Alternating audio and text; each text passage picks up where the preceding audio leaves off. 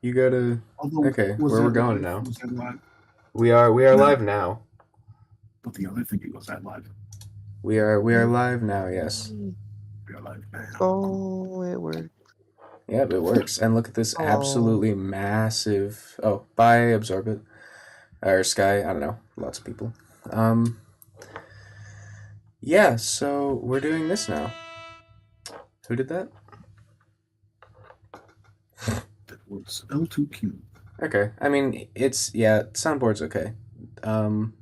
I should probably turn down soundboard a little bit, but yes. Hello, stream. Look, all these people here. yep, Um. yep, yippee. Oh, this should probably be in the bottom left. There we go. Hello, everybody. Check real quick.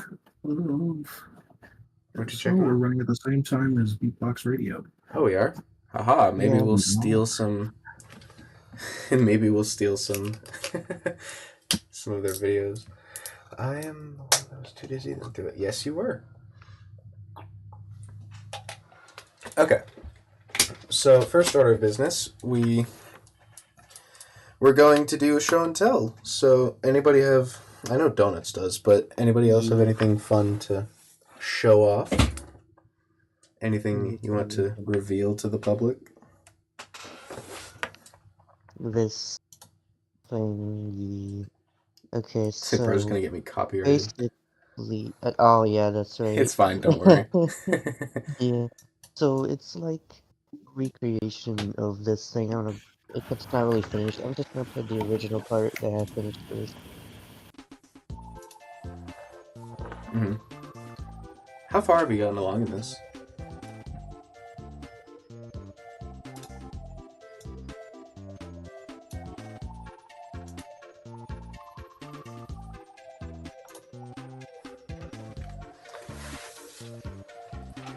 So you use the sound fonts in Ultrabox or Slummies, right?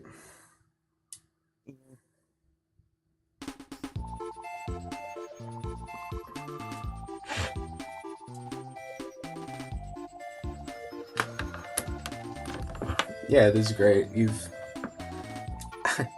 this is like very close, which is scary.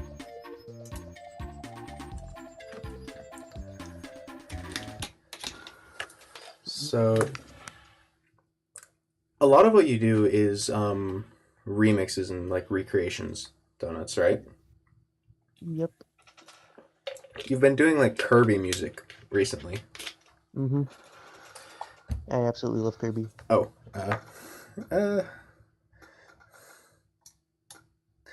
so how long have you been doing the Kirby recreations? Because weren't you like doing Ultra Kill before that, or simultaneously?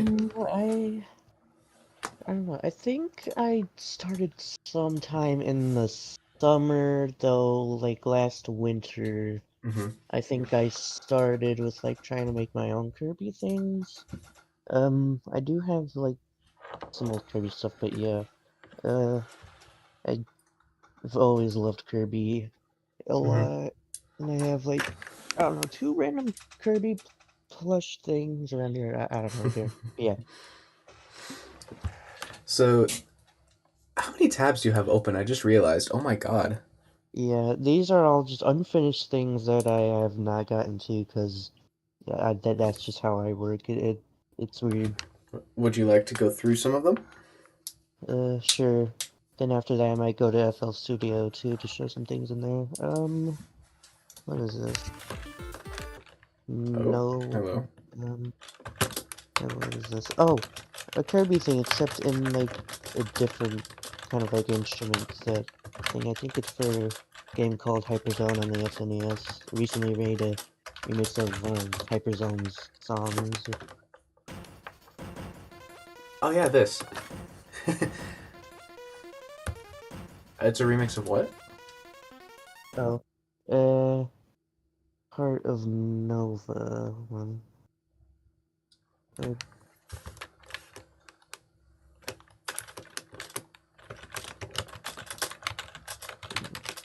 Going to here.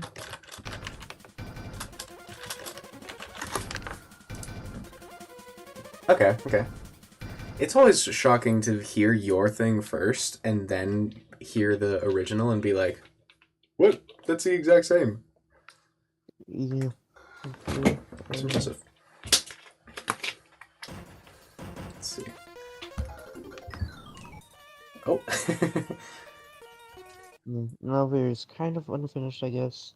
hmm What is this? Oh, Ripple Field 1, but with Kirby 64. Wow. Sacrilege. Kirby 64? How dare you?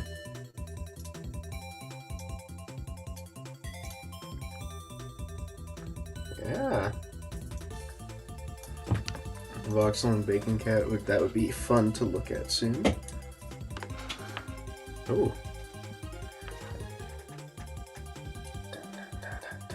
Nice. What Where's what are the these little other plucks? pluck? Oh, wait, where's the link? Where's the tab? Whoa. I lost it. Ah! Oh no, Okay. it's gone. You talking about, like, these? Yeah. I just wanted to look at those. Oh, it's layered. Okay. I have two different instruments doing that. This and this. Cool. Let Mm, me click I do have an actual Ripple Field one an recreation actual I'm ripple trying to field. do. Wait, there's two? Yeah. Just like the actual, like, one that sounds like the original. Oh. Yep, that's just Kirby music. Like Yes, it's everywhere. Okay, what is this? Oh, something I'm working on. For right now it's not very important. Okay, well, not this. Oh yes, that's right. I used to be a big Undertale fan, especially with the AUs. You can tell with this. Mhm. I wonder what's this read. Yeah. And then you've got this, which I released on my channel, Garfield. Oh yeah, I remember you making this. Oh yeah, this thing. I'm using Bacon Cat's little thingy for this Mhm. like template.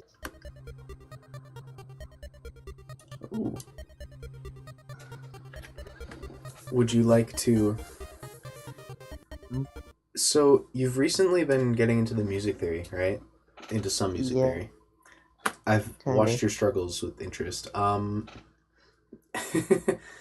Is that Mm. like, have you done anything with that yet?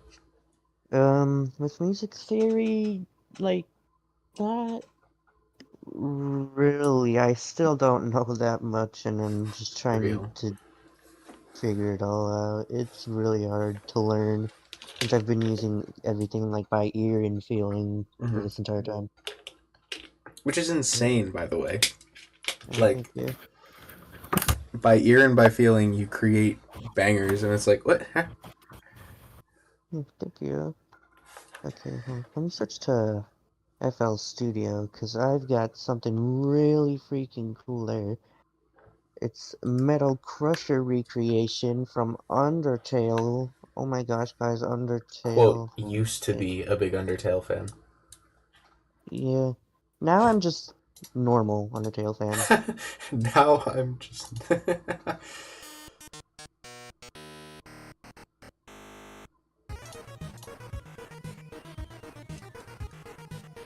It's always so real. Like,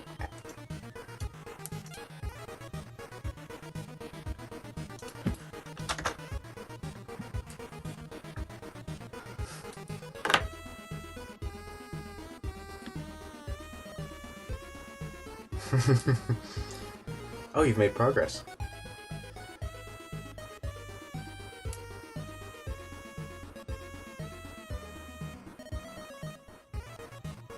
Yeah, kind of the same thing here. Yeah. hmm Doing the channel pitch thing, like, okay, so it's like the pitch bend for over here.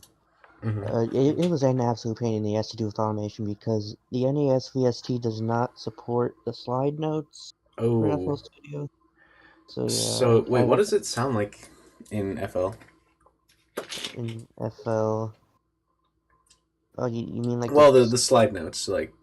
Oh, I don't know. Wait, do I even have any? Hold on, like, oh no, oh, oh crap. What do I? Everything's Where's falling something that apart. supports the slide notes? Nah, it's sound font player. Okay, there. I'm just gonna. Yeah, there. Hey. That.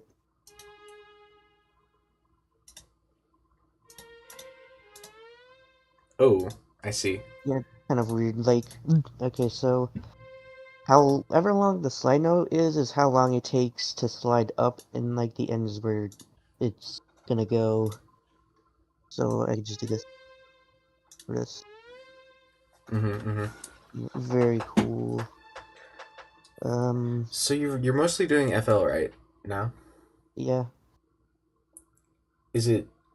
Have you liked it better than the various boxes? Uh, I don't know. Yes and no. Like they each have their own kind of thing. I still absolutely love Beepbox, and I also absolutely love FL Studio. They're both so amazing. Box extended, yes. So, where's By the way, the uh, huh? more people can unmute if you want. It's not like this is strict. You can yap. This show and tell. You don't need to be constrained. Hello. Hi. Hello. I'm about Show off the FL. yeah. This is hold on, let me Oh, send it to you. Yeah, this is an original thing I'm trying to work on that's kind of styled around Toho music. mm-hmm.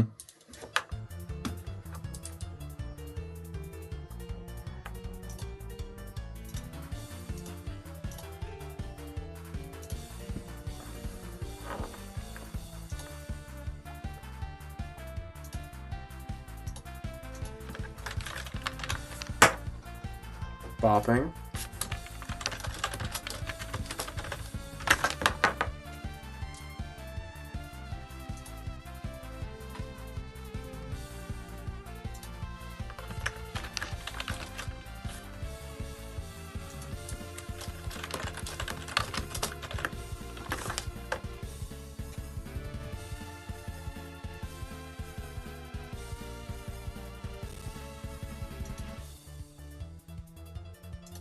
And over here is kind of mostly unfinished. Wait, what's this again?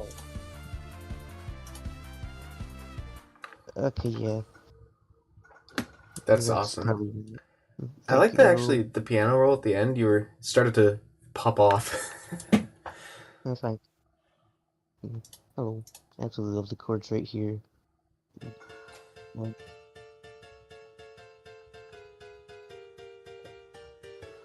Ooh, ooh.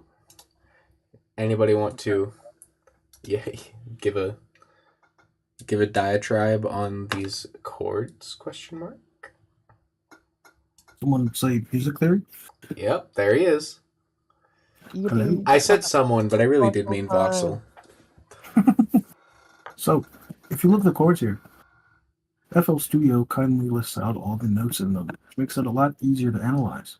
So, if you look at the first chord that Donuts has here, has A, then D, then F. If you reorder those, you get D, F, and A. That is a D minor chord. Then we take that D and move it down by a semitone, or just like one small note. And so in here, if you uninvert the chords and put that bottom note back on the top where it sort of quote unquote belongs, except it actually sounds better down there, then you'll find that you have a line cliche, which is a chord progression where the bass descends, it just goes down. It can also go up. Both of those are different types of line cliche progressions. Exactly.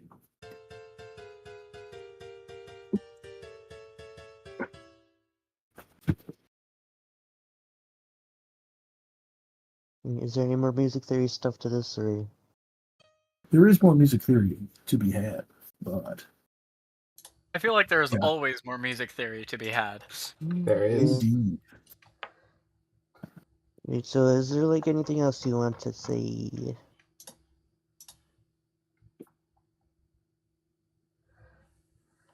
Anything, Voxel? What do you want me to say? That's I fair enough. don't know. So let's see. So, Both. Do you have more to show and tell about donuts? Maybe. Hold on, wait, let me go into here. I think I have. What was it? It was like. Is it Project 28? Hopefully it's Project 28. That would be great if it was Project 28. Which one's? Oh yeah, it is. Ruins. The ruins from Undertale. Oh.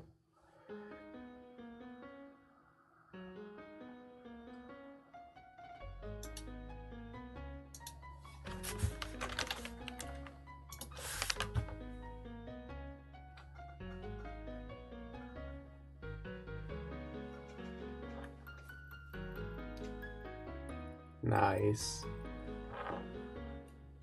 And over here's kind of just random stuff smashed together.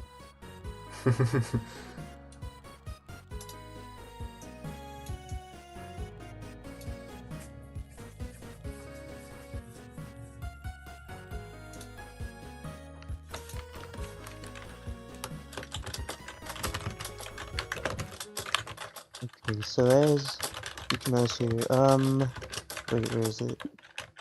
Yeah, Kirby, the voice ARR. It's so beautiful. Oh my gosh. Oh crap. Wait, no, not now. My mouse! No! My mouse! It won't move. Oh. No. Good thing I have a touch screen. Oh boy. Alright, I'm just gonna go over to Discord if it'll let me do touch screen. Okay, there. And then, okay, yeah, I guess I'm done sharing now because my mouse does not work. Okay, yeah, I'm going to probably have to like restart my computer. It's that bad? real quick. Yeah, like you have to restart your computer if that happens to you, or at least I have to if that happens to me. Wow. So yeah, I will be right back momentarily. In the meantime, would Bacon Cat and Voxel, you both had something to show, right? I have Yeah. several things to show, but I'll give Axel, if Bacon you'd like Cat to go priority. first, or I can. Either way works. We'll have you go first. Ooh, okay. Okay, sure. Unreleased Bacon Cat. So, yeah, actually, let me, this should be the right one. Yep. So this one, at some point I had this, phase where I listened to a lot of breakcore, and, so this was kind of a first delve into that, but, I actually just finished this. I had like started making this one like a month or two ago, but then I finally finished it like yesterday, and I'm pretty proud of how it turned out. I'll just give a little bit of a sneak peek here. It should be coming out sometime this week, maybe, possibly, probably. We will see. But ooh. here's a little bit of a sneak peek, assuming this works.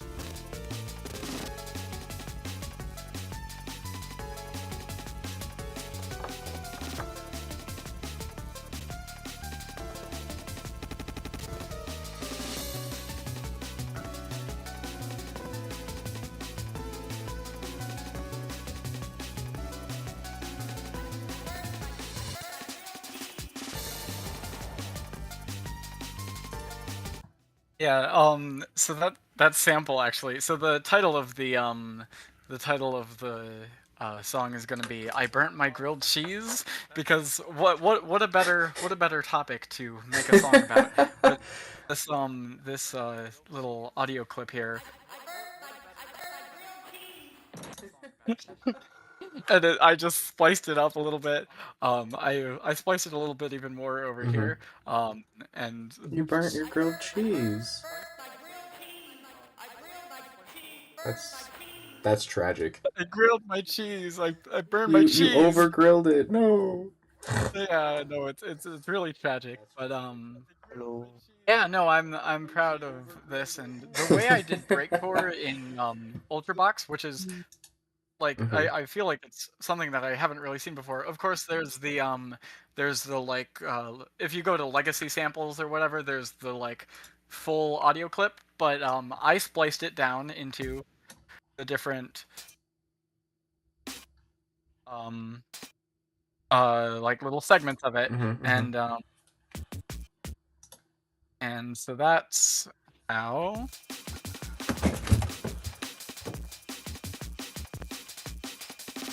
And Yeah. that's how you get Um, breakcore. That's yep, that's awesome, pretty actually. much. Yeah. Yeah, that is really good. I'm not going to show too much more of this because I do want Mhm. I do want there to 'Cause be, it will be actual coming out. incentive to go watch it. Yeah, yeah, yep. Let me I'm going to share in fact another thing I'm working on right now. Gasp. This is kind of inspired by some of the as you can see it's not quite finished yet either, Mhm. but Mhm. this is inspired by some of the more like calming music that Voxel does, Oh. and also I don't think 21 Electro or whatever their name is here yet or Mhm. at all, but they do a lot of stuff with FM and it's really really cool. So I tried my hand at it and I think it's working pretty well so far. I'll give a little bit of a sneak peek here. Oh, Yes, please. and also a special thing about this song is from ages ago I have this song called Spacing Out, and Mhm. this song actually borrows a melody from it. So Oh, that's cool. let me start here then.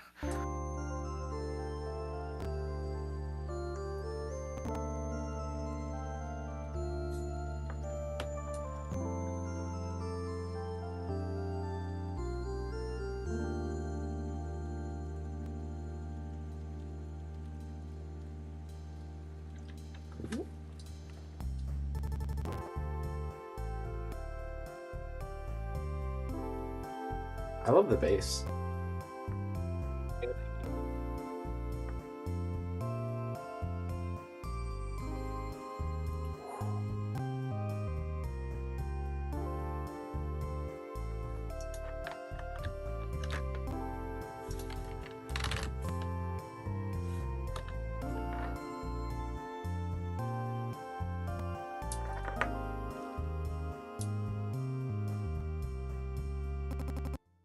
Yeah.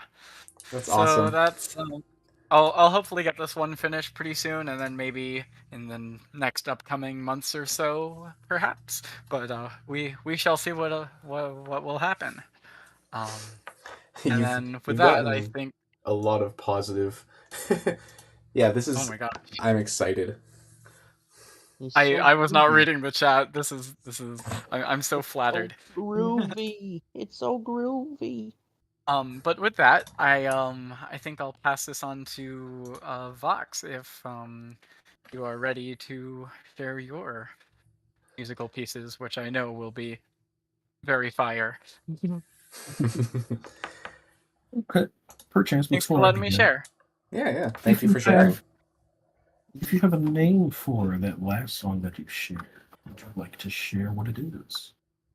Yes. At least the current name I have is lambent, which if I'll look up this definition, of a light Ooh, or fire, glowing, gleaming, or flickering with a soft radiance. Very accurate. nice. That is an accurate All right. name. Now, Here. playing that back in my head, yeah, that's the exact name that fits that. How did you even find the word lambent? Okay. So I usually don't like to use AI and whatnot, but I went to ChatGPT and I was like, okay, give me give me cool words that start with each of the letters of the word liminal, and lambent was the L word that it gave me, and I'm like, yeah, no, that's perfect, that's beautiful, Yep. and I'm not promising anything, but perhaps this song could branch into a few other songs, maybe with other letters that start with the letters in liminal, Gas. for an album of some kind. But Ooh. we will see what happens. There are no promises there. Bacon Cat album confirmed 100%. Not Yippee! no, you know.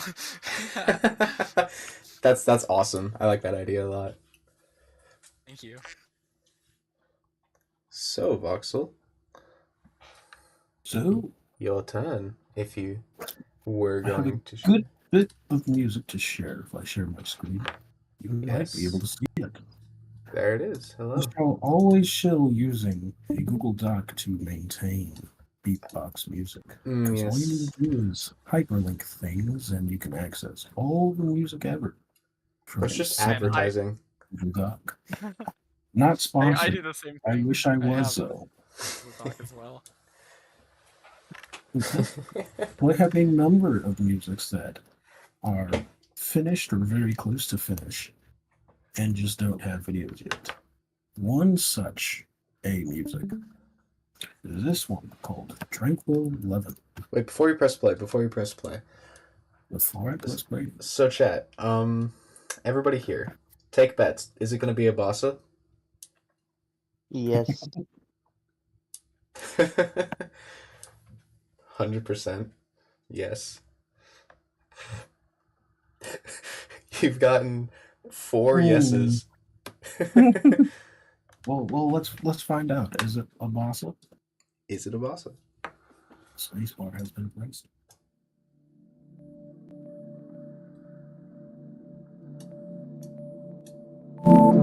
Ah.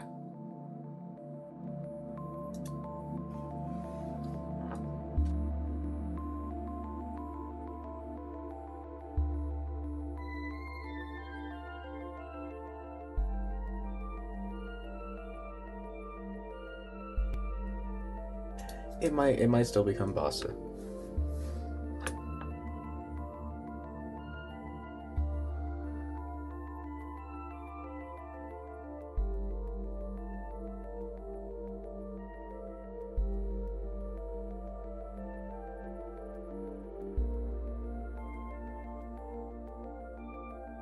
He did. He played it when we made mazes, right?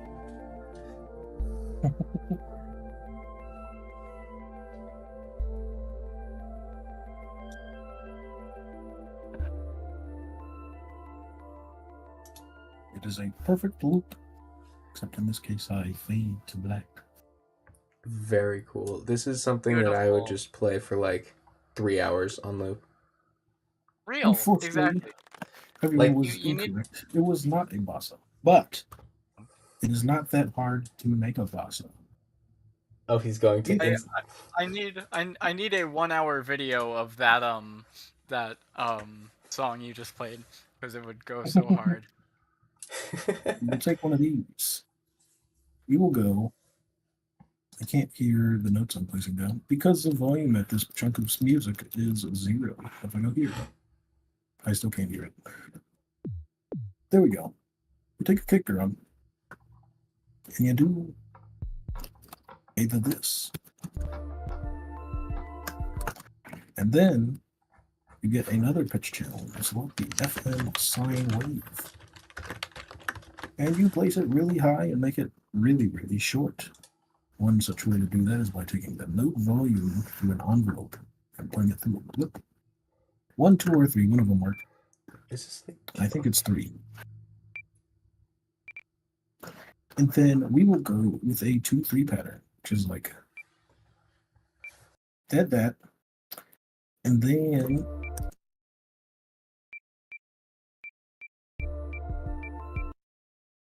actually we'll go different. No, this is fine. It'll work.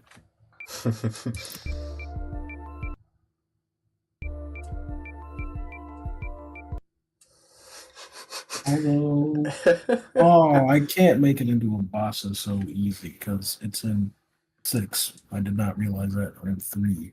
Gasp. Bosses are divided by 4. I can just give it a bossa kick and 3-4 call it bossa. bossa though. 3-4 boss. That sounds like a 3-4 bossa. challenge. It I is a will challenge. I will take that challenge if no one else does. I To may the take liminal it. album it goes. Should I continue to share music? Because some of us want Yes, to. yes. Okay. Another such music I've made recently is Wandering. It is a one channel music. It has Ooh. nothing but a channel and a mod channel. Nice. Oh, this. Mazes. And it's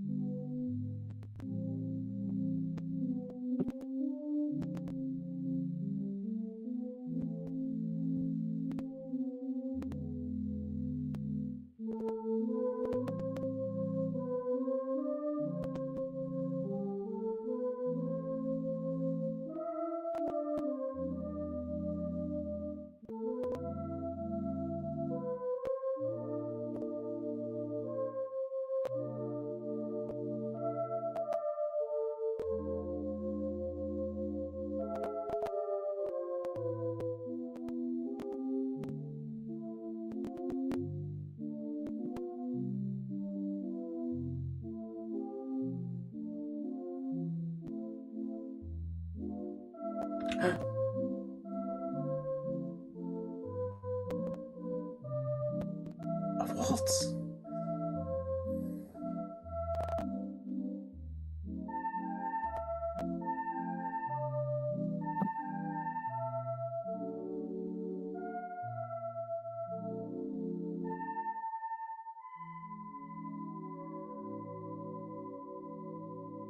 Wow. Ooh.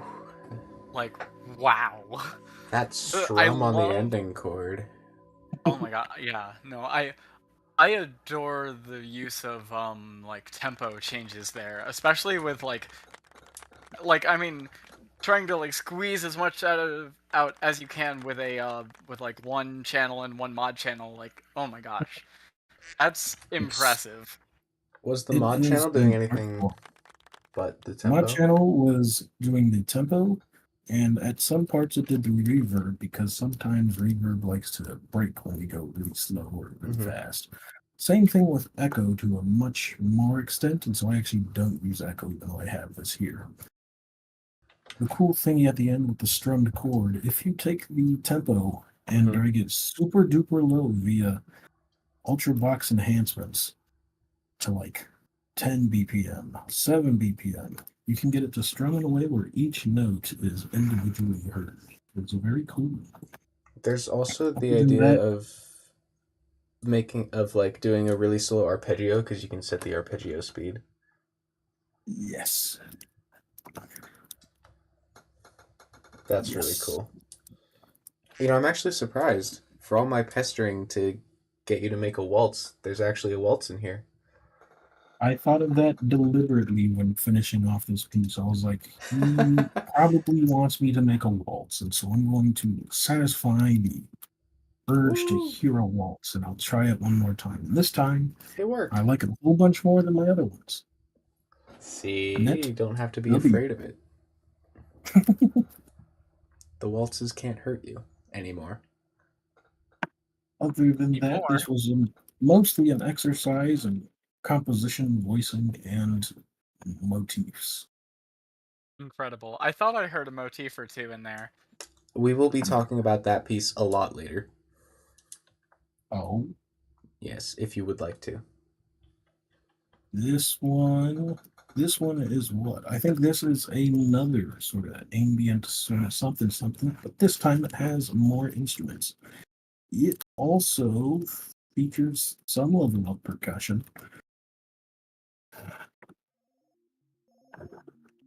Oh, this one.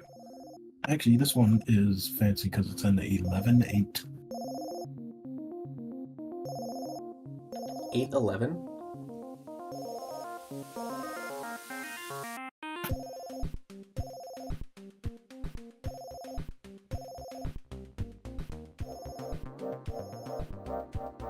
This goes incredibly hard. What the heck?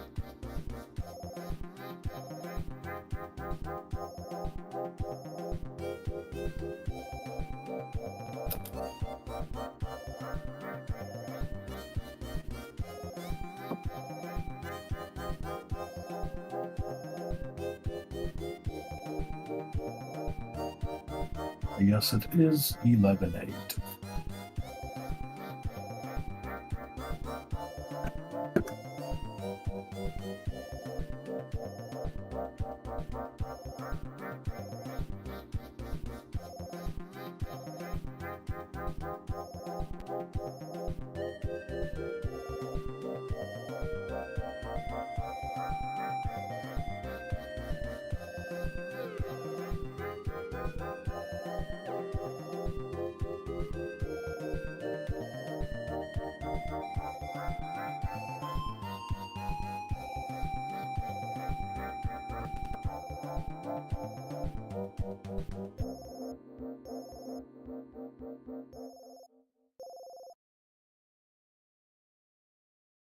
That's so Yeah. good. This I- one's fancy. Oh, I don't know if this was an intentional decision, but with the like the like phone ringing whatever, I feel like having that and then having an odd time signature helps like make the odd time signature like feel more natural, like it kind of grounds it in place. yes. Yeah, By it makes having it- this sort of like rhythmic pulse here at the beginning of each bar makes it a lot Yeah. easier to tell that it is in like 11/8 if you want to try and count along with it. And Right, also right. it is just like a consistent pulse that happens so that like the listener can follow along with the song easier. And so even though I'm using these interesting like rhythmic things in other parts, this one thing repeating at the same interval each time, very Yeah. fancy. If I want to make it really trippy, then I could move that around at random parts of the song Oh. or deliberate parts of the song even. I mean, the way Yeah, that you're delivering the 11/8 though, in that it's like you have a measure of normal and then you repeat that last note. Yeah. No, that it's I so feel like clever. moving around the phone would just like Works absolutely amazing.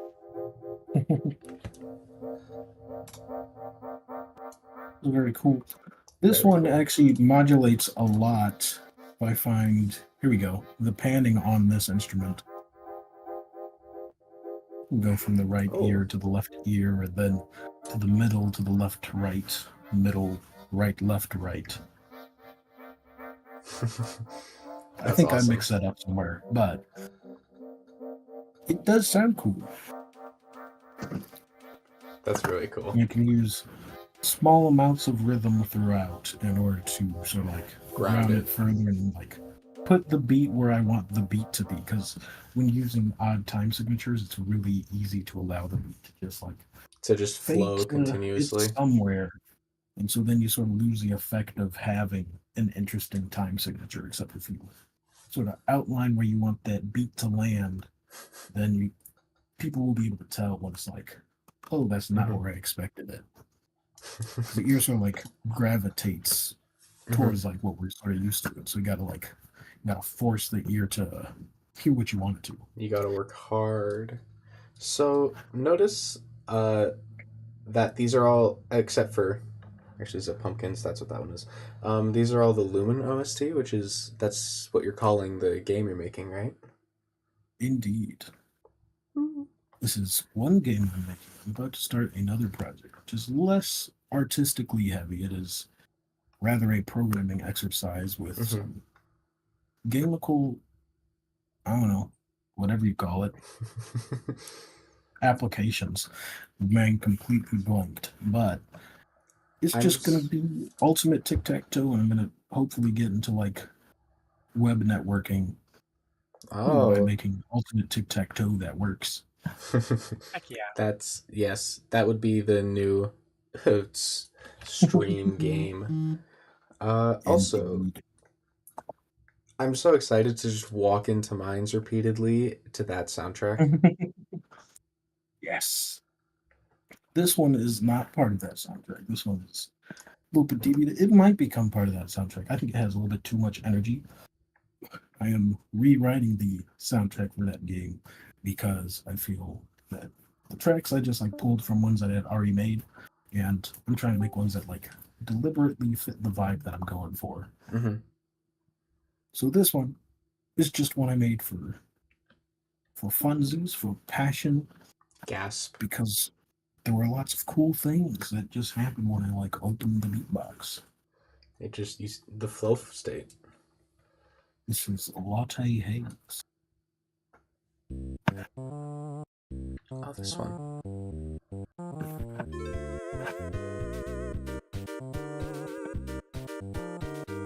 Oh, I remember this one. Yep.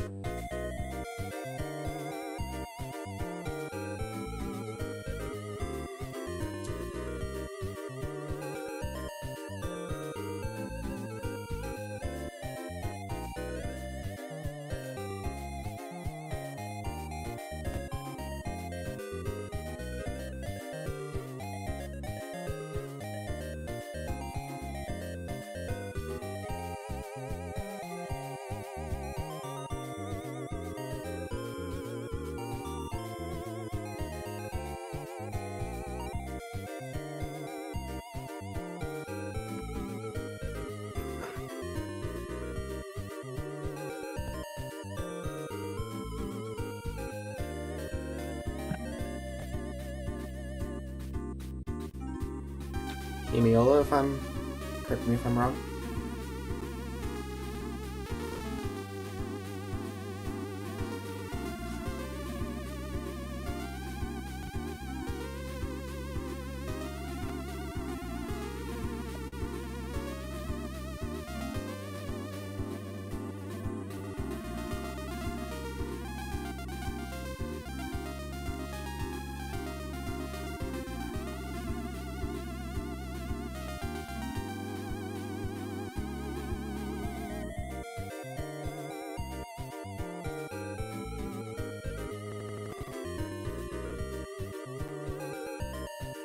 Okay. So I'll continue playing this in the background because I really like listening to it. Having some graphical glitches, but this is a cool song, and people just asked in the chat if this was hemiola. And it is. The back portion of this utilizes two forms of hemiola. There is horizontal hemiola, where you sort of play the two different divisions next to each other. And there's also vertical hemiola, where you play the two rhythms on top of each other. A hemiola on its own is simply the way we describe a rhythm that has 2/3. So right here, if you listen to the whistles, it's like 1, 1, 2, 3, 1, 2, 3, 1, 2, 3. Meanwhile, the sort of like not sine waves, square waves, I'll actually just like take out and divide it, nice and easy like that. And since I'm here and I can do this, I'll make it like explicit right over here. So if I add another instrument and grab that good old sine wave once again. The sine wave is really handy because it can be a clogger, it can also be a kick drum, it can be a metronome. In this case, that's exactly what it's going to be. And so we take the note volume and turn it on to 3. Oh, you're making it a pluck. I'm like, how are you going to use a sine wave as a metronome? But never mind. And we hit the dis. How did So you if we look at this, perfectly we have- recreate the like phone metronome that everybody has? It do It's be like true. that. It's true.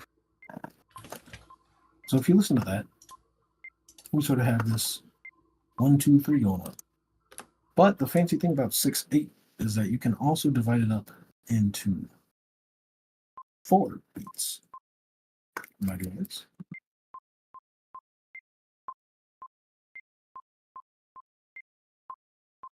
And so a normal hemiola where it's 2/3 will divide the first one or the second one into 2 beats, and then the second bar into 3 beats, or reverse it.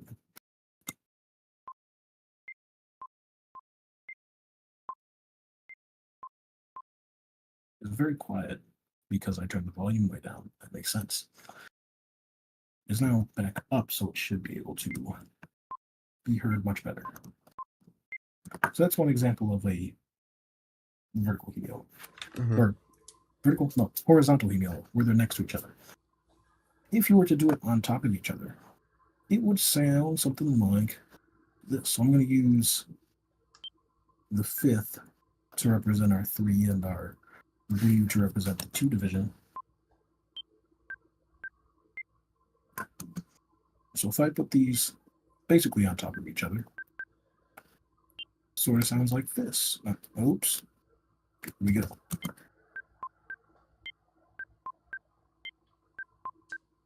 And so if you listen to the bass, the kick drum rather, and the snare, that's sort of what we have going on with this whole chunk of music. Just a lot faster. Mhm. And then this is sort of just like providing rhythmic pulse while also accenting that, like dividing the beat, the measure in the 4. Which is interesting. What's your melody in? Is it in 3? My melody is in 6/8. Well, It's sort of just like it's sort of independent, not gonna lie. Mm-hmm.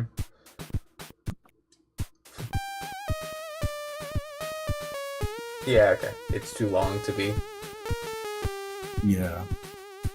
Although it does switch. It's like right there it appealed to that, like dividing the beat into 3, but this whole chunk of music, which is now still there, sort of relies more on having it divided into 4. Mm-hmm. Except this like divides the beat up, the measures up into 4 beats. Mm-hmm. 1, 2, 3, 4, 1, 2, 3, 4, 1, 2, 3, 4. So like that. And then some other portion of music, the chords, divides it up into 3. So then you have this. So you're just making that 1, 2, hemiola 3, like 4, really, 2. really present. Yeah. I saw this video when I was like learning about polyrhythms and whatnot, and a hemiola, like in this case, I guess is like 3 and 4. But Mhm. the way you remember it is pass the goddamn butter, pass the goddamn butter. Yep, And it's yep. that's all I can hear right now. I had to like, I didn't rewatch it, except I did like basically replay that video in my mind. I think we're talking about the same one. Is it Signals Music Studio? Oh, I will say, Voxel. Yes. That one pattern, I think it's pattern 20 of your 3rd instrument. 20, the 3rd instrument. Yeah, yeah. That ending part with the echo is just like amazing. Like that transition It into really it with is. the echo. I noticed that too. It just I think it works even better with the rest in context. Mhm. Because I mean, everything does bring that like energy up, but it's just If I had to pick a favorite part of this song, it is this last measure right here where we change chords from this like sort of sus version of the dominant to a much more like tension heavy. Mhm. So whereas the chord playing, if I had the bass right here, has a very like suspended quality, is like sort of almost mysterious, but that's not quite the right word. It's just like sort of floating. The next chord has a destination that it wants to go to, I don't sub. and that destination is just like right there. If I it's play just the right last back. chord, Mm. even this is I love another sort tritone of like sub. floaty version. Oh, wait, is that But yeah, tritone sub? Oh, it is. it is tritone sub. So we go from this like suspended form of our 5 chord that likes to go to the 1 anyway, and then we go to the tritone sub, which is a really colorful version of the dominant chord Mhm. that also really likes to go to our 1 or home bass chord. The tension is skyrocketing.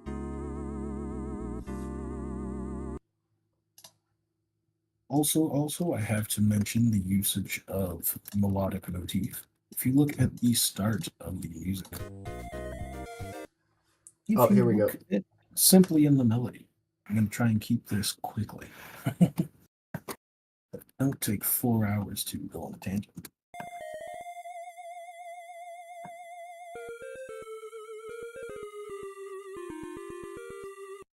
Like from our very first 2 notes, and even when we repeat, if you look at the rhythm, it sort of has this beat and this beat, which are the last 2 in one beat, which sort of like end up on our first beat, and then I do that again right here.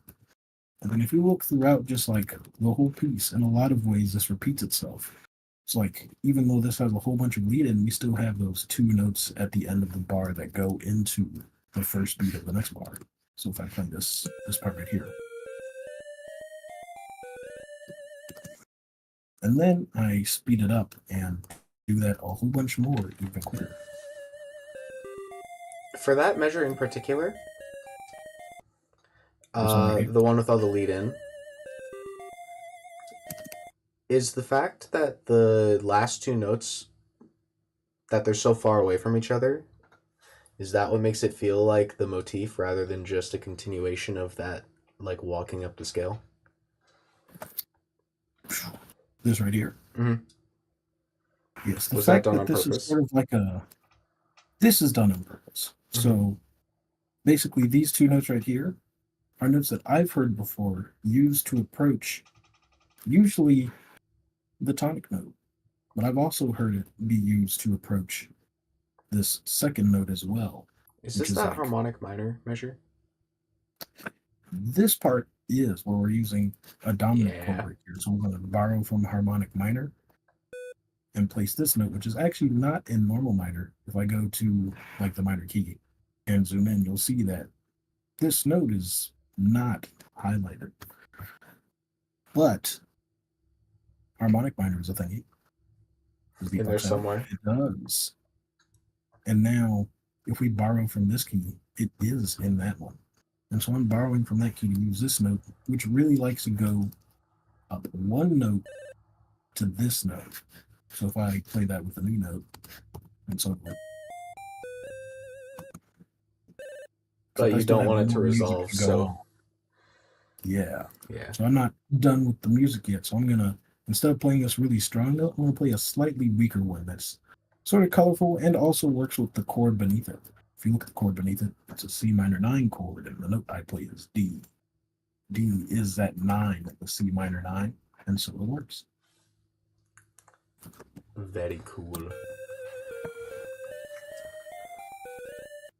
And since it's a rhythmic motif and not really just like a, I guess, normal motif that has like notes, since it's a rhythmic motif where I'm just like, last 2 notes lead into one long note, that's sort of our motif, then I can sort of put it in other instruments as well. So if I go to my bass later on in the song, at this long part right here, now I sort of have a return of this motif, except now it's in the bass, which is a much more like low key way to have it, but it still like evokes that sound nonetheless. Mm-hmm.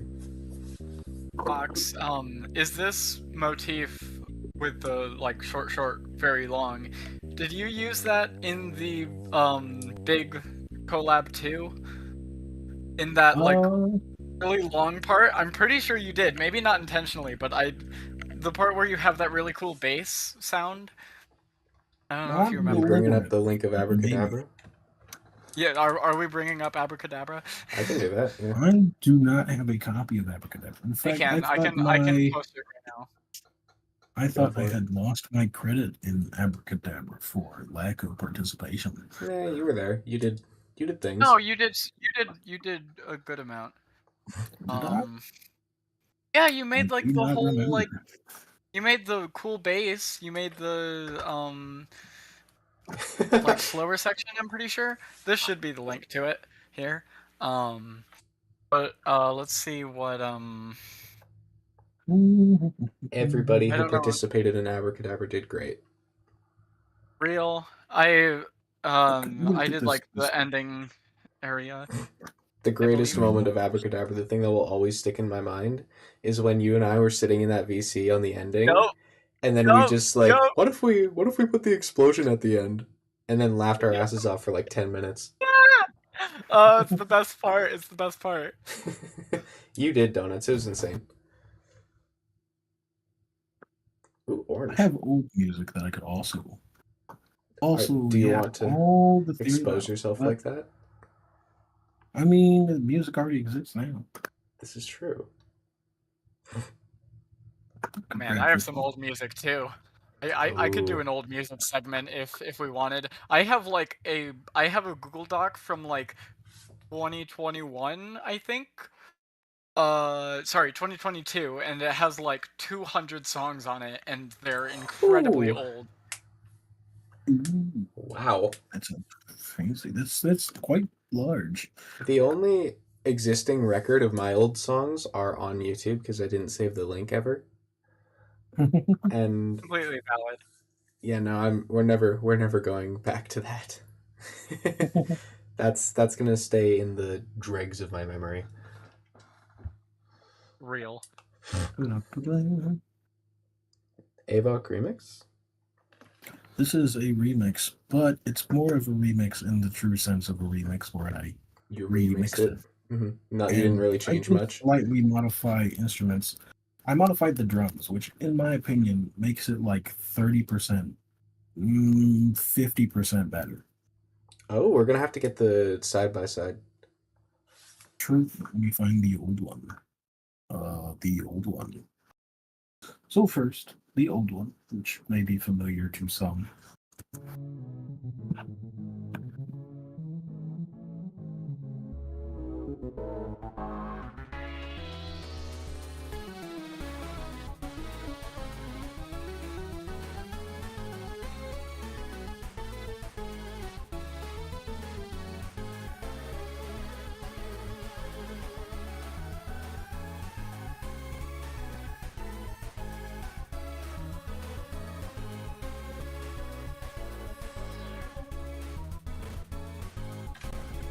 The drums are very subtle.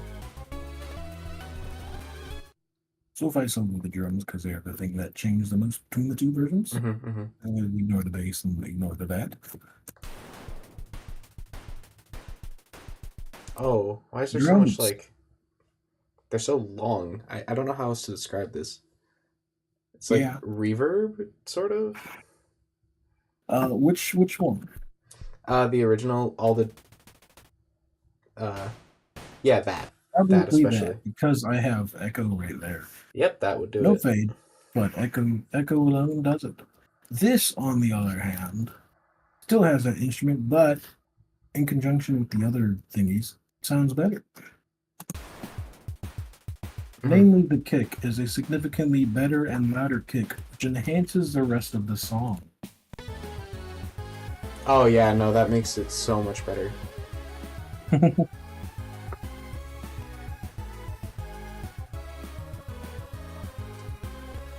It gives it rhythm.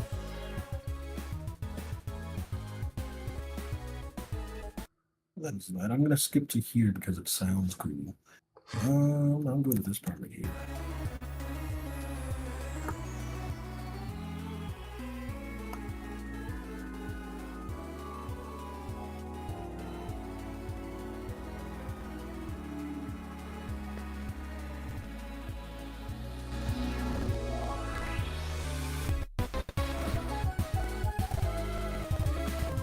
Oh, like reload. That was crunchy. I'll just go right here.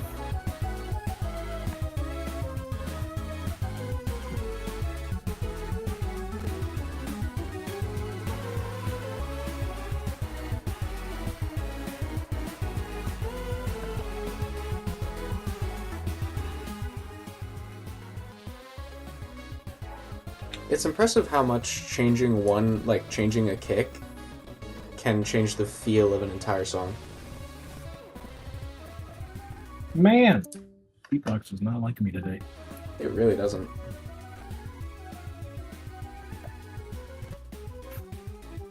I play all this to get to the next part, and if we can make it there without lagging, it'll be really cool.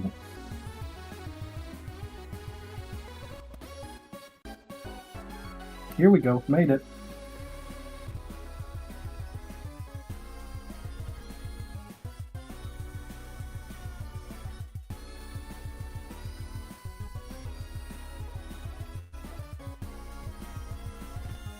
Whoa.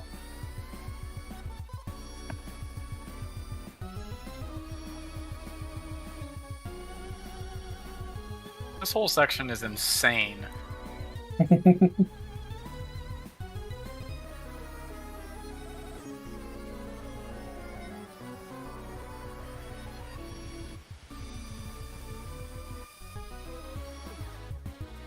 Now, I think I actually meant to put a reference to little fugue in G minor here that I keep forgetting to save. Why do you keep... I'm gonna take When it did and this do happen? it now.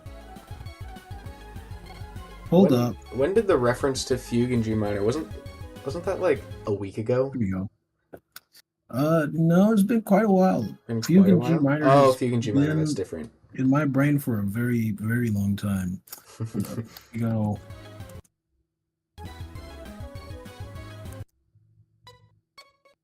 Here we go. I love the note size and how that affects this instrument in particular, because like It makes it those like you can accents. hear it, and then you can like.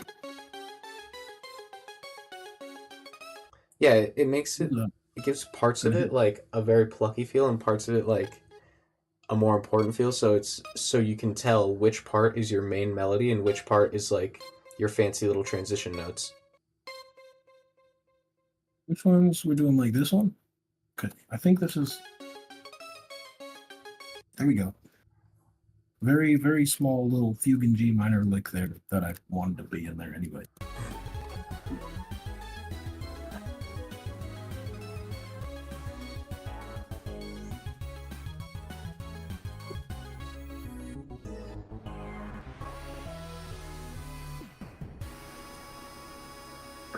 Oh my gosh, that goes incredibly hard. Wait. Can you play that last little segment again? I just need to You hear just it need again. it. Mhm. Yep.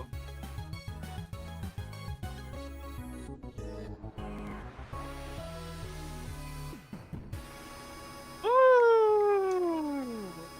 That's I found out. incredible. Whenever stuff Right. like a good music happens, I always feel the urge to clap.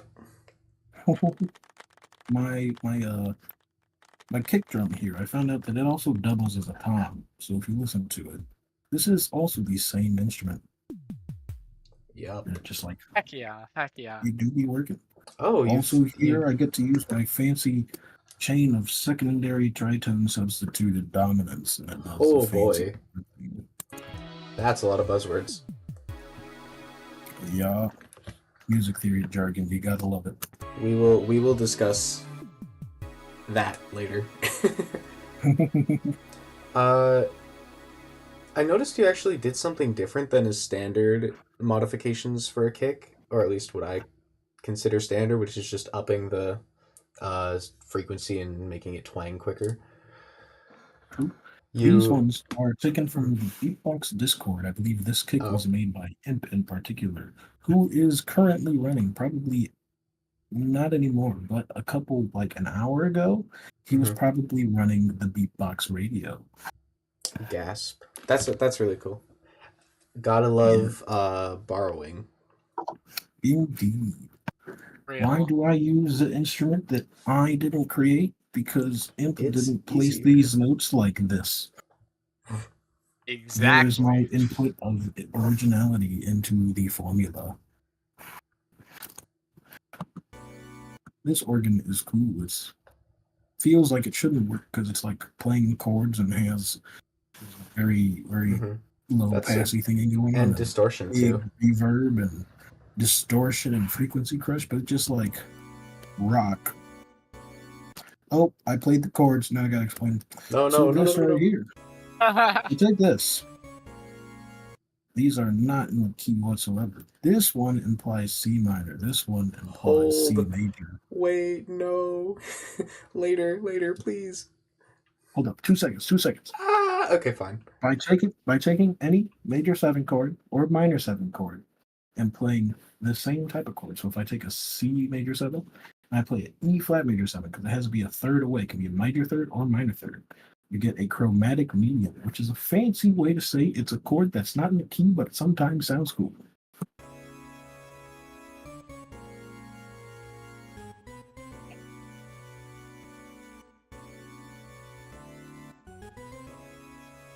And it just works. And it's It fancy just like works. that. Thank you Very for well. sharing. No problem. Anybody Yes. else? I I can dig think around and find music. Map wanted to go. Yeah, yeah. Not desire to go.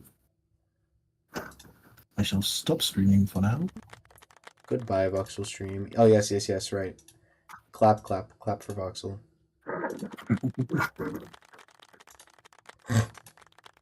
If only I had my soundboard unmuted. Tragic. So what's this?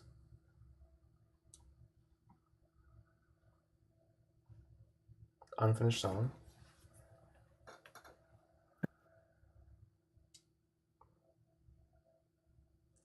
Yeah, muted people can share.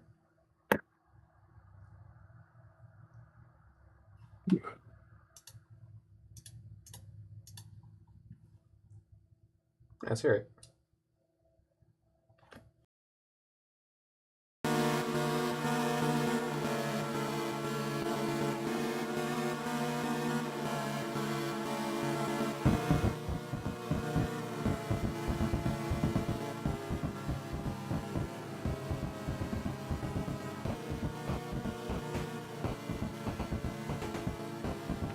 Good work on the chip noises.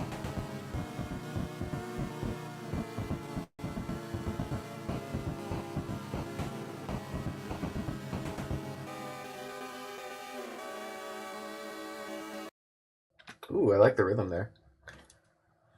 Chromatic medium. Chromatic, yes, yes. That's cool. I like it, especially.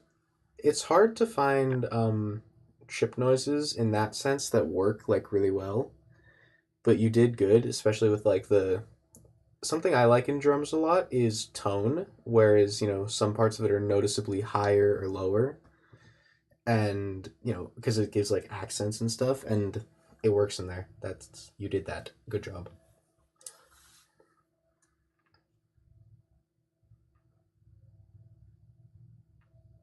Wee woo.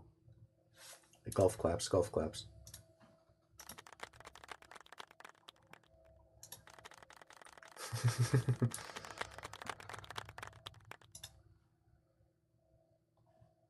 Oh my gosh, I found an idea. I found original song idea.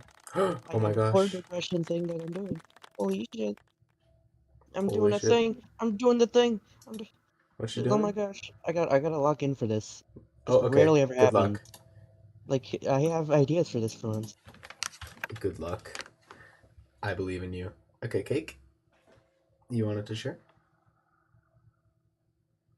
We'll let Donuts cook in the background, and we'll will peak in a bit.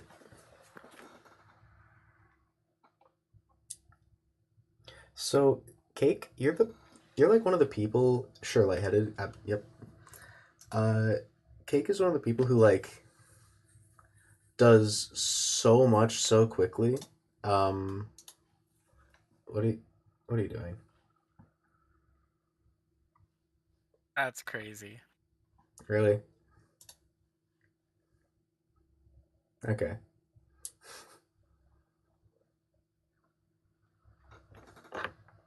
Because you're active in Voxel's server like every day with a new collab, which is crazy. What are we looking at, dude? What have you got to share?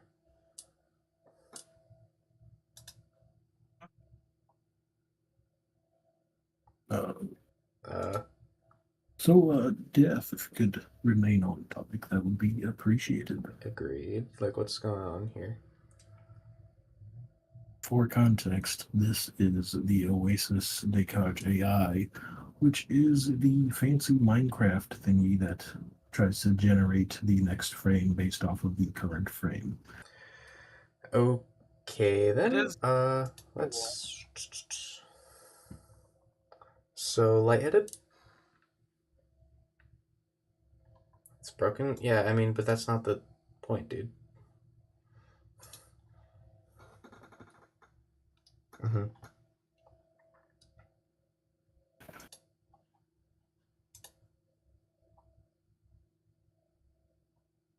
Okay, I mean, most of the songs are unfinished lightheaded.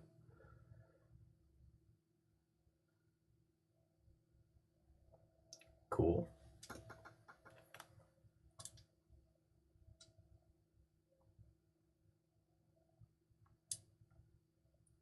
Okay.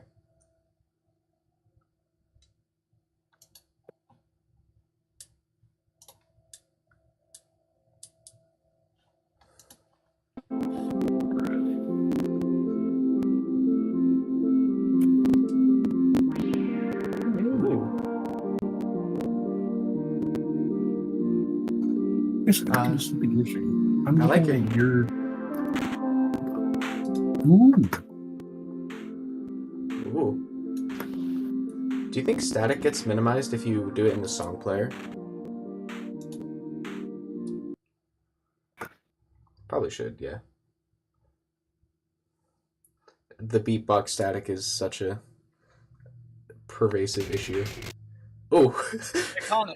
It's almost iconic, really. it really, yeah. Can I say I love the background chords and the instrument? Agreed. Agreed.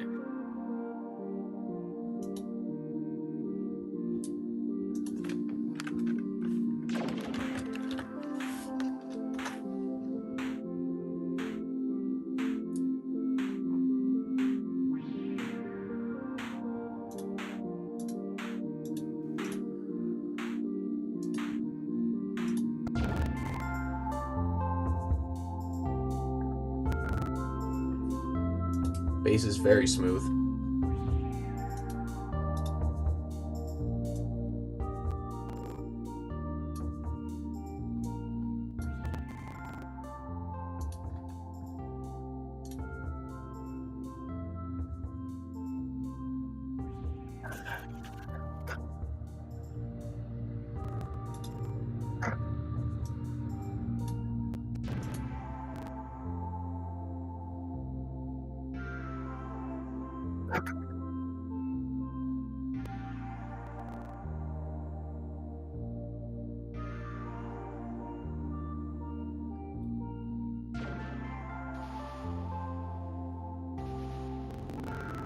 Those weird sound effects are really cool. Mm-hmm. It makes it feel more retro.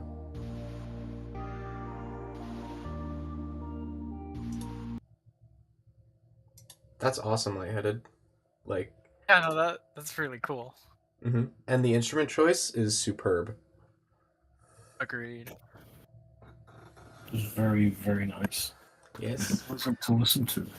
W instrumentation. Dare I say W composition.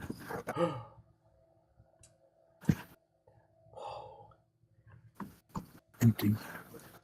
Nice. That's cool. So did anybody else want to share anything? As always, I have more credit to have a theory about. You have a dedicated yapping segment. Oh, cool. Unfortunately, that's not enough time. I need to yap right now. Yap inside your head, No. and then it Why might couldn't I happen just later. start yap out loud and then yap out loud? Oh, Just see bye, you later, bye, lightheaded lightheaded. for now. Lightheaded. So let's see. I'll check on what Donuts is doing. Hello, Riser. Yes. Advisor thing. I will check in again later. Time for something fun. Oh boy.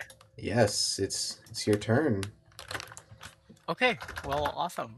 Yes. Here, let me quickly scold.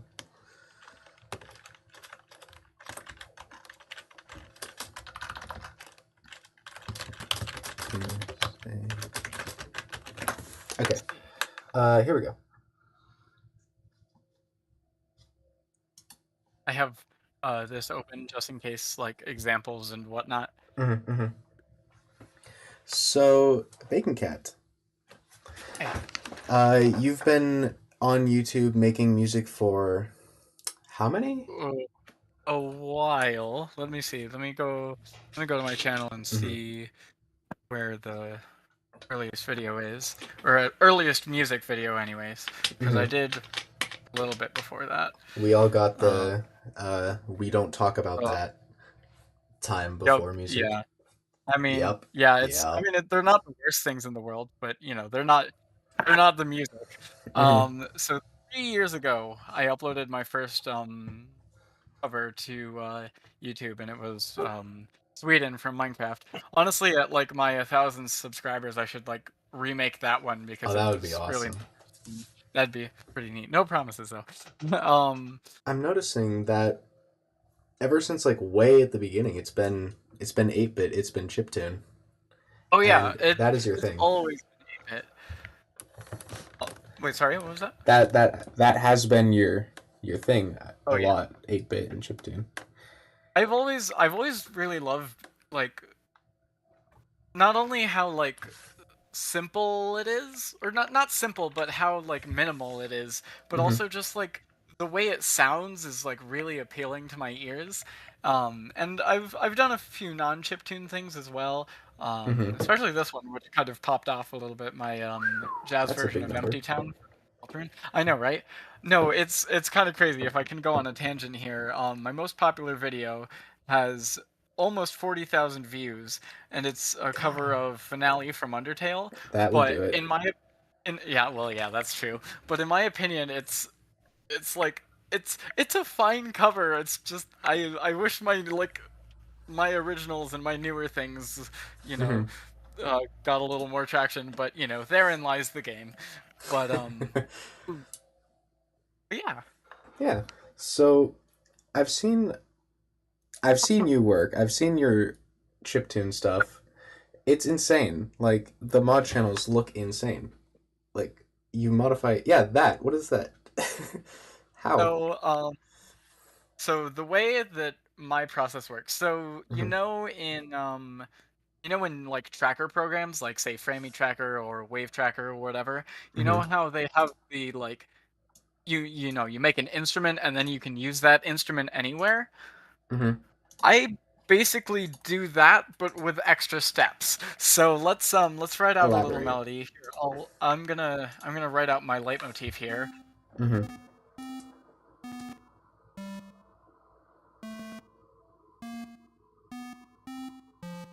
I hope I Note did you this are in right. 270 BPM. That's true. I usually do things in double time because it allows me. In fact, I'll get to that. It allows me to make even more like uh customization with the mod channels. But let's even slow it down just a little bit. But so that's my leitmotif. If you didn't know Mm-hmm. that, you should listen to more of my music and listen out for it because it's in a lot of my music. In fact, I might even make a video about that or like a YouTube short or something. It'll be the Um, bingo card. oh my gosh. Listen for that. Um, so basically, so this is my template, by the way, and I have. Hang on, I'll share it really quick. I have this Google document, and it's a little risky to share this because there's all these like links at the side that anyone could kind of type in and then find Gasp. each of these songs. But let's, maybe perhaps refrain from that. I have a bunch of things that are not either not done or just not uploaded. But Mm-hmm. hopefully eventually I'll upload them, at some point. But I also have these templates down here. This one's for sound effects. This is the Super Mario World chip, which has a bunch of samples from that. This is Commodore 64, and then these two are my main ones. This is Bacon Cat Music Chip, which is BCMT, right? And Mm-hmm. then this is Extended Bacon Cat Music Chip, which just has a couple other ones. But Mm-hmm. the Quick way question. that yes. What does the T stand for in this BCMT? Music template. Sorry, Oh, okay. I'm music like, template chip. there's Right. a secret T. Yeah. Okay, so basically how my templates work is I have all of these like sounds up here. So we have pulse 1, pulse 2, triangle, pulse 3, pulse 4, pulse 5, pulse 6, pulse 7, sawtooth, and then a custom wave, Mm-hmm. and then some DPCM channels and whatnot, and then finally the noise channel. But for Yes. each of these pitch channels up here, we have a corresponding mod channel. And so this has stuff like note volume, Wait, one pulse for width, each? pitch. Yes, one for each. So pulse 1, pulse 2, triangle, pulse 3, pulse 4, pulse Mm-hmm. 5, Mm-hmm. pulse 6, pulse 7, etc., right? And then even one for the noise channel, which I really don't use very often. And then Right. one for the song as well, so I can, odd time signatures, I can do a Mm-hmm. fade Mm-hmm. out if I want to. But yeah, so let's let's do a little bit of cooking here. So we have our little melody here, right? Mm-hmm. Right? And that sounds fine, but let's go down to our mod channel down here. And so what I usually do first is I decide what kind of like attack or fading out or whatever that I want this pitch to have. So we can do like something like this and this trick that I'm doing right now, where if you have like a thing like this, instead of Uh-huh. having to bring down each side, you You can do it in just hold steps? shift. You can hold shift and you can drag it up and down, and that'll keep each side or like both sides the exact same, which is really really useful. But so I have this, and then yeah, as you said there, I don't go like this, but instead I use What this. what's the advantage to doing it this way instead of just a gradual release? I think that it brings a little more authenticity to it. Like it makes it sound a little bit more like it was made in a tracker because in trackers it's harder to get like this. Mm-hmm. Mm-hmm. So here I'll even show you the difference between the two. So it's that Mm-hmm. versus, and it's subtle, but it is there, Yeah, and it's noticeable. it makes like all the difference. Da, da, da, da, da. And all of these things that you do is to just like subtly make it more and more authentic, more chipped in. Yeah, or it's just like personal preference, like Fair. how I prefer to do it. Mm-hmm. But yeah, and I because of the way I I'm constantly using these mod channels, I've gotten pretty good at navigating them and Mm-hmm. copy pasting, etc., etc. Right. But now we have our little our like our envelope basically. This is like making envelopes, but very customizable. Mm-hmm. Um, so we'll listen here. say maybe I don't like that one as much, and maybe I want a little bit of attack at the beginning. All I have Mm-hmm. to do is paste that into there, paste that there, Oh, and this boom, is boom. how those like why it looks so insane is just all these tiny, tiny little volume modifications. Yeah, yeah. Um, and then now it'll sound like this.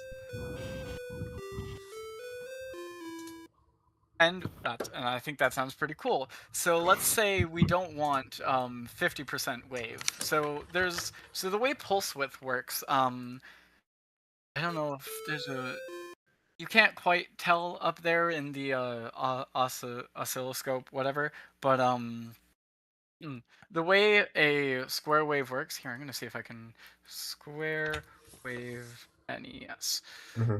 Um, I'm gonna see if I can find. Okay, yeah. So look at this.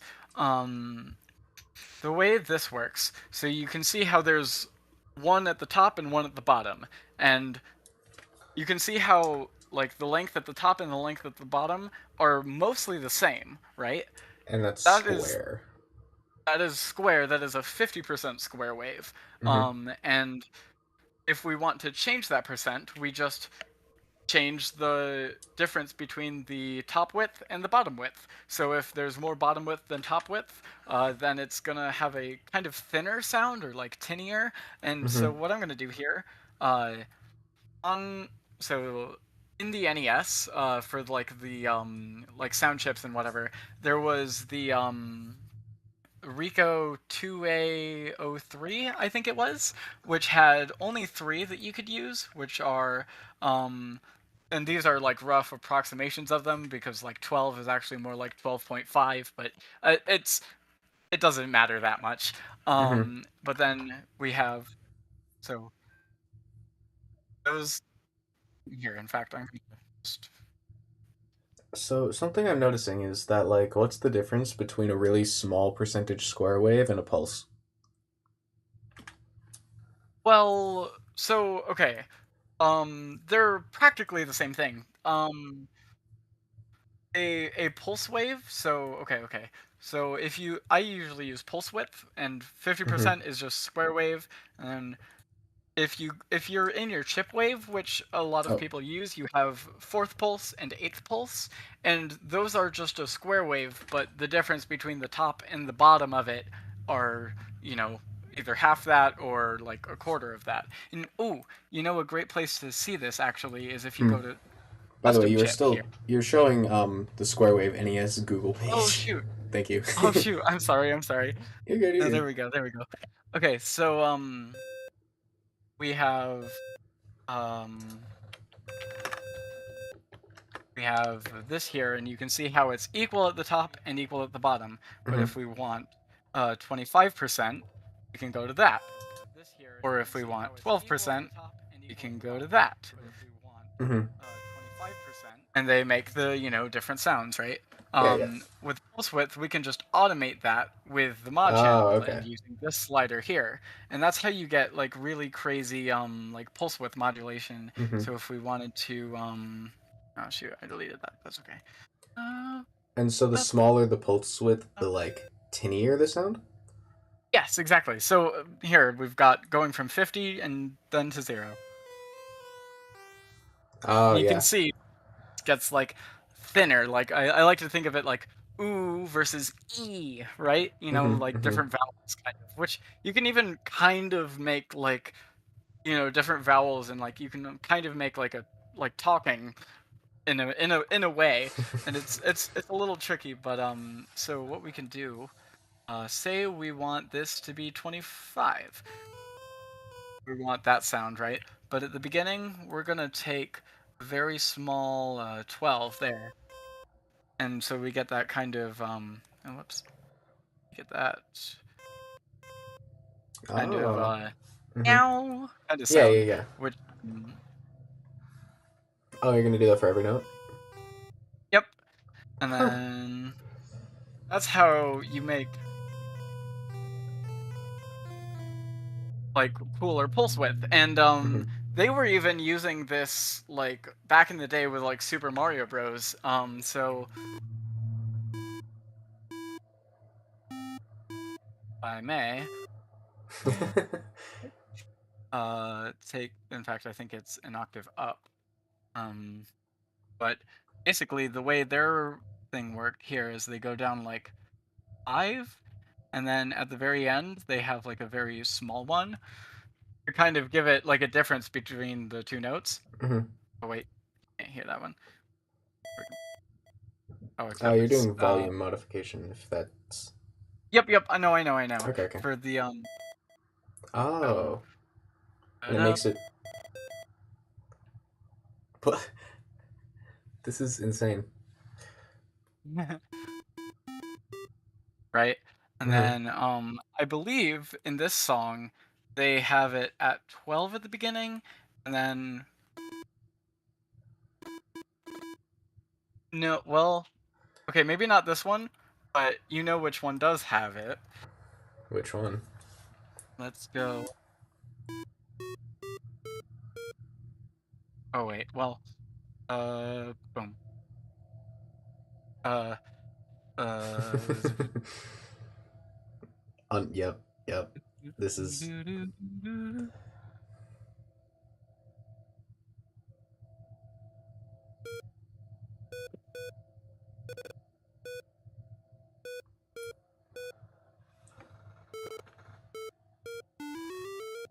well, that's a little fast. Oh, it's this one. Yep, and then so that we know has like a little bit of a attack to it. Hmm. So we'll go like that, and then kind of like that. We might even have like a little more of fade here. Maybe not so Huh. much. Okay. And then we have 12 here. Nope, that's 13, not 12. And then that there. And if we, What? you know, That is under, actually kind of crazy. Like how? no, you know, Hmm. Yeah, it's that's wow. it's pretty close at least. Um, That's impressive. The so pulse with like. I'm just trying to think of like how that opens up so many things. What? it really does. My It brain is really just does. folding in and on itself. Um, Allow me to go to one of my most recent songs here. Hmm. I'm gonna see if there's a good example of pulse width here. This is Lost Underground, which is one of my newer songs. Hmm. Let me see. I think here. No, actually, in this one I did use some like real envelopes, which Sacrilege. is I know, right? It's crazy. It's crazy. Okay, actually, I can go to the burnt grilled cheese one because we've got. Actually, I changed my mind. Hang on. I'm very indecisive. Let's actually in fact go to secret caves. Okay. Couldn't load the sample. That's fine. This one uh,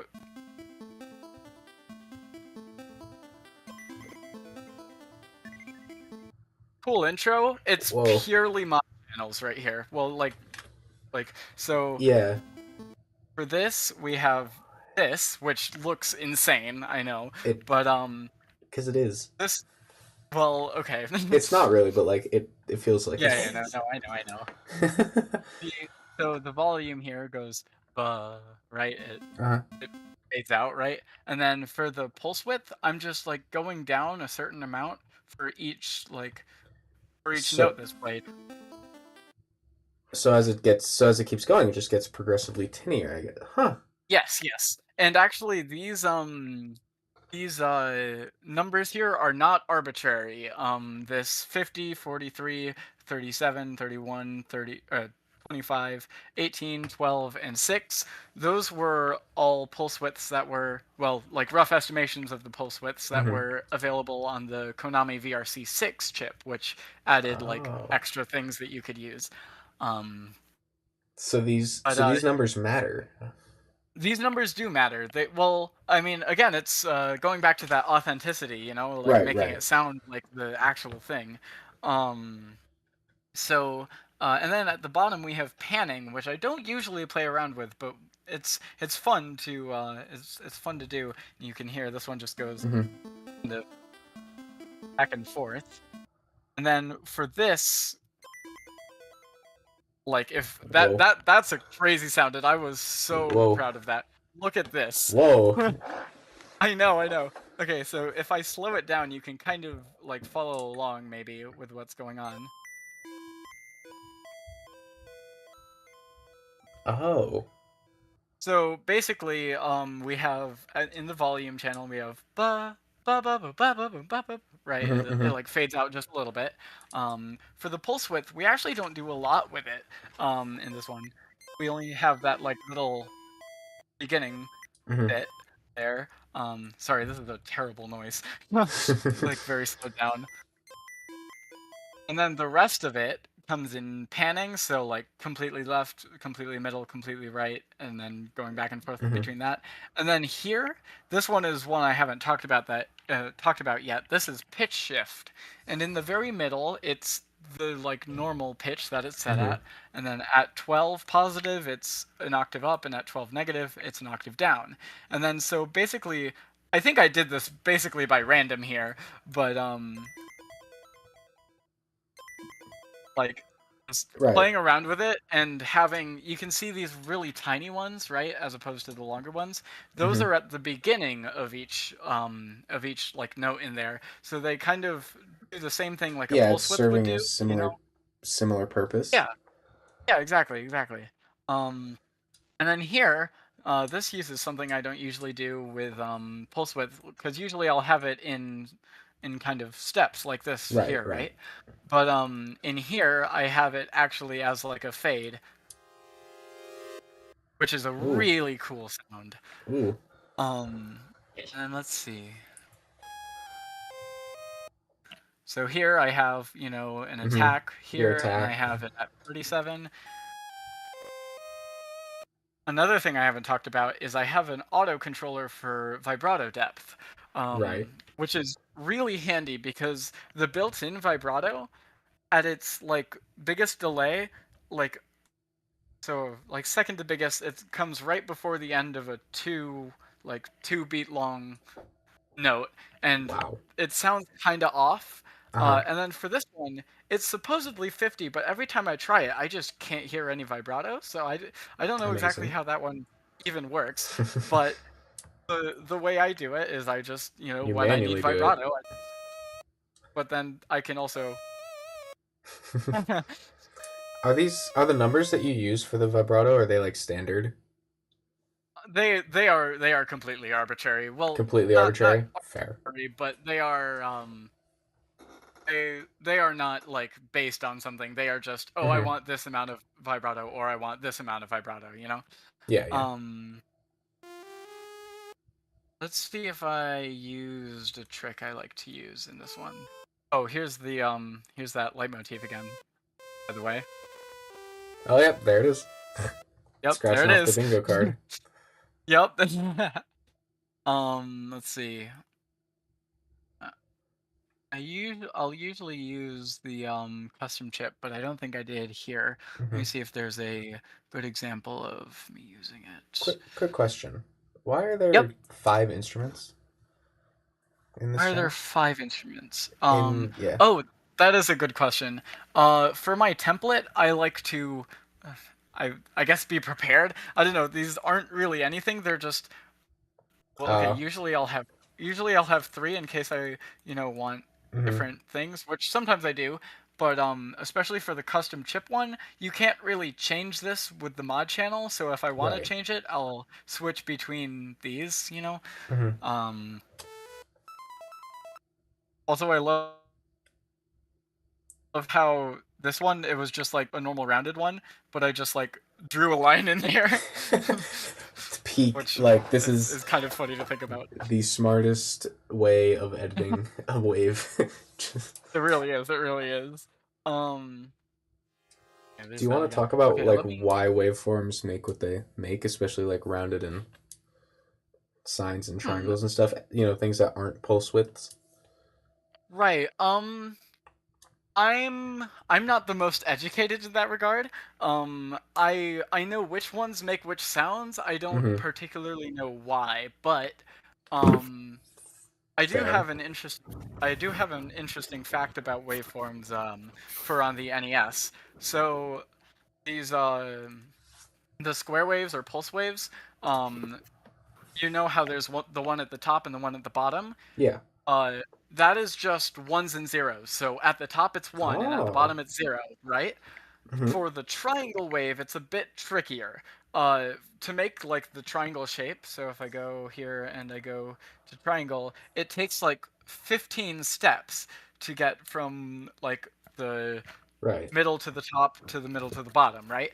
Mm-hmm. And coincidentally, well, not actually coincidentally, the square waves have usually 15 like available volume controls, which is hard to replicate here, so I don't really try. But Mm-hmm.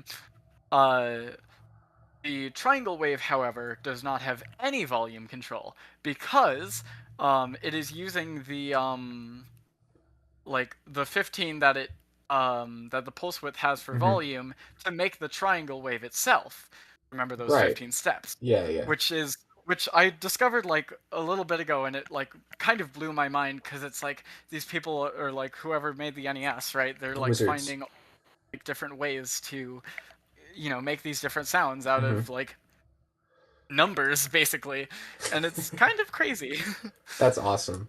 Actually, that's really cool. Let me see if it's in Lost Underground. There's a technique I like to do on occasion. Um, where I will have, why don't I just show you? Why don't I just go into let me oh, This here, let test me one. load up a chip.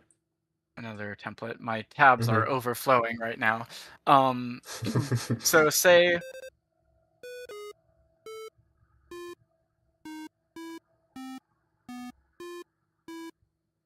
mm-hmm.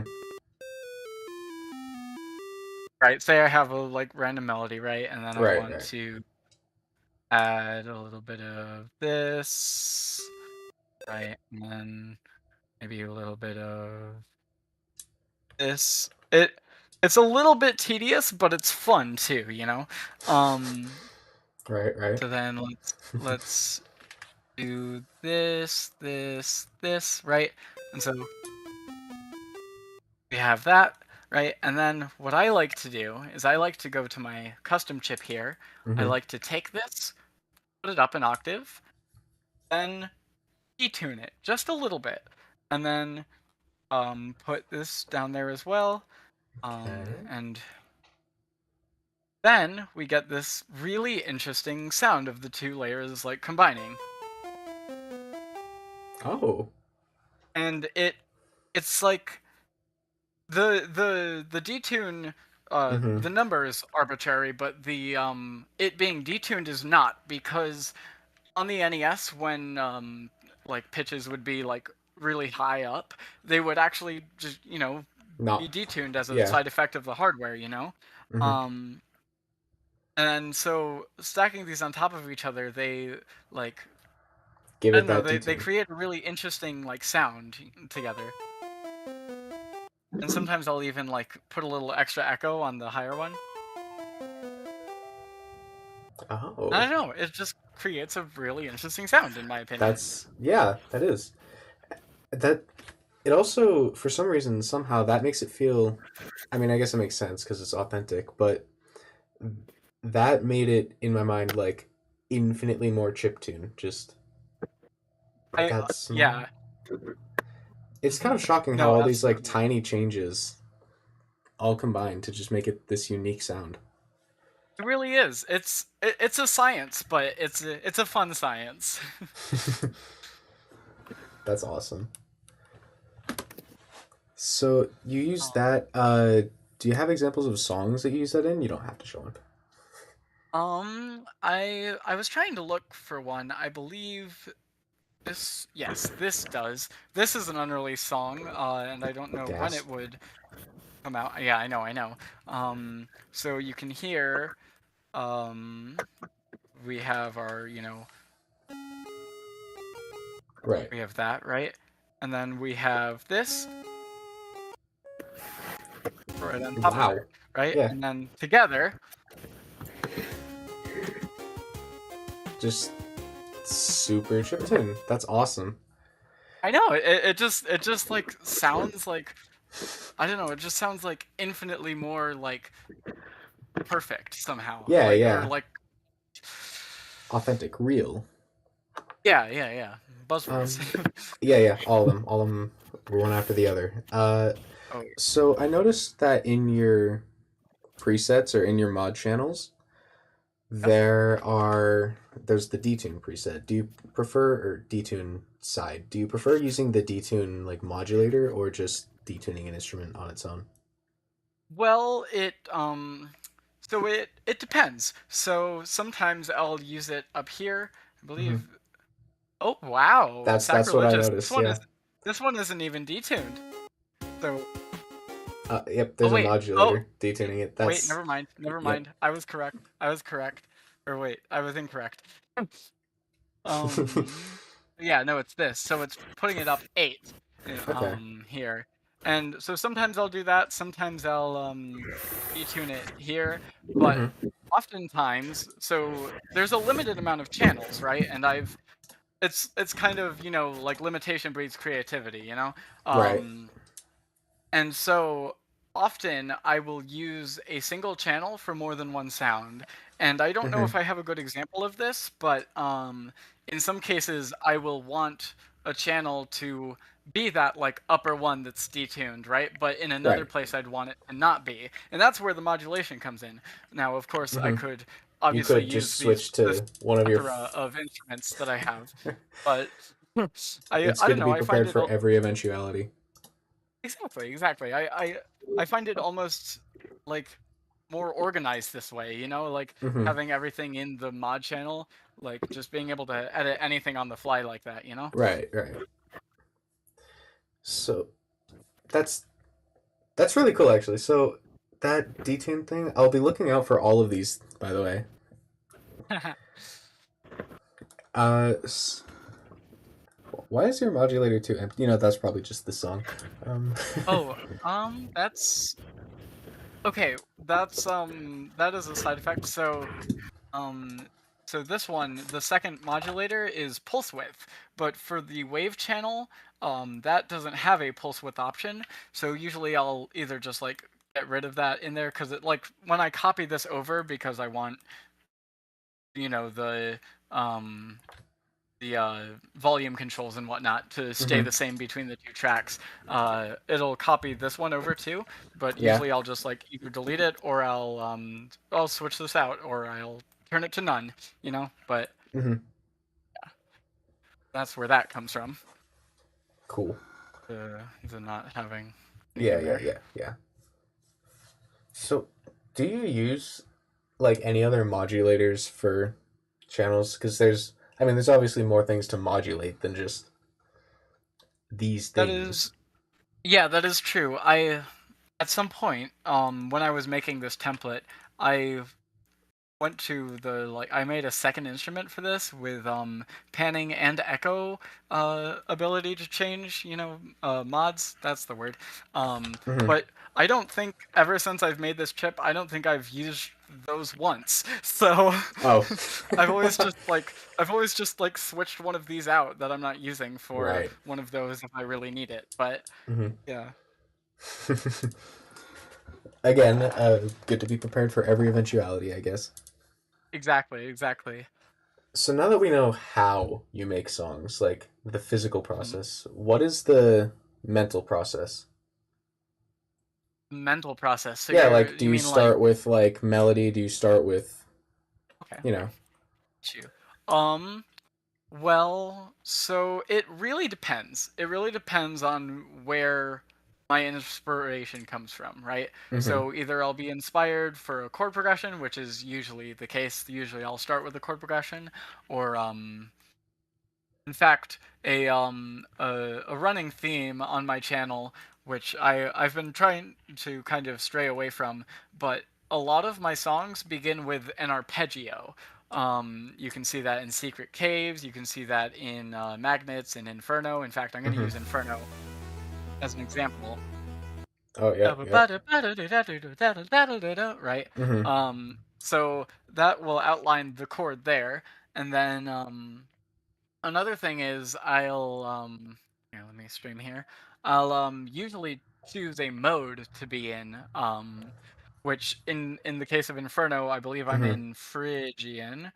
So let me look at the space line. Yep. Yep. Doo doop. Yeah, from Mm-hmm. E to F. But yeah, I'll usually start with an arpeggio, right? And then I'll have my chords. Do I have chords in this one? No. I just have Oh wait, More arpeggios. just more arpeggios, yeah. And then eventually a melody. Oh, here's another example of that, That's the actually. detuned one, yeah. And also the melody again. Mm-hmm. Get out your Mm-hmm. bingo board. Yep, yep. um yeah, no, I'll sometimes I'll even start with a bass line too, or a drum beat, or a melody, or Mm-hmm. what have you. It really just comes from where inspiration comes from. Right. Um Oftentimes I'll just sit at my keyboard or whatever, and I'll figure out a chord progression, and then I'll be like, yeah, okay, I can make that into a song, and then I like type it out on, or I like mark it Mm-hmm. out onto Ultrabox, and then it becomes a song. And you just build and build on that. Hmm. That's cool. That's really cool. So, are there like melodies or motifs or just anything really that lends itself well to chiptune or ones that don't? Hmm. That's a good question. So I think I think not necessarily, but there is a side effect with chiptune that if you have too many things in one octave, it can get kind of muddy and like Mm-hmm. squished together and like almost like unintelligible. Right. So I'd say part of like the strategy maybe to making chiptune music is like making sure everything is at like a distinguishable layer. Like, so here at our melody, we have it mostly within like this little segment right here, right? And then Mm-hmm. in our bass, we have it here, Right. there, and then melody as well up here, like way Mm-hmm. up there. And then I these feel are like. actually kind of on the same one here. Nope, actually I was wrong. The arpeggios are below, and then this one is above. Mm-hmm. About these two. So something important is separating the octaves so it doesn't get muddy. I feel Yep, like yep. wouldn't that make it hard to make complex chords and stuff? Not particularly because like, well, okay, having things on separate octaves isn't like a hard fast rule. Yeah, yeah. Like there are ways to do it in which it does sound good. Mm-hmm. Um this isn't quite as chiptune, but if I'll in fact, actually let me go to grilled cheese if I can find it. If I can find my grilled cheese. Um we have chord here and an arpeggio here, which are kind of in the Mm-hmm. same area, but like this one, they kind of complement each other. They're kind of Yeah. like veins of each other, right? And then when you have the bass in there, and then he's in there, like it I don't know, it just like all It like it just melts works together nicely. Yeah, yeah, yeah. like a good grilled cheese. Real, real. And then another part of it is that if something doesn't work, it's like I feel like especially with like chiptune music where I have Mm-hmm. everything like very customizable, I feel like it's even easier that way just to like, oh, this doesn't work? Okay, change it. Like put it up an octave or change the sound of it or, et cetera, et cetera. Yeah, I guess doing everything like manually makes it a lot easier to fix things because sometimes you'll run into like a sample or a instrument doesn't work in a Yeah. certain point, or it's just like you only have a small range of which you can actually play it because it'll start sounding like garbage after a certain like octave. But in this Yeah. case, you can just let me just set these Yep. numbers a little different, and boom, Yep. grilled Boom. cheese. The grilled cheese, exactly. That's awesome. Wow. L2Q asks, "Why are you making me want grilled cheese?" Cuz. Well, grilled cheese is great, and um, you can make it if you have bread and you have cheese. It's very versatile, and I You feel like need butter a too. lot Don't of forget people the can Bonus butter. make points it. if you have butter. Okay, grilled cheese stream, guys. Let's go. Grilled cheese stream. Let's go. Let's go. Wait, I would can. anyone like to see how I'm doing with this so far? Soon. After this part. And let's see. Is there anything that you particular wanted to talk about, Big Cat? Well, I did perhaps want to um share my very old Google Doc. Ooh, here we go. If that is something available. So the Yes. earliest dated one is January 3rd, 2022. It's kind of It is almost sad to realize 2024. it's sad to realize that's 2 years ago. Yeah. It's Oh. almost 3 years ago. Yeah, no, I did a It's 2 lot of months away. covers. At some point you see these like colored links. At some point I tried to Mhm. organize it, but then I realized there's like 200 songs and that's not worth That's it. not it. Yeah. Yeah, it's still going. And Jesus. then at some point I just gave up in labeling it and then And just wrote them yeah, down. right, exactly. Oof. Um some of these I That's. really want to revisit, but Mhm. a couple of these are in a now defunct Pandora's box. Oh no. So, they're not really accessible anymore, which is fine because they probably weren't very good. But Lost If history, you though. do want them lost on the history though, yeah, Beatbox absolutely. Discord, if Um, you and if you do want to get those eventually, back, let me see here. Let me see oh, 200 here. What were you saying, Voxel? Here, here I if you oh do sorry. want to get those back on the Beatbox Discord, uh, Chop Top is the creator of Pandora's Box Uh-huh. as well as the BizBox. Um, and I believe there is a method by which you can revive those links. Okay, cool. I'll see if I can do that and maybe like revive this, you know, piece of lost history here then. Oh shoot, yeah. So you know Lost Underground, Hmm. the song that came out recently. Yeah. This is the old version of it. If Oh. anyone was wondering.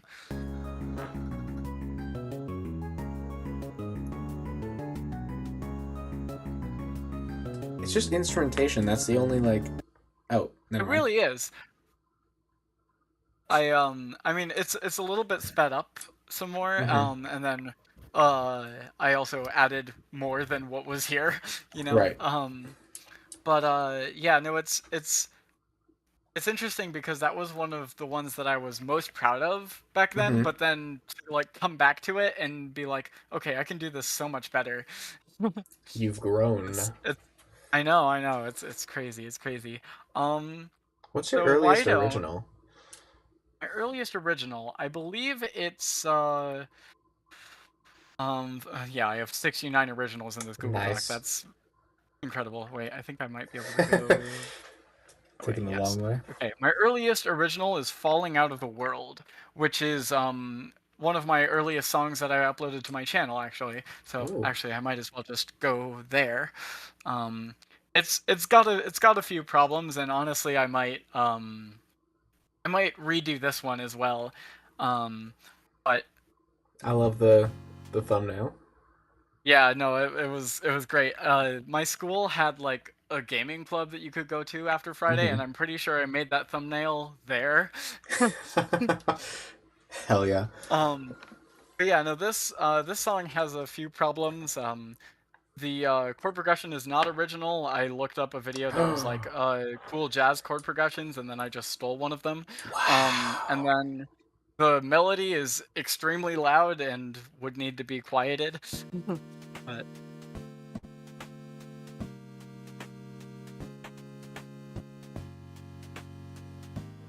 I was about to say like good chord progression. yeah, I know, right?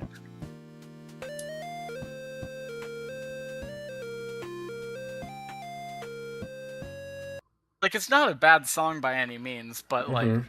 I I need to do a remake of it for sure. Maybe at 1,000 subs. Maybe that's what I'll do at 1,000 subs. I don't know. That's your yes. That's really good, Um, honestly, for like one of the first ones, even via yoinking a jazz chord progression. Like, right. still not bad at all. At I what appreciate point? that. At what point did you get into the like all the manual editing of like mod channels and stuff? That's a good question. Um, actually, that's I think this one. So, do you guys remember at some point when down here there would be like the Twitter posts Uh, switch. of like beatbox? Oh shoot, Yeah, sorry. yeah. I do though. Like Yes, I remember. down here when there'd be like the Twitter posts and whatever, I would Mm-hmm. click on those sometimes and see if anything inspired me. And Oh. at some point it did. And this intro section, these like two first two bars, Mm-hmm. are like almost completely ripped from someone else's Borrowed, thing.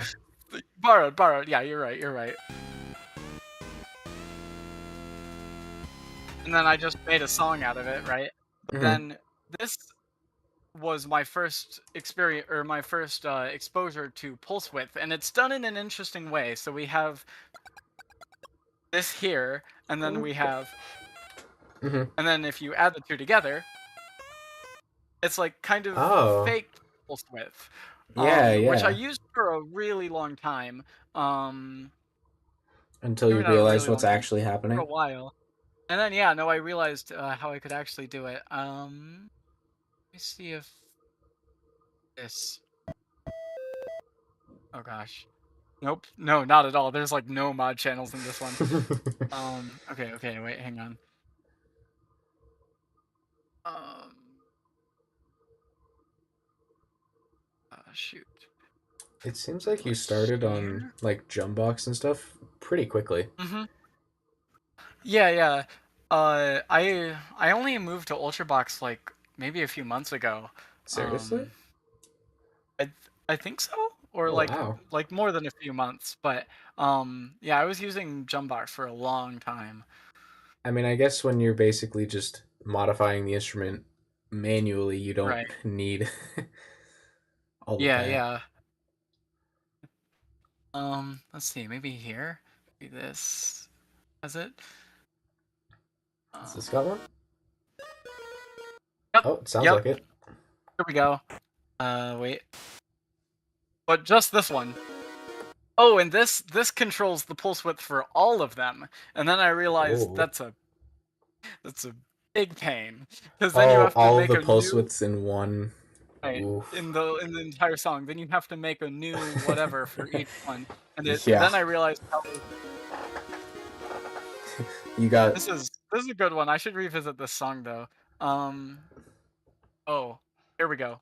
Oh. This is where I believe nope. Oh my gosh, I'm still doing this for Ooh. every single one of them. Oh, and you Oh, got gradual movement too. yeah. This is my old cover of another medium, which I'd like Mm-hmm. to do again. Dude, I'm trying to find here where Where you break could have off from the yeah, where I headache-inducing, break off. like. Well, I did make a remix of Falling Out of the World. This is when Mm-hmm. I had this Oh, drum yep, setup yep. with that um right. And Mm-hmm. then nope, still no.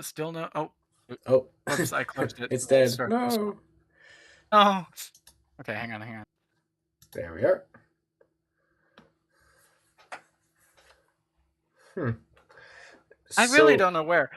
If I can find it at some point, I will bring it up. But hmm, that's really cool. Like you've been doing that for ever, really. yeah. Um.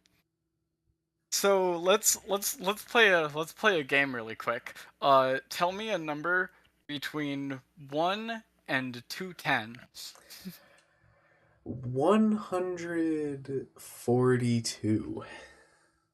Okay, this one's actually pretty good. I'm pretty sure. In fact, Enigmatical. this an enigmatical cave. Yeah, that's what a word. I don't This is think it actually is. look. This Okay, is okay. actually one. This is actually one that I showed off in listening the video that was like listening to your old music be like. Mm-hmm. Um and then so this was one of those. It's like Ooh. 5/4 but also whole tone scale, which is kind of Oh, weird. But that's. I've just acquired an item. you really have. That's the feeling I'm getting from these first 3 bars. 4.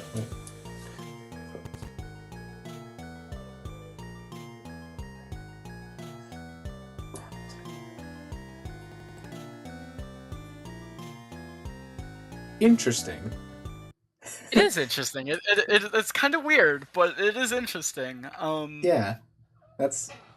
I'm like bouncing back and forth between like cool, but also like whole tone scale, Yeah, yeah, fair enough. Fair like a enough. melody in a whole tone scale. I can get behind the like little arpeggio descending thing Yeah. going down the whole tone, and you just have your melody be weird. Oh yeah, also the melody is totally not in whole tone. Oh, it's not. Oh, it's not. It Oh, even clashes right there with that one. yep. That's weird. I didn't That's. even notice that. How If it quickly do you was, learn? Isn't there like a snap notes to scale button somewhere? I believe there is. In fact, let's do that. Oh, it's worse. It's way worse. It is, yeah. How does one even go about music theorizing the whole tone scale? There was a song from Portal 2 that did it. Like one of the earlier songs that does that. In fact, I think it's the one I have on my channel, the like cover of Oh, the Portal song that I have on my channel. Um Technical difficulties, I believe. Um Can you hear me now? but we can hear you now. yes. Very cool. I've completely forgotten what I was about to say about the whole tone scale. Well,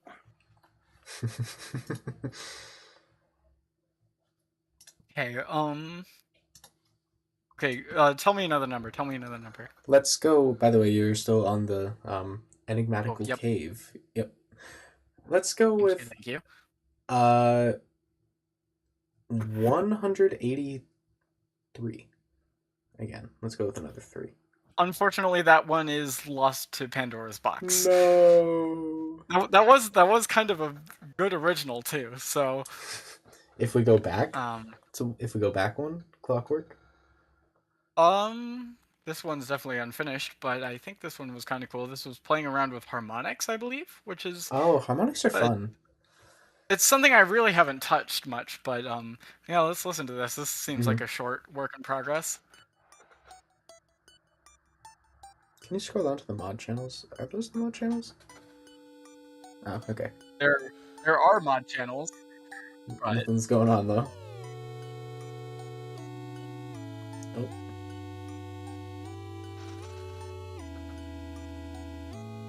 Oh. Oh. hey, yo, These I do chords. like it. non-12-tet harmony I'm hearing?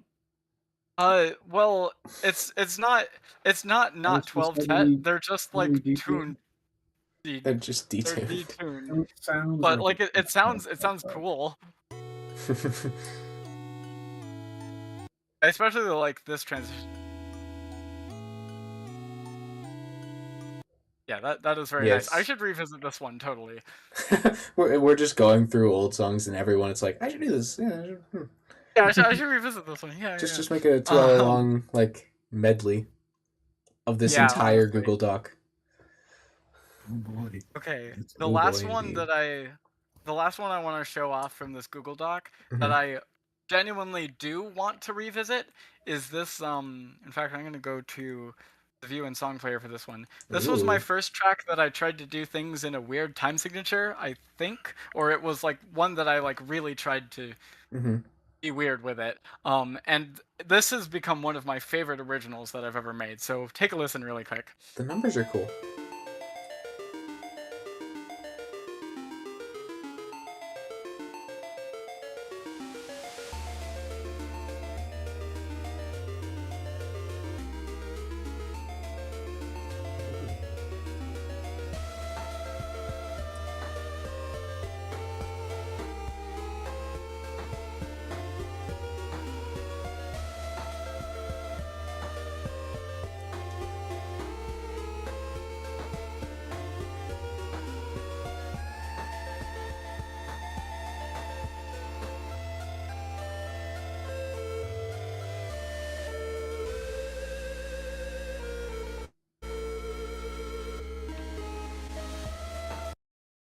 I'm I'm astonished at how like That's sound that melody is, like how good that sounds, yeah, because like it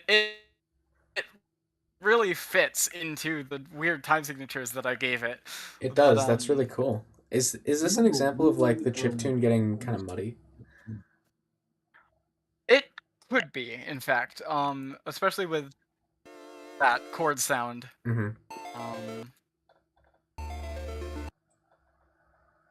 oh yeah, oh yeah. Okay, so if we have Very also we thick. have a terrible example of aliasing, Yes. which is that's fun. Yeah, here Voxel, here's that like option to disable it. We were talking about that the other day, how there's no option to disable it now. well, But well, there is for this is a pulse width. Yeah, there is for a pulse width, but not FM, which is unfortunate. yeah, yeah, yeah. That's really Wait, is cool. that a Yeah, sub I'm. option of distortion? Hmm? Like from Alias? Yeah. Yeah, is that it like a is. drop down from distortion? Yeah. Yeah, it is. Okay. Which one was that? Which it's 99? Yep, That 99. was very cool. Your chip wave there sounds very like vocal like, and I like it a lot. True, true. Mm-hmm. That's awesome. Thank you for sharing. Yeah, I of course. am. I will happily await the odd time signature dash original uh remake. Yeah, we'll probably find a better name than that. But What? Odd time signature? That sounds like the it's true. That's the name. I mean, yeah, it is true. It sums it up pretty well. Yep. That's I struggle to write melodies in odd time signatures, so that's impressive. Going from like 5, 6, 7, and 13 sprinkled in there. Right. Yeah, yeah, yeah. No, I also have trouble with that, and which makes it even more astonishing that I managed to pull it off in this. That's awesome. Do you have Nice. any other questions for me? I don't think so. Does one Donuts or Voxel have any? I do not I have don't think any. so. Cool. Well then, That's thank fine. you. Thank you for showing. Thank you for telling us the wonders of chiptune. Thank you for having me. Yeah. Would you like I to was stick around as we observe Donuts' cookery? perhaps for a little bit at like 7, which is in like 10 minutes. I'm gonna have Mhm. to dip for a little while, but Yeah, yeah. I may be back at Am some I point. muted? You are You are not not muted. muted.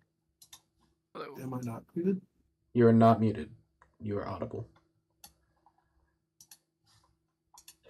Uh. Quack. Quack. Quack. Okay, let's see this. So what have you been? So the creative juices began flowing again, Donuts? Kind of like this first part, kind of weird. Doesn't really work well with over here. I think I don't know. I just did random chords everywhere.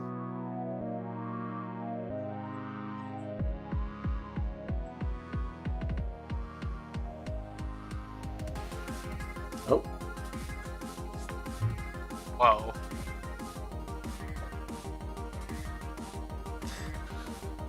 is what instruments in the background that has the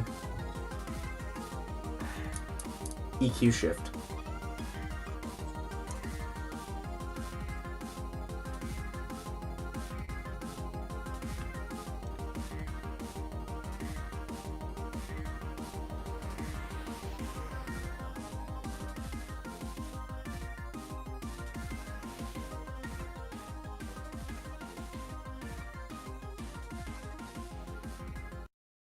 That's pretty cool. That's awesome. Thank you.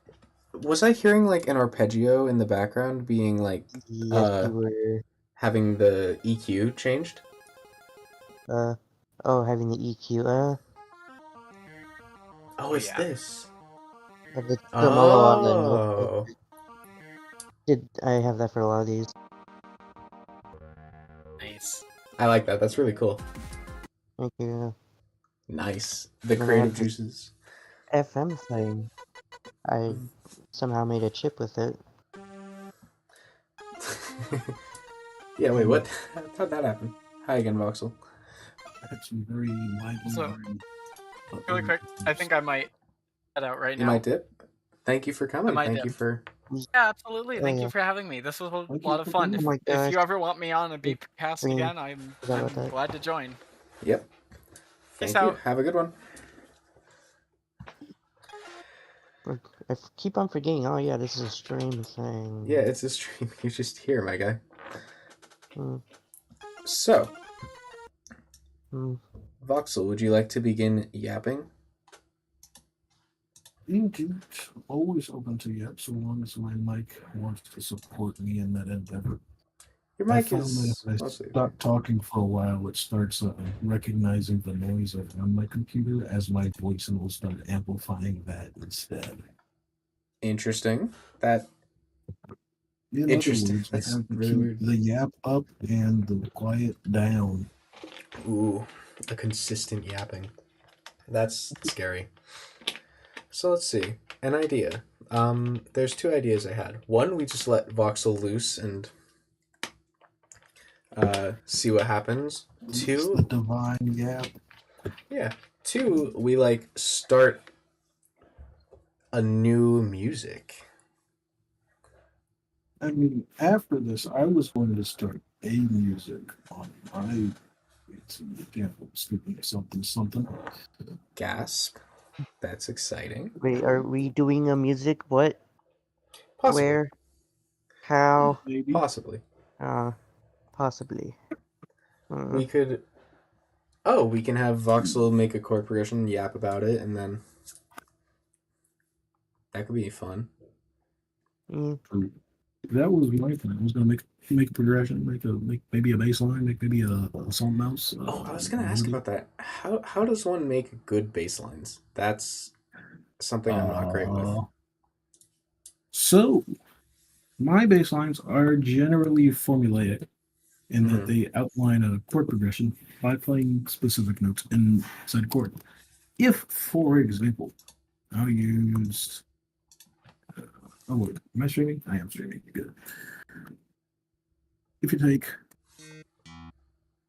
I mean, FM cool bass is cool and all, but I'm going to go into bass from a different song, such as this one. I'm going to take the instruments from this song because they're good and they work nice and all that fancy stuff.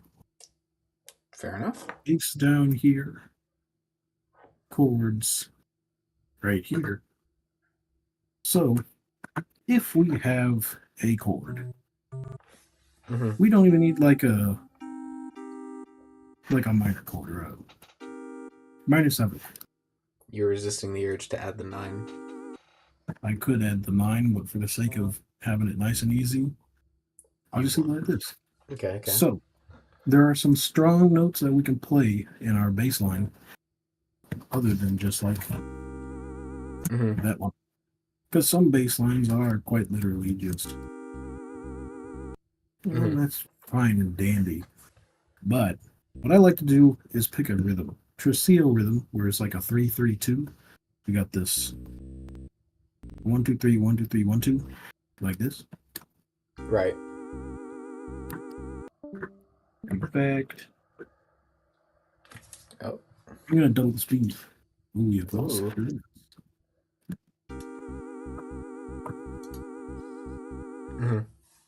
And to assist me in that journey, I'm also going to extend this. So there, we have this now. If we want to play more notes than just like this one, other notes we can play is the same note but knock it up and then fine and dandy. Yeah. This. That barely counts. There's more notes that are like better. So notes that are in the chord. So like the fifth, the third, the 7th. Yes. So I'd say fifth, the 5th third, is like 7th really are cool. common though. Yes. And so the 5th is really common. The 7th is also really common. So this is just like a bass line that exists. Mm-hmm. With the chord. Yes. And so sometimes you also have like a little variation. So like Right. you play it 3 times and then Yeah. that's like a bass line. Works like that. And this Um bass line is good, especially if you add like just go into like a noise channel and go every other beat. yeah. If I take like this thingy and I go like a White. why this, that note volume twang like -1 or just no one. Then we go Yep. we will actually do this. We'll go Interesting. every beat on here and then I'll make a snare. So then I'm going to Control Enter, copy this instrument, paste it down here, and then we're gonna make big ones that like do that every other beat ish. I think that's too fast. That is too fast. Actually, it's fine. Really? Okay, I was gonna say halftime it. We vibing. Only problem is it's a little bit of a pain to make like loop across the bar the way I want it to. Mm-hmm. We gotta like do so that, and then maybe to this, that. Is that the same? I think it's the same. It's the same enough.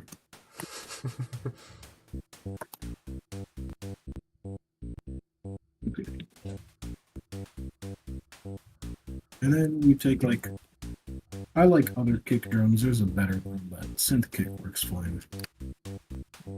That deep. Ah, Imagine having auto follow playhead on. played it. I have it on to show like the music, but like I do not like auto follow playhead. Nobody does. It's apparently a controversial opinion. Really? Really, Not liking I'm auto actually follow going to get my playhead? better kick. Yeah. Some That's people like to use it because it, I guess, helps them follow their music. I like to listen to my music while I make it though. So like, yeah. I I'll was just edit like, a part while I'm like listening to it. There we go. and then get hit by the accursed static. We're gonna take this and then we're gonna. Oh, it worked that one other time. It got patched. Dang it. Wait, we're trying to copy a pitch channel into a noise channel? It like worked one time.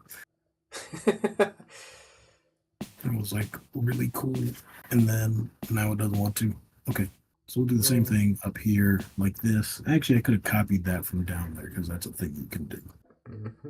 You can copy like this to here, Mm-hmm. but it doesn't.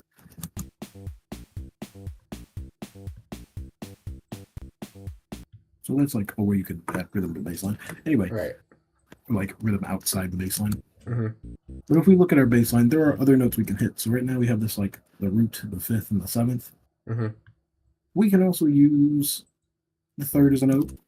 You know, chord tones are always We can available also for your use- baseline, right? Yes. So chord tones are good. Whether it's a chord tone or not, the ninth is usually also good, I've found.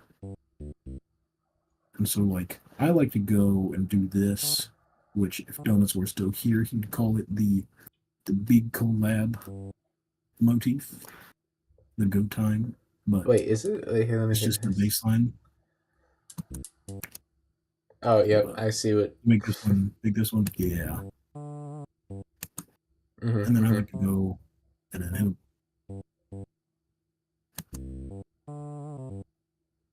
and then go to the second, early. probably. Still early. Hold up. I'm gonna do still a beat too early. Here we go. There we go. Now we do this, and we can loop this one. No, have the second one on the second, please. Well, if I'm changing the chord, I then know. It's still just So yeah, if Nice if and I simple. do have a different chord, Mm-hmm.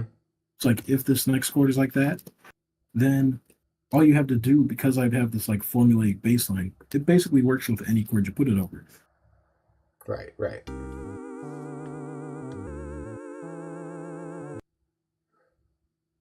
And then I can like just move it around to different places. So What if whatever I you go, want. And then I could go like. So No. what about notes outside of the chord tone? Or what about non-chord tones? So non-chord tones. Usually they'll be from like whatever your tonic is, they'll be Mhm. from that pentatonic scale. So I can use like F, except for this minor seventh chord, most of the notes are in like the pentatonic scale. Except Right. here, if I want to like add some embellishment notes, I might just like use the pentatonic scale, even though none of these are like in the chord. Mhm.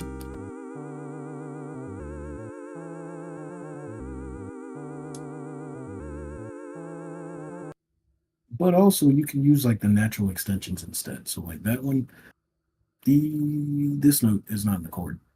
But if I wanted to, I could still like Natural this and then extensions go being like like so like this nine chord is a D fifteenths. minor chord. So then I'll Mhm. use D instead of like my keys ninth, Oh, which is okay. C. Mhm. It's like Right, this right. note isn't in our key, but it is a chord tone. But Mhm. is our this one is in our key, but it's not a chord tone. So like swap situation. And it sort Mhm. of works.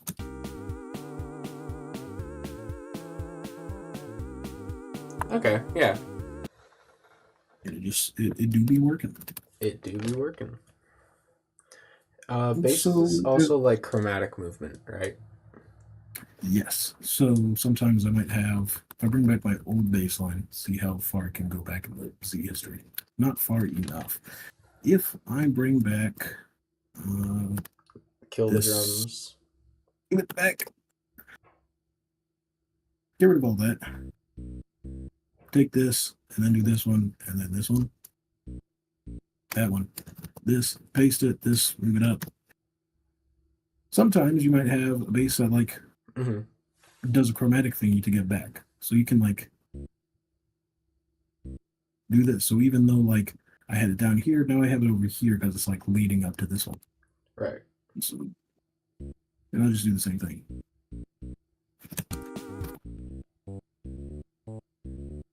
Mhm. And to like leave it with the impact on each time it does that fancy passing thing, I'm gonna like not overdo it. Right, right.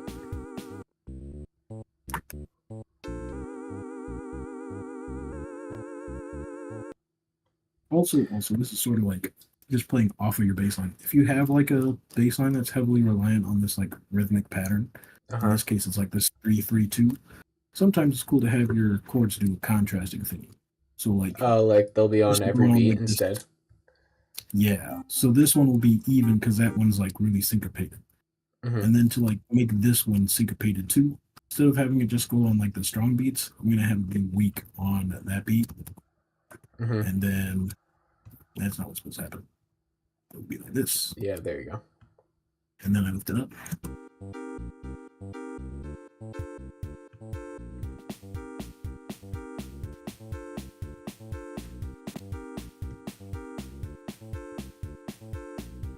Yeah, yeah. And then I could take this and move the chords around sort of wherever I please. And that's how I like sort of like to make my formulaic music where I just like take a Mhm. chord shape and move it around and then write a melody over it. Do you have examples of bass lines that are formulaic but they don't feel like it? Maybe orange. Maybe orange? Originally it wasn't formulaic, except because I like wrote the bass line first, except I made it formulaic. So by formulaic in this case you're meaning you just like copy and paste it? Or like the same Yeah. rhythm? Gee, hold up. Somewhere I have a better example. I think over here I do some formulaic.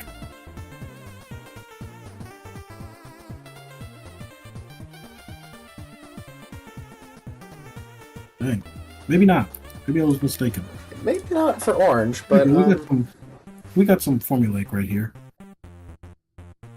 So like first bar, whatever first bar chord is, mhm. and then the second bar, and then this is another first bar chord, and this is the second bar. And so I'm just like sort of repeating this Are rhythmic where I go you from the root down to the fifth, mhm. then root up to the fifth, and then root.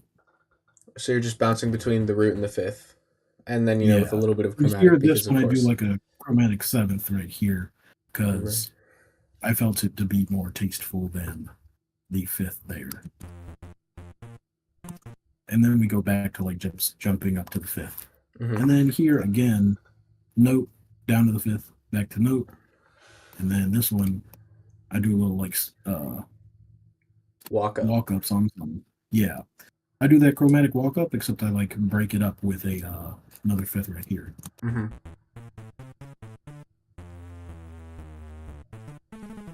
Right. I guess technically this part is also a formulaic bass. Hey, look, it's the And then thing. we mix it up. Yep.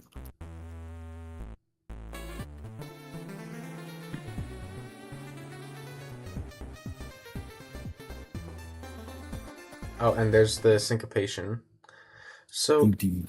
quick question about that one measure where you went down to the chromatic seventh instead of the fifth, which is like who the fuck knows where, but Somewhere. Here it is. there it is. Do you think that wouldn't work if that chromatic seventh wasn't a chord tone?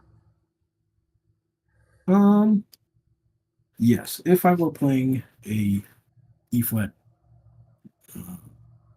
it's not E flat. It is a something flat, E flat F, an F dominant chord. If this were an F dominant chord instead of the F major 7 that it is, Mm-hmm. then I would play this note instead because it's a chord tone.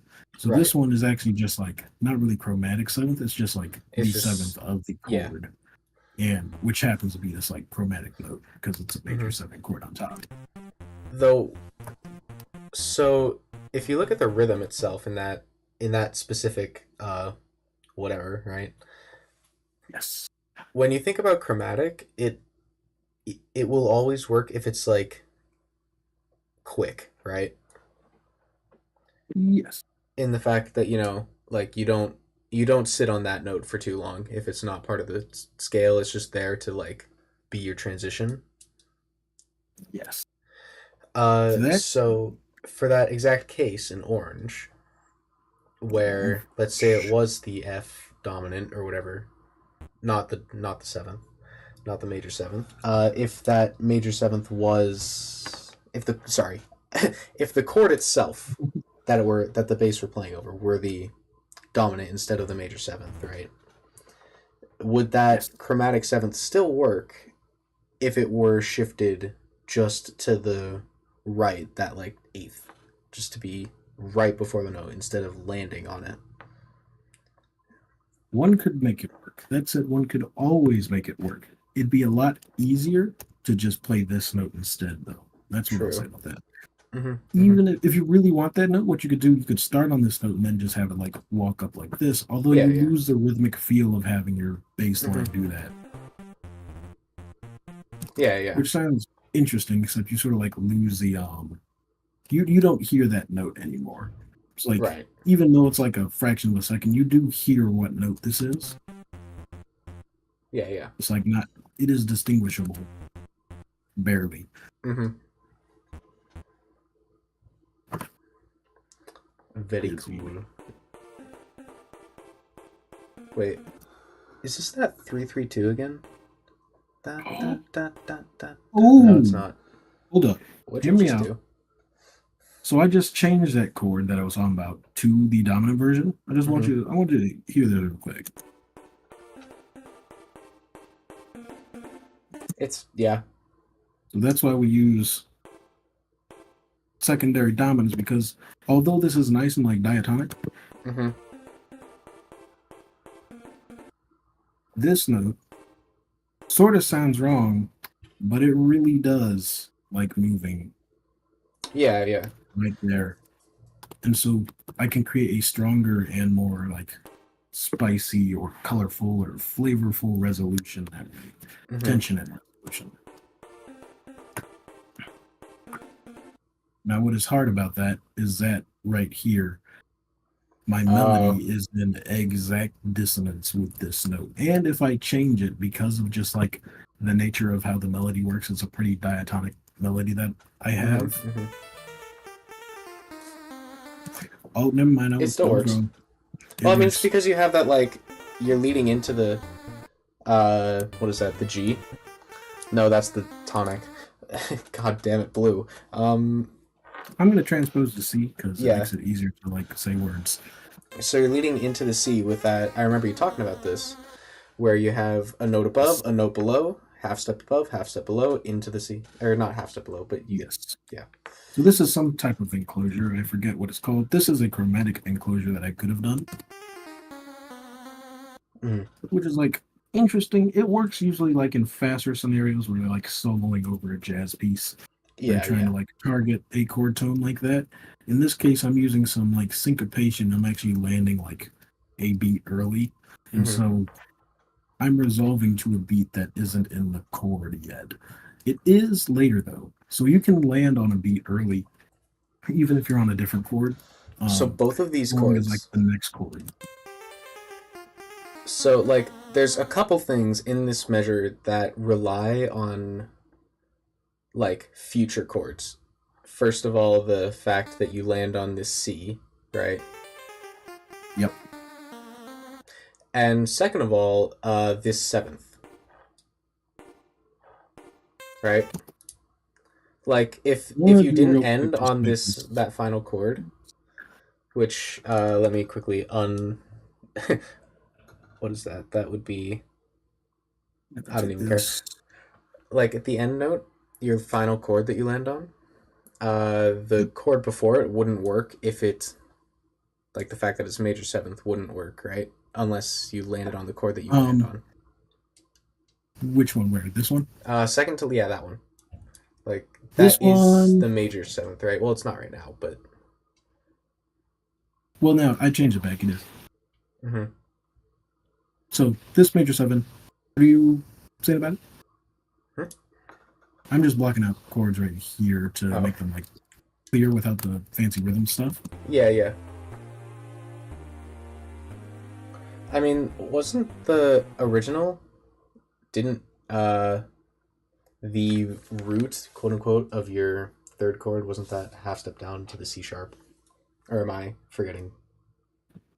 No, it was this one. Okay. Because I'm doing a circle of fifths right here. So this is the four chord, Oh, yep, there it seven, is. 3, 6, Mm-hmm. which goes to a 2, 5, 1 into another turnaround to take us back to where Yay, we started. chromatic turnarounds. Oh yeah, Oh, that's actually kind of odd looking at that, but it probably makes sense. yes. This is once again a chain of tritone sub-secondary dominance. My favorite big old fancy word of jargon to say, but basically it's like it's a circle of fifths, except we do some fancy stuff to the chords. Mm-hmm. Which ones Namely, we is take the this bass the middle note. tritone? Uh, this they're all tritone. Okay. So normally it would look like that, Mm-hmm. and the chord up here would look like what? If we keep this like that, we can keep this one also like this. This minor? It is minor. And so then this one would just be that note there. Mm-hmm. Yeah. Mm-hmm. So the fancy turnaround that I was doing, that's one way that it could sound. This is really good for like resolving to major, Yeah. except I'm resolving to minor. And so I get to do fancy things that might sound less good. So I can Where you tritone tritone. sub this one. Mm-hmm. So tritone substitution is where I take the bass of a dominant chord and move it Yeah, down yeah. or up. A Tritone. tritone. And I do the same thing over here. And But I'm you don't basically for the doing that middle in one both of because these. I don't for the middle one, although if I because wanted to, chromatic. I wouldn't actually change the bass. What I would do is change the type of chord that it is. So right Mm-hmm. here I have this D minor chord. Yeah. If I wanted to do a secondary dominant to the D flat, what I would do is Mm-hmm. oh shoot, it's D flat. Secondary dominant is A flat, and a tritone away from A flat is D. So this bass actually doesn't move. Just But at all. what would change is that it's a dominant. So Mm-hmm. Mm-hmm. that's a dominant nine chord off of D. Right. Which does work, but not as well as the other one. It does work probably just as well. It's just I In like this this case. one in this song. Yeah. Because this one, because it has this the blue note, Mm-hmm. but like the tritone of our one, in this context of minor, this note generally makes it sound a little bit brighter. It's like it's a brighter version of like this four. So like this is like a Right. quote unquote darker note. Mm-hmm. Um, makes the music sound a little bit darker in the context of minor. Having this one here in the context of like this D minor chord, I keep saying in the context because context is quite literally everything. One chord can Yes. sound one way in one song and completely different in another. So like Mm-hmm. I know Vox Media, or is it Vox? Something. I think it is Vox. Not like my Vox. It's like A this different thinking Vox. the big news people that are like Genius and BuzzFeed. They Mm-hmm. like had somebody who did music come on and say that the D minor six chord is the Christmas chord, which is absolutely redonkulous. You can use D minor six chords anywhere you want, and it will not sound anything remotely like Christmas. You should make a But Christmas they song found out that like with that Sleigh chord. Ride used the D minor six chord. I might. I might. Also, isn't that like the different choice that you make since you're doing a turnaround in this case, where you're moving? You're the movement is the important part of this, right? Of these three chords. So, like, Uh, if you switch it to the other one, you gain a common note, right? The middle chord. yes. Yeah, you gain a common note, but in the first chord that you chose, the one with with the tritone, you get another like more movement downwards to be. I do get more movement, but it's not necessarily like a bad movement because we're moving Yeah, up yeah. and then back down, which is marginally different voice leading wise, from just having Hmm. a static like unison movement right there. Yeah, yeah, that's the idea though, because like you want more movement in this particular part because it's a turnaround. Yeah. Trying to figure out what chord I had there the first time. Can't remember. Too bad. Here, let's take a quick break. A Because break? yeah, I mean I've been here for 3 hours, so I'm gonna go to the bathroom, grab a snack. Oh, valid. Yep. You can be entertaining if you'd like, or you can also do the exact same thing. Well, since I have the stage, I'll yap about fancy chord things. Maybe. Or maybe I'll work on something. Actually, I'll queue up some fancy chord music.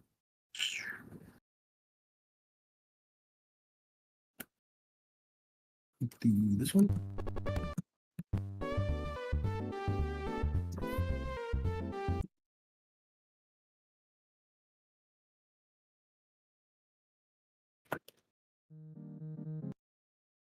Too much. That's cool.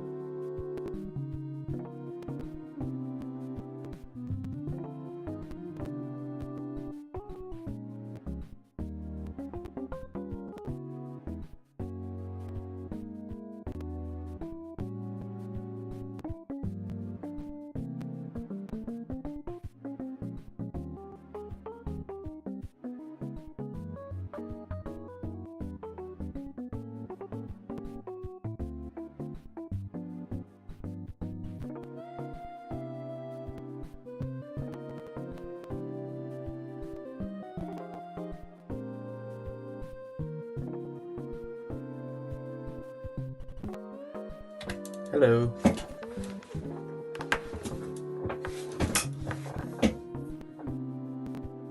I am returned. Okay. I returned as well. I'd start playing some background music. Ah, thank you. Okay. Speaking of the background music, it is the subject for some fancy examples of tritone substitution. Ooh, So, let us see. and secondary dominant chords, but Mhm. separately. Not mashing it. I take that back. I'd see some right now. Anyway, I mean, the hard thing, like, I understand the concept of tritone substitution where you take your, like, bass or your root note of a dominant chord and you just switch it for the tritone. yep. But the hard part is, like, applying that. Like, in what scenario does that actually sound good?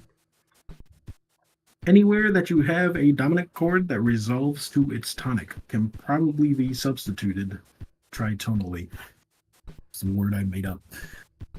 So, like, for example, if you just go to a, I don't know, blank Ultravox or whatever, and you Yes. just, If I make a dominant chord with mhm, not like FM overdrive, instead I'll use just use like a keyboard um preset, music I'm feeling box. square wave today. Oh,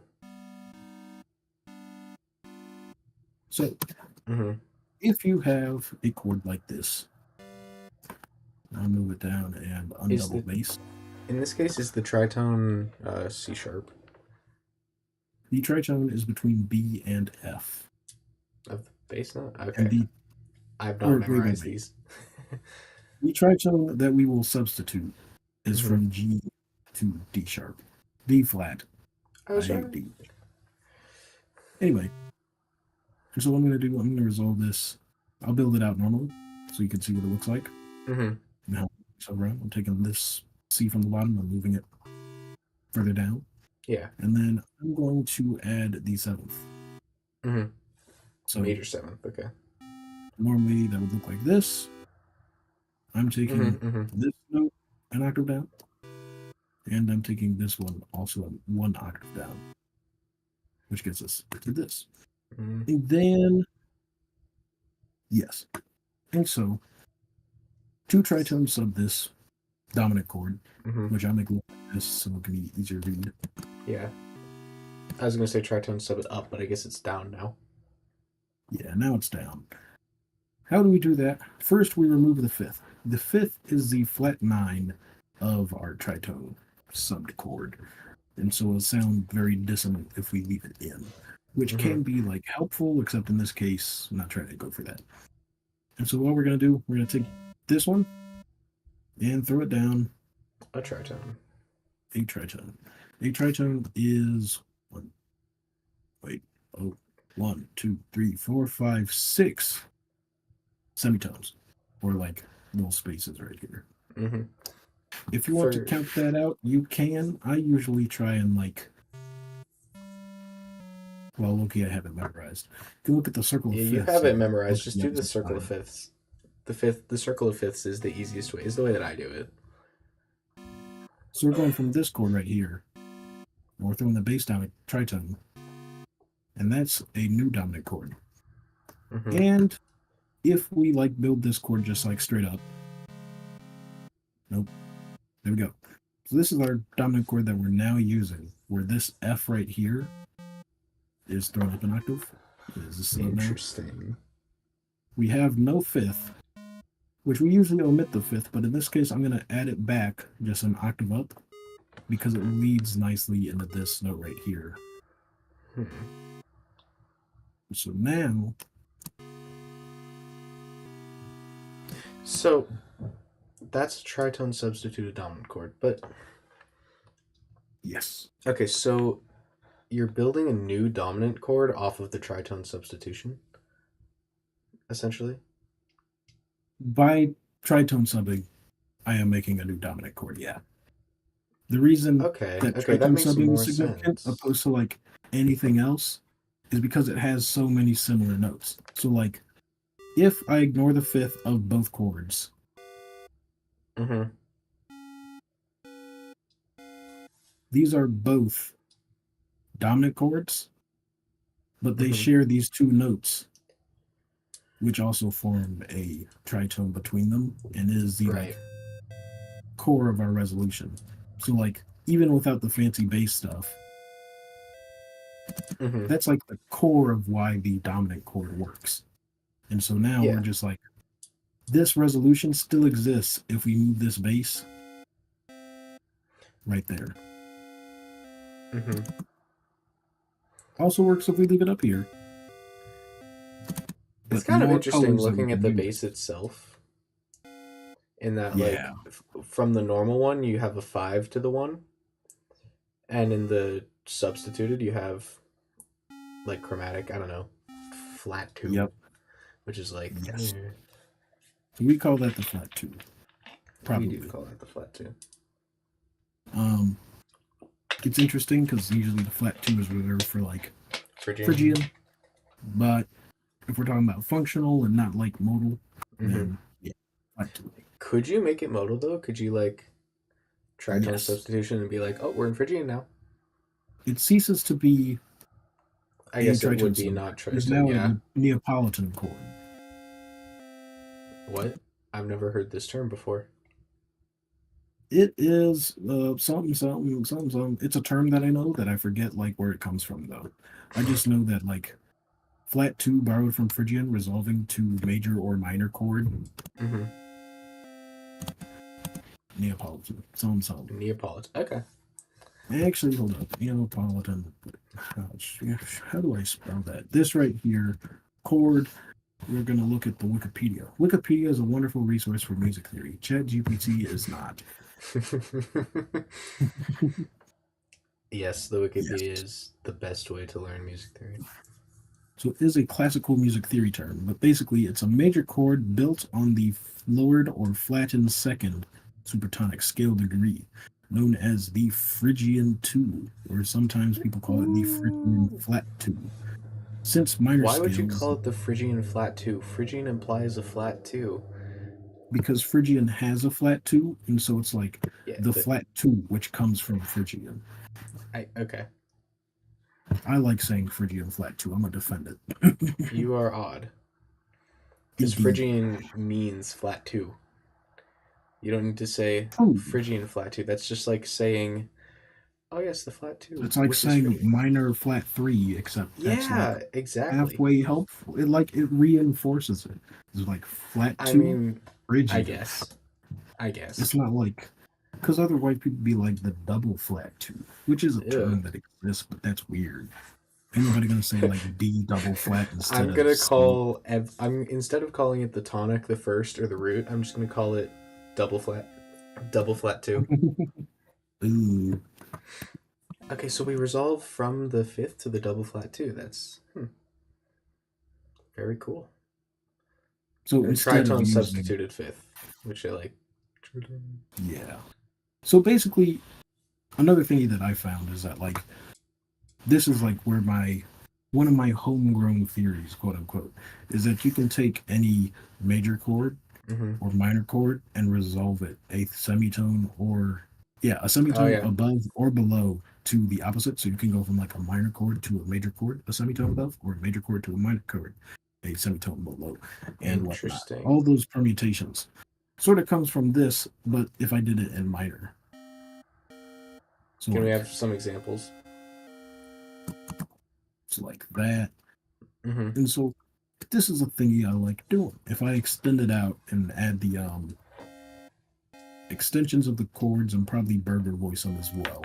Of course. Of course you burger voice it. Hi Finn. And then we're gonna hit the triangle wave. Mm-hmm. So we can go down there. And it works. And so if I have this one as well. Mm-hmm.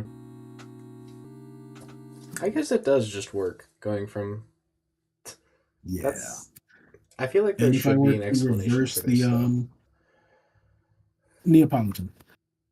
So it's a whole homegrown theory that like extends based off of the This. classical concept of the Neapolitan chord. Mm-hmm. That you can resolve a major chord, like the flat two, to um, a tonic. Mm-hmm.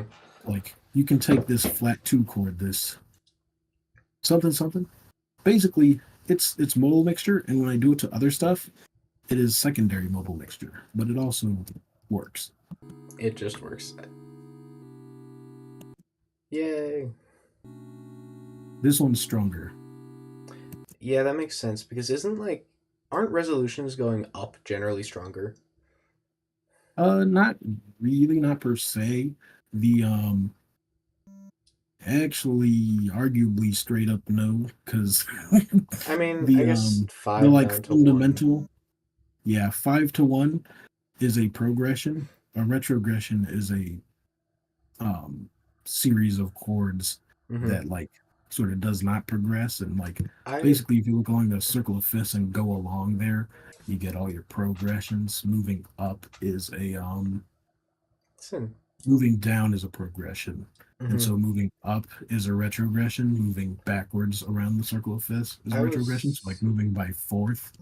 Yeah, I mean, I was thinking more like sevenths in terms of sevenths, like because that's the only real time you'd resolve upwards super strongly. Um well yeah. Sevenths, all that fancy stuff. Yeah, 7 to 1 is I think stronger than 5 to 1 sometimes. Actually, no, that's the dumbest thing I've ever said. Although I will say the leading tone chord is also like it's embedded within Mm-hmm. it's embedded within our dominant chord. So like if you take Yeah. this dominant chord and remove the bass, there you go. You got the diminished 7 chord. Mm-hmm. It's Doesn't sort the of just like diminished seventh require the bass though? um Actually, not.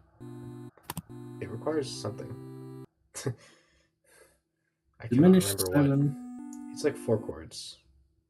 Your phone knows. Yeah. Yeah. So like there's the that makes it a diminished 7/7 chord, where it's like a diminished seventh built off of the seventh scale degree. So a diminished seventh Oh, 7 okay. chord. Which would be secondary, right? Generally. Yeah, it is a secondary like way to approach. But there's like it does occur naturally in major. So like Mm-hmm. if I get rid of that one. Although Isn't that what makes it the diminished seventh, though? yeah, so this is the diminished seventh, so it is a non-diatonic, but it is Yeah. like I mean, when you have 4 stacked minor drawing thirds from next to each other, it's not going to be diatonic. it is diatonic In like to Phrygian or something? nope, harmonic minor strikes back once Okay, more. yeah. And then I mean, harmonic jazz minor doesn't really feel like a mode per se. It feels more like correct. Harmonic just, minor is not a well, it's not a mode. mode, but It is you a know how modes alteration are of the minor. different. Yeah, yeah, yeah. There It's are just like you modes change of it harmonic slightly. minor as well. It's Hmm. like if you build a harmonic minor scale, Mm-hmm. you can start from different notes there, and that will give Oh, you that's odd. new notes. What would you call those? There are names for each of them. I don't know any, except I do know one. One is the altered scale.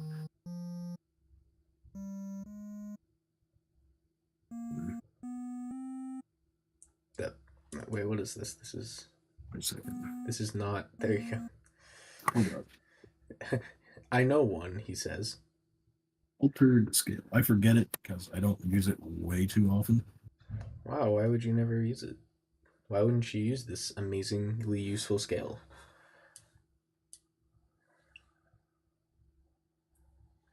Altered dominant. So what we have here, I'm just looking at this. We have the flat 9, the sharp 9. We have the natural third. Oh shoot, is this a goofy scale? 1, 2, 3, 4. 1, 2, 3, 4. No. Isn't the sharp 9 in the Flat third? 5, sharp 5. No. Flat 5, sharp 5. flat 7, back to 1. That's certainly a I'm scale. pretty sure this is a mode of harmonic minor. But the point is, the reason it's called the altered scale is that it has all the common alterations of a dominant chord. So it has the flat 9, the sharp 9, the natural third, the flat 5th, the sharp 5th, the like This 7, is just which is usually like a which is like the 7th, as well as just like a tonic. right. Like if we were to break this up in chord form, sort of, Good luck. we get some George Collier type sounds. Flat 9, sharp 9, That's the super dominant chord. I think Slimy Beckon's entry. Slimy Beckon's entry. Slimy Beckon's entry. Oh my gosh. That's a chord. Ooh. It is a chord, but hypothetically Hi. speaking. Hi. Hello. Wait, can I get some yapping, Slimy? Wait. Right now I'm eating what was supposed to be lunch, but it's turning into dinner. Gotta love Linner. I am a fan of Linner. I mean, you could also call it Dunch, but who calls it Dunch? Oh, shoot, You call it dunch, you are a dunch. Yes, exactly. Also, I didn't realize I had you like muted by accident because I dragged my mouse outside of a box when adjusting your volume, and it just went. Well, hello, Slimo. So, like, this super high tension chord still does work. This is the same chord, just built How off would of you fifth ever instead. get to that, though? I mean, yeah, I guess it works, but like, unless you're trying to resolve world peace, you're not going to use that. Also, the reason altered scale is helpful because when you have an altered dominant or a secondary altered dominant chord, what you can do is solo using this scale, using the altered dominant scale, and those notes should not have. They will build tension. That is their purpose. But they won't hate Except each they other. resolve after this chord is done. So Yeah. solo techniques, if you play like in a jazz band or whatever, dominant chord, altered dominant scale. Very cool. So let's see. Indicate with an N instead of a flat 2. That's interesting. Hey, why? Wikipedia is cool. Anyway. That's very fun. Oh, now that Slime here. Oh wait, Slime was eating. I don't want to pester them while they're eating. I was gonna be like, so we know how we interviewed basically Bacon Cat earlier? Oh. We could do something You can similar. interview me, but just like wait until I'm done, I guess. Yeah, I'm not gonna be like, stop eating. Tell me. So let's see. So let's see. I'm What gonna do you do this. Not that one. This one. This one. I'm gonna ignore the intro, which is cool in its own right. Except I like the melody of this one, and it's pretty simple-ish. It's simple-ish enough. I'm smelling chord tones.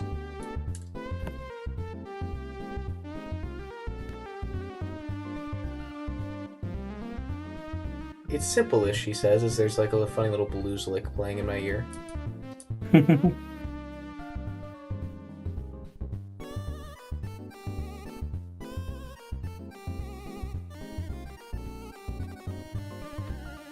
So, what instrument is this? This is a chipwave. Do you want to try that thing that Bacon Cat does? Although I could. It is partially outside of my depth. Which and thing? also I That's sort of fair. do it. They double the chip wave and put an octave up and detune it quite a bit. To make it if I had like a normal realistic. chip wave here, I would do it. The problem is I have a FM chip wave because they're louder. Oh yeah. Which I could detune, except it's like it's a little bit more than just a chip wave. Right. What about that thing that they do Actually, with the pulse width, where it's like you start tinier and then, right? that I could also do with a mod channel, except that's actually I may not be able to do a mod channel. Hmm. Nope, because I have it's the That fact would that be I'm using an FM pulse with it, like yeah. That would be screws an up the envelope whole plan thing, here. right? Envelopes. The Envelopes, problem is I yes. don't think that you can actually modify the pulse wave of a Of a modulator frequency. of a FM Oh, synth of with a modulator. FM? I don't think so. That would Not yet. be Yeah. that would be funny. Are you adding that to your updates list? Let's adjust this hyper specific thing. Well, we I'll thought that go like over this chord progression because I like talking about pulse it. width offset or whatever it's called would be hyper specific, but it's used all the time. Fair. Here we go. A formulaic bass line. A really good Oh. example of one. Oh yeah.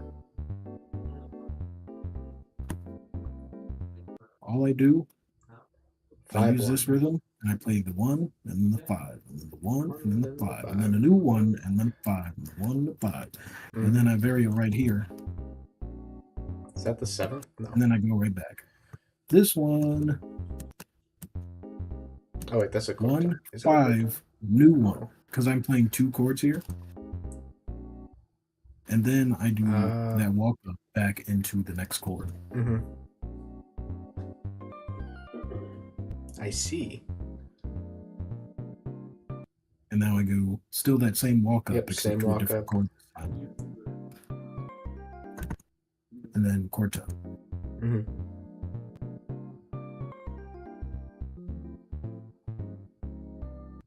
And in this case, this is an example of I play the normal dominant, then the tritone subdominant, and then resolve it. So Wait, this so is a C7, C Mhm. dominant, F sharp dominant, F do the dominant. chords dominant. themselves change? Yes. Well, actually, the upper structure doesn't. The bass does. Mm-hmm. Okay. So, Huh. one good reason to use, because this is an altered dominant, yeah. Flat 9, sharp 5. Both of Mhm. these alterations make, so like how I removed the 5th from the other chord before, Right. if you alter it and make it sharp, that sharp 5 actually fits into our tritone Tritone subdominant sub, as yeah. the 9 instead.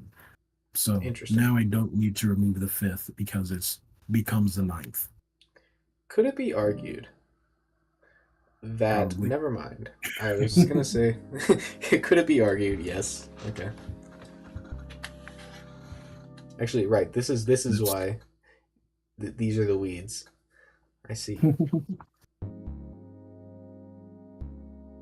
Mm-hmm. So like I go from this like normal chord to a more colorful version of it I feel like and the first resolve it. one, since you have the altered dominant there, True. that feels more like it's.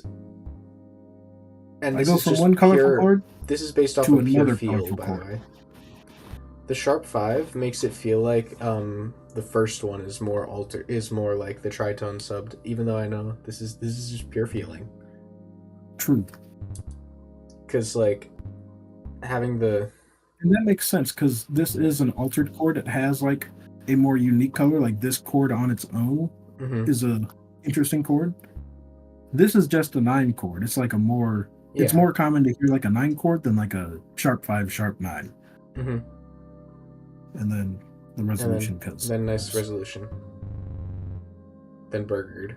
And then this one right here, this big old thing right here. This is That's like an arpeggio. like a walk up of sorts of a chord, right?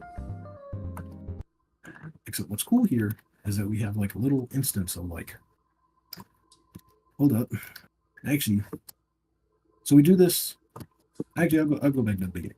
We'll get there when we get there because it's a 4-chord loop right here. What is that?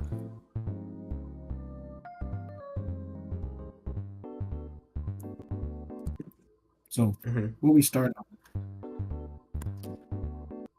both of these are just like the same major chord. I just took this top note and moved it down, so that now we have this Right. little like melodic figure in our chords. And then I do the same thing, and this next chord is borrowed from Mixolydian, which is a Ooh. mode of major that only has like the only difference between major and that is that it has a flat seven. And so Okay. building the seven chord from there, we Mm-hmm. get this major flat seven chord. So Yeah. Would that be like like that. And major minor something or other? I feel like that. No wait, in this major case, minor needs the thirds. Never mind. so this is just Mm-hmm. oh, there we go. Major nine chord. Major This nine is chord. also cool thing. So here we go. Whoa. So I'm going from one major chord, another major chord, and then what's interesting that I do here is that our next chord is modal mixture and Oh. secondary. So I'm taking that. We're going from this like B flat major sound, Mm-hmm. and then the next chord is a B flat minor sound. Oh. Interesting. And that works mostly because of all the common tones between any major seven or major nine and minor nine. Right. Because the Right. root is the same, the fifth is the same, and the ninth is the same. That's like three of the five. And Mm-hmm. so generally it works, and the other ones are like moved by one semitone. Also, they're Yeah. like stable enough chords that like it works. They're not like random chords.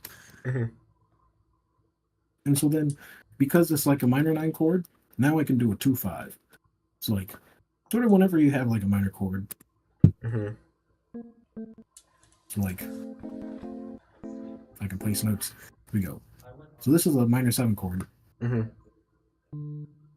You can just like 2/5 out of there and it works. What happened to my volume? That's It's what happened gone. to your volume. Here we go. If I make that Huh. a little bit longer, you can actually hear it.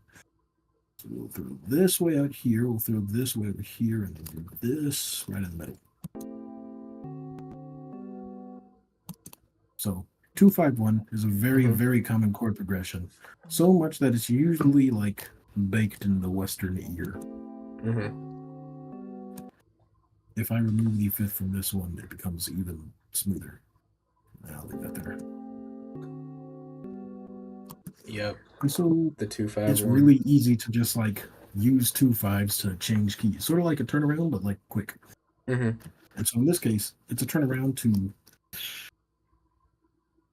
B minor to actually something what is else. this? So this is our B minor seven, which is Mm-hmm. our 2 and our 2/5. Yep. And then this is the E flat 9. If I throw the E flat down there. Whoa. E flat, altered dominant 9. Specifically, this one has a flat 9 Mm-hmm. and a sharp 5. So So sharp we're 5, back flat to 9, this which is again. another chord. Yes. Altered dominant. Altered dominants be everywhere because they sound cool. And when they resolve, they be cool. Hold up. They'd be cool. Okay. So it doesn't directly resolve here. Yes. The reason it doesn't resolve, because even though I have this like C note down here, Mm-hmm. this is actually a 4 chord in inversion. That's why I sound like Oh. this, and the fifth it's this, and the fourth, because this one is actually the root, and I'm doing it in inversion Mm-hmm. because it allows me to move down here even smoother. So this is serving as like instead of just our normal 2/5, this is a backdoor 2/5. So this is like the minor 4 and then that flat 7, Right. and then we go up to this. Whoa, up to this note, which is our like Backdoor 2 5. fourth. Yeah. If I build that out, let's use this one. What that looks like is basically just like this.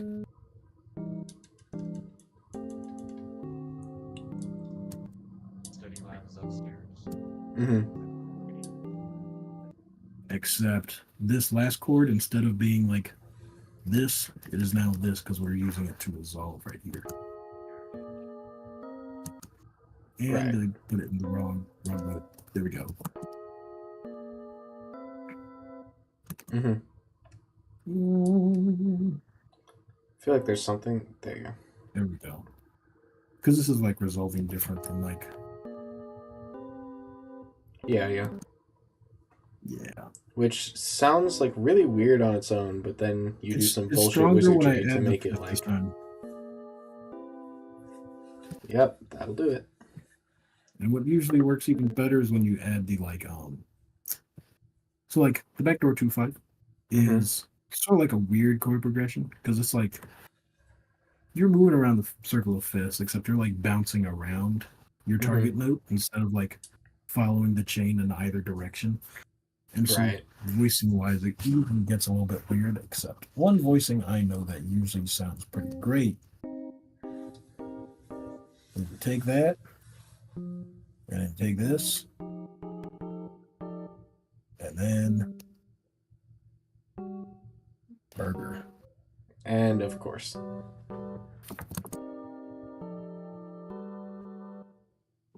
Yep, that Intentions does. change the world. That So this is sounds good. our F minor 9 or like 4 chord. Mm-hmm. Then we go to a B flat 13, which is our like flat 7 dominant. And then we go to right here. Extensions can be really cool when used tastefully. What usually used happens is tastefully. that people try to like include all the notes in the chord, but like practically speaking, on a piano, you're rarely going to hit 9 out of 10 Right. fingers to play a Right. chord. What you're gonna do, you're gonna use your right hand to play like 4, usually 3, possibly 5. I doubt it though, and usually like 1 or 2 in your left hand. So now you're transitioning into explaining what the burger is Loki. via so, like, explaining how you like upper and lower voicings. Yes. So I hit this with my right hand, and I hit this thingy with my left. Mm-hmm. So you just invert your right hand, technically. And this reminds me. So there are like a number of like modal mixture things that sort of just work. Mm-hmm. And so we like imply different modes with our chords by playing chords with special modes. So a special combination of chords is like the take we'll burger voice it. Of course, we'll burger voice it. If you take a minor 7 chord and go up to its fourth and make that a dominant chord, Mm-hmm. this isn't in major or minor. What it is in is Dorian. And so by playing these chords, I've implied Dorian. How? Basically, Because that's what your chord these tones notes are. outline, yeah, the chord tones sort of like explicitly say that I have this note and this note, but not these other notes. So like if I therefore, want to I am imply in this minor with mode. this, yes. So like these 2 chords outline all the notes in minor, Mm-hmm. whereas these 2 chords outline all of them in Dorian. In Dorian. Very cool. And so- And then from there, you could like write a melody in Dorian. Yes. And so modal mixture is when you basically do 2 chords that like don't imply the same mode like at all. Yep. It's like And you if this just is a swap major 'em. 7, and now I'm modal mixing 2 minor. Mm-hmm. Because I lose those fancy common tones between like both keys, and now I'm implying like this one's major, and now we're in minor because we can't like share notes like that anymore. Because you're Whereas if I did mixing it them, up. exactly. If I did them both in major, now I'm implying that's not major. That is right. There you go. Major, another major, and Mhm. it sounds like we're a major. So like back over Maybe there, these 2 chords imply 2 different keys as well, Mm-hmm. being major and put together Mixolydian. I Except see. I'm mixing between them because wait a second. This note, that note, when you have a root of that, usually don't go together much at all. Mm-hmm. In fact, yeah, the only occurrence sort of like that's common where you have both of those is in like a sort of Major extended seventh, right? passing tone Mm-hmm. and in your dominant chord where you have like a Yeah. this note is the same as this one. Mm-hmm. I love having semitones in the chords. It's It's terrible. quite wonderful. It's wonderful, trust. Yeah, but then you burger voice a ninth chord, and then it looks like that, and it's like that goes against the first lesson that everybody learns, which is don't put two notes in a chord right next to each other. Well, Wait, why did they people learn learn that that? though? It Exactly. sounds so That's good the though. It I sounds agree with great. Slime. Like call this The dissonant tension. all you want. Those Yeah, but same notes are still right there and it sounds when great. you add the 9, it makes it better, but like Oh shoot, did I just like chords? Hold up. We're gonna hit to that. We're gonna put more of those right there. Yeah, we're about to jazz up in here. Hold up. oh Wait a no. second. Okay, hold up. We're gonna make this a dominant. Dang That's it. a chord. The altered did not alter No. enough. We're gonna throw this is minor seven, that's a major seven. Just make it your diminished 7th. We're gonna hit the natural ninth right there. No. Okay, that's a 2-5-1. Okay, cool. You Anyway, just okay. all that to say that right here I can do some modal mixture and make a fancy chord progression that goes like this right afterwards. Mm-hmm.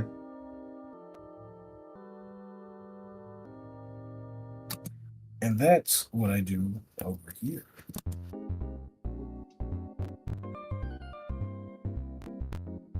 Actually, I'm intrigued as to what this is. What is this? Okay, press caps lock. I have to reload. Wonderful. Oh no.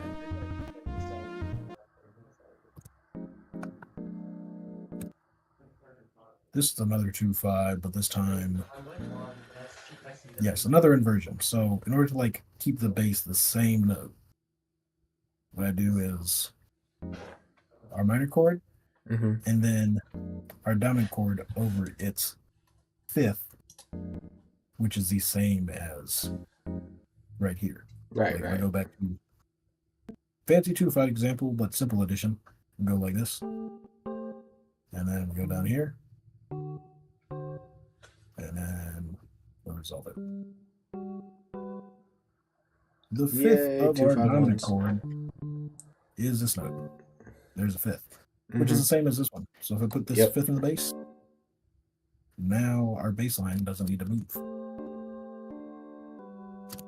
And if I add the other fifths, What if you suspended the first chord? Just like a suspended chord instead of what it is now. minor seven, probably want to sus2 out of that. No. 7, just Suspended sus2, 4. and it's sus2. Sus4. I don't know about that one, because we're What would the unsussing the 4 even chord be? to it's G. Yeah. Just add all the common tones. Who needs the 5th when you can have the 4th? Hold on, I gotta do this real quick.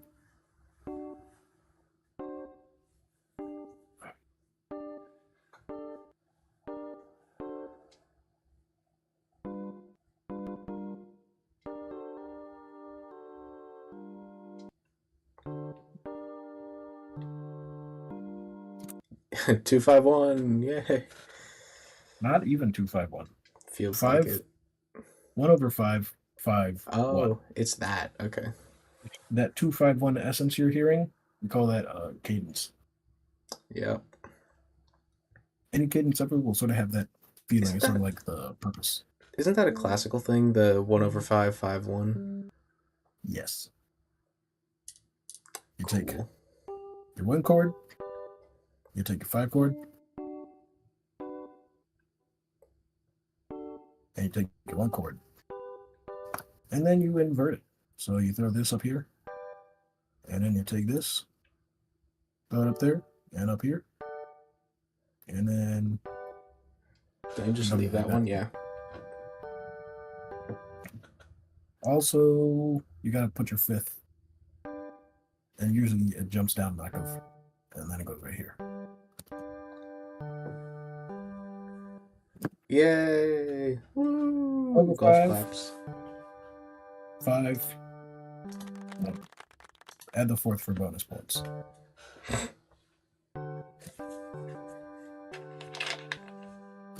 Yep. I didn't mean to play it the second time, but more. 1 over 5, 5, 5, 1.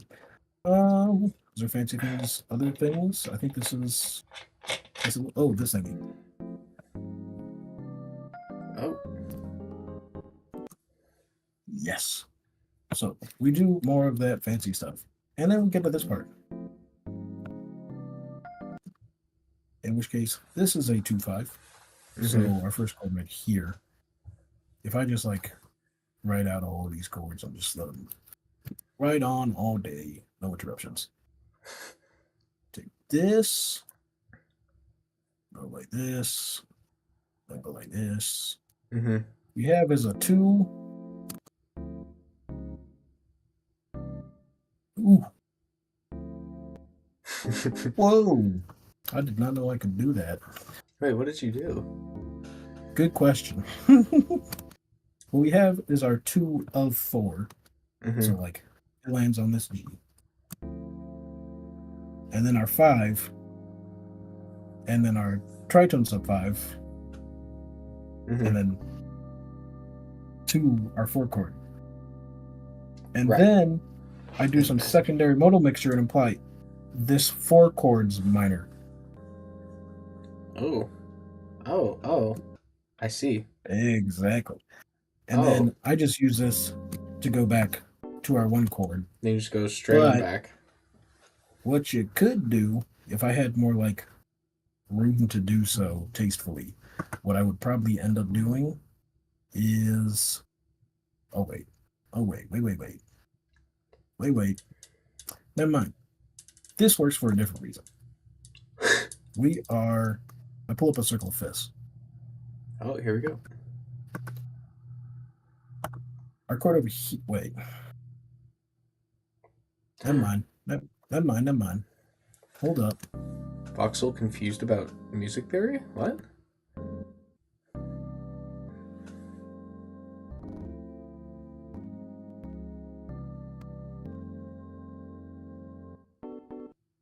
Huh. This works as well, but if I do that and get rid of this.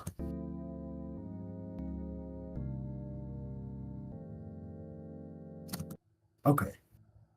So I could Okay. have gone and did another backdoor 2/5 back to the 1. Mm-hmm. But I was doing that a lot. And so what I decided to do was mix it up by playing some fancy other chords. I'm So mixing we do it up. our 2, 5 to the 4.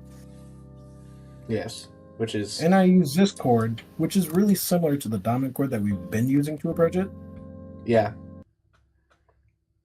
But it's And slightly... because it's so similar, it's sort of like, it's slightly different.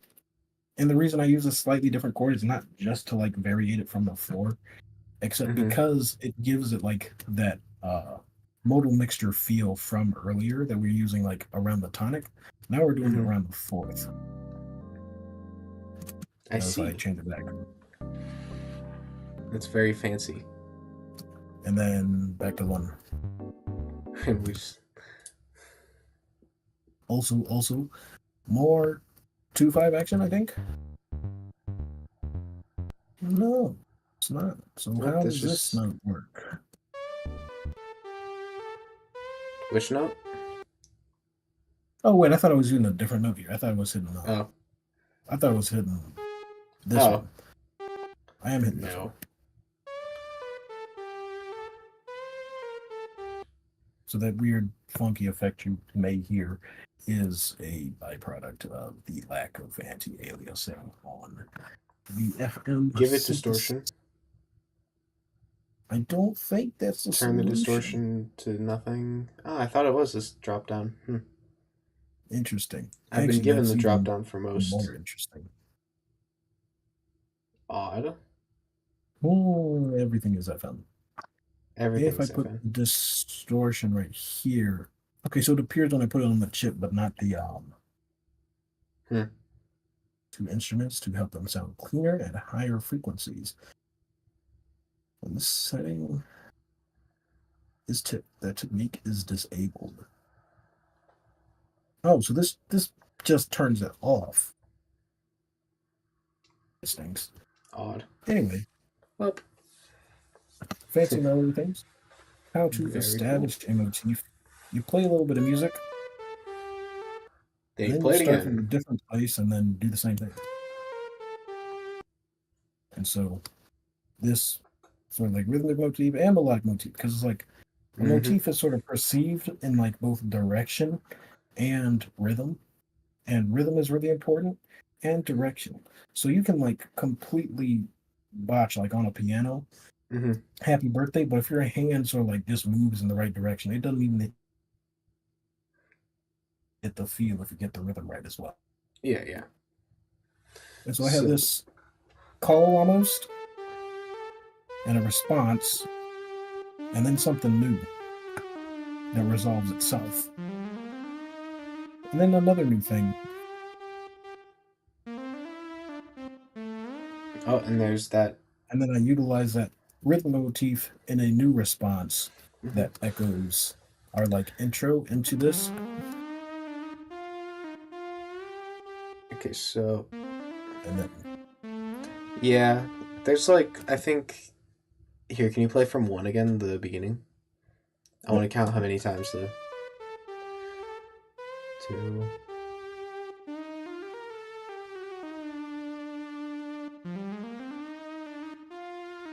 There's another one. There's the fourth. So it shows up 4 times. yes. And if I wanted to make it appear again,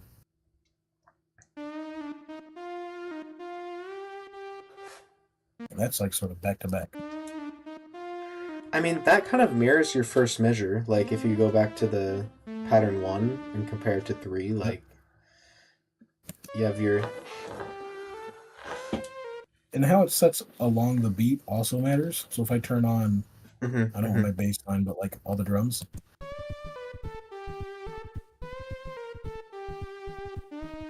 Because you can keep it fresh that way. Yeah, like, yeah. This is the same melodic motif, except now it lines up with like the start of the beat instead of like the end. And that's how you keep it, like, present but variated. Yeah. And not bad. Because if you do the same thing over and over again, your listener is going to catch on to that and probably get irritated after a few listens. And so something I do like generally all of my music now is listen to it like a ridiculous amount of time, probably like while playing a video game or something, to see how long it takes for me to get irritated by it. I think that's a hilarious way to do that. Because my intent with all this music is to capture a video game feel and sort of like master the art of making video game music. Yeah, because you always do loops. Because I'm like, yeah, it's like just about everything I've made has some kind of place where it can loop. I need to get better about looping. I mean, ends and beginnings are too fun. Exactly. Yes. Now, what you can do, because like what music has, it has endings and beginnings, except it has a looping portion in there. And so, probably, I think 12 a.m. Never mind, whole loop. there's definitely like a number of these. Here we go. So like this is an intro that isn't part of the loop, where I just like establish the vibe, and now I'm And in then my you loop. begin your loop. Yeah, yeah. Yep. And I'm gonna skip to the end here, and then it takes me back to that beginning. But you can also just Not like the disable looping and just have it end. True. And in this case, I also have a version that does that. Except it actually just like fades away. In a really similar way to how it started, actually. Yeah, I think that counts as an ending though. One example of this is Hollow Knight music. Hollow Knight does this where it has Yes. like it'll play music, it'll do its loop, but each song it does have its own distinct ending. Yes. Thank you, And so what you composer, by the way. find in like yes, Jake Kaufman is probably one of the best composers of our generation for video game music. Or at least of that generation, yeah. It's like because he I won't say quote unquote peaked, but like most of his work that is like highly appraised came out of like the early thousands. And so it's like my favorite composers from that time is like him, Yosuke Yasui, and there's a third one that I'm forgetting, except I think they're like the best three. Right, And probably right. Fear of Dark is in there as well. Although I don't think he has taken up as many projects as other composers have. My best like case of like making looping music that just like can play for forever and I don't like get upset at it is this one right here. Really? Yeah. Cause I can see it. I like set it on and straight up like 8 hours I was working on like fancy stage things at where I go and we was vibing. Yeah, I mean, that's an achievement, actually. I have Because I something. have this like, yep. I have something similar, actually. That small loop that I showed you a while ago from Leafer's Club. Oh, fancy. Here, I can probably grab it real quick. Let me find it. Is this a song that doesn't have one? I think this is a song that doesn't have a loop. Here we go. I found one. That's rare. Yes.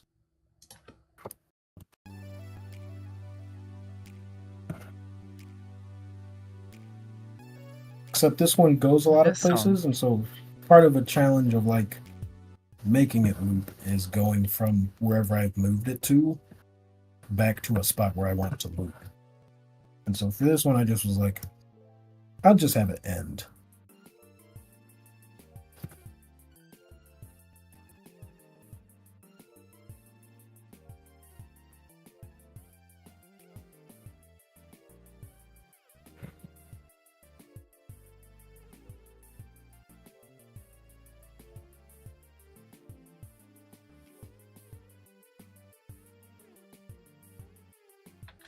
So yeah, I mean, here's mine, the one that I like to listen to looping.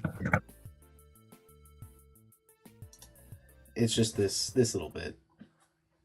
Oh yeah, ignore that. Yep. Oh, yep. Just this can go in my brain.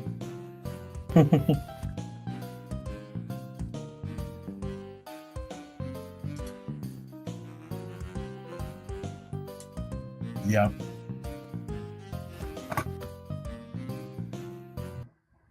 I think I was once listening to that for literally like 4 hours as I was setting something up. Yep. That's how it goes. Let's see. I believe this actually does have a loop point right here.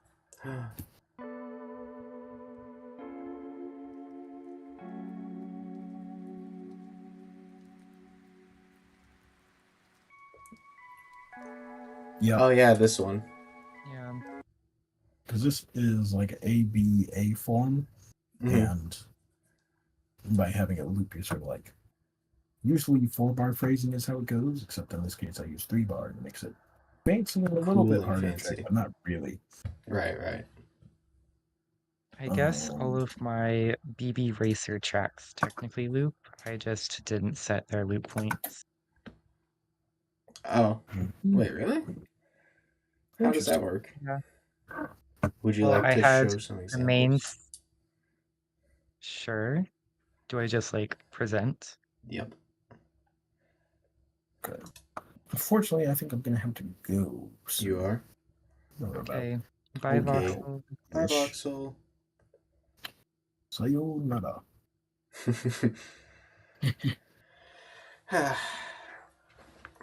So yeah, so you have ones that loop but don't have a loop point?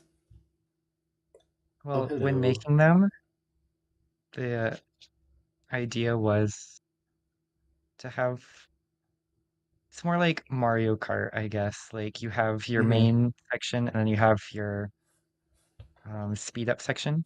This is the intro theme or title theme. So it does technically loop, but I have a fade out over here Right. so that it I like guess ends it doesn't technically? feel like it loops. Yeah. And then this one I have the intro.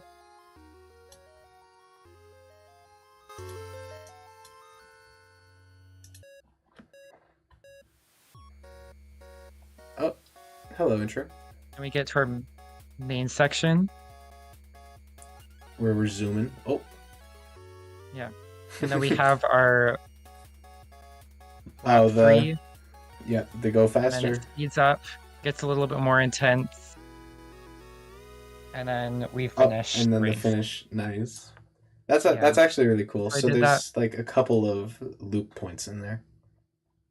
Yeah, so I can easily make it loop if I just set it to yeah here and then somewhere off in the distance. Yeah, here. Oop. Yeah. And then you can do that with all of the tracks, like Coral Cove. I really like how I reused these intro themes. Wait, it's in like each. Oh, there it is. Oh, for like the lap 3, go faster, you're about to die parts. Yeah, I reused those, but I just changed up the instruments for each one. That's cool. Oh, for the finishing too? Nice. Yeah. It's not done yet because I have one more track to make for like the Superstar Road and then the You Won the Race theme. But I like the little da da da da that's in there. I do not know how to describe that. Yeah. Oh, that's the go. That's like the 3, 2, 1, go. Yeah.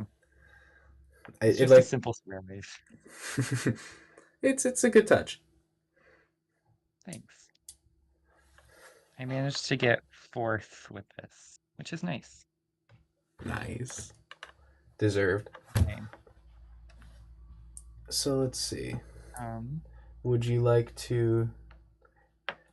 do you want to do that like kind of interview thing as the final part of this Beepcast? Sure. So, Slarmu, the Slarm behind the box. Yes. How does one go about even making a beatbox mod? I guess first you have an idea of what you want to do. So I have a Mini Freak synthesizer. And I absolutely love the way that the envelopes are done on this. And I'm like, why doesn't Ultrabox have these? So we have this like envelope matrix where you can set all of these or like all of these to like different other things. Right, right. And I was so upset that Ultrabox doesn't have nearly as good of, oh, it pulled up a song, nearly as good as envelopes. Like you only have 4 speeds for everything, Uh-huh. and then very few options, just envelope. And I decided that I was going to do something about that. And so then we had the idea for Sarmu's box. When did you I start? started Oh.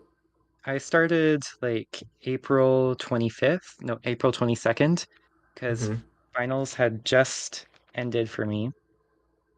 And that previous semester I learned about web development and JavaScript and like, oh wait, now I have the Oh. skills to actually do this. So you And learned so what you needed to and then immediately got on to it. Nice. yes. But the So, main thing I want to point out is I had an idea of what I wanted to improve when I went in. you It didn't was just really start. simple. Yeah. And I made sure it was a simple idea to start with. Mm-hmm. Like I very simply began with just adding chorus to envelopes, which I thought was going to be easy. And it turned out nowadays I would consider it very easy, but when I first started, it felt like a monumental task, even though like half of the code's already in there and just needed to be Mm-hmm. uncommented. Oh. But once I got it Wait, that's working fun. with help, Mm-hmm. then I felt really proud of myself and I went and added reverb and panning and echo and bit crush and frequency crush and distortion. And then I went and decided, hey, I love key tracking. It's so fun. Let's add it to Ultrabox, except it's not Ultrabox. Mm-hmm. Wait, so that feels like it would be a much harder task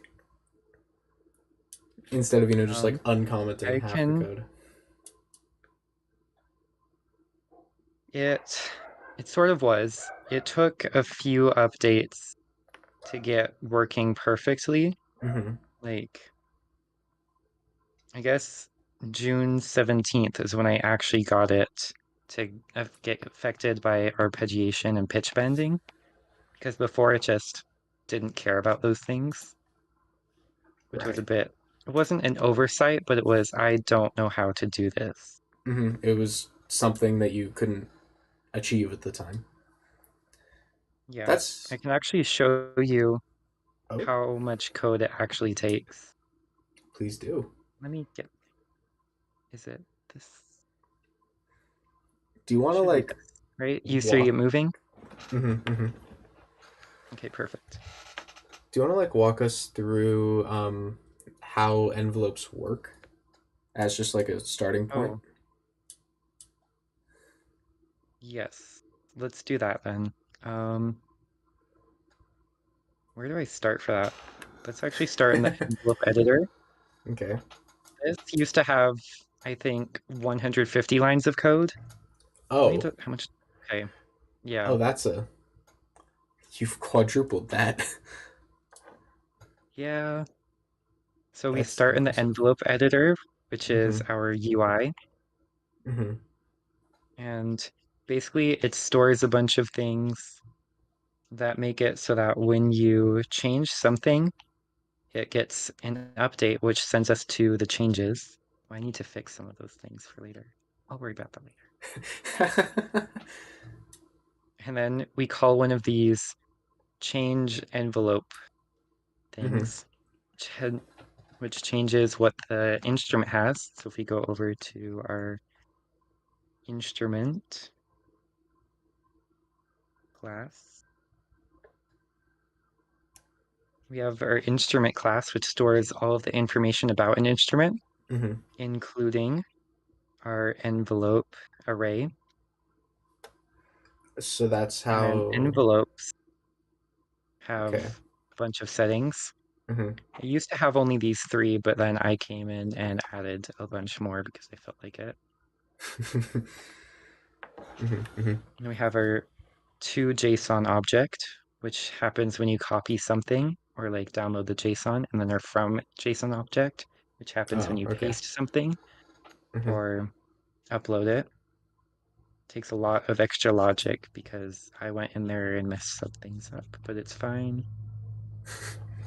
And That then we go sounds. from there to our Oh, instrument state. and is So this this what like is actually changes them?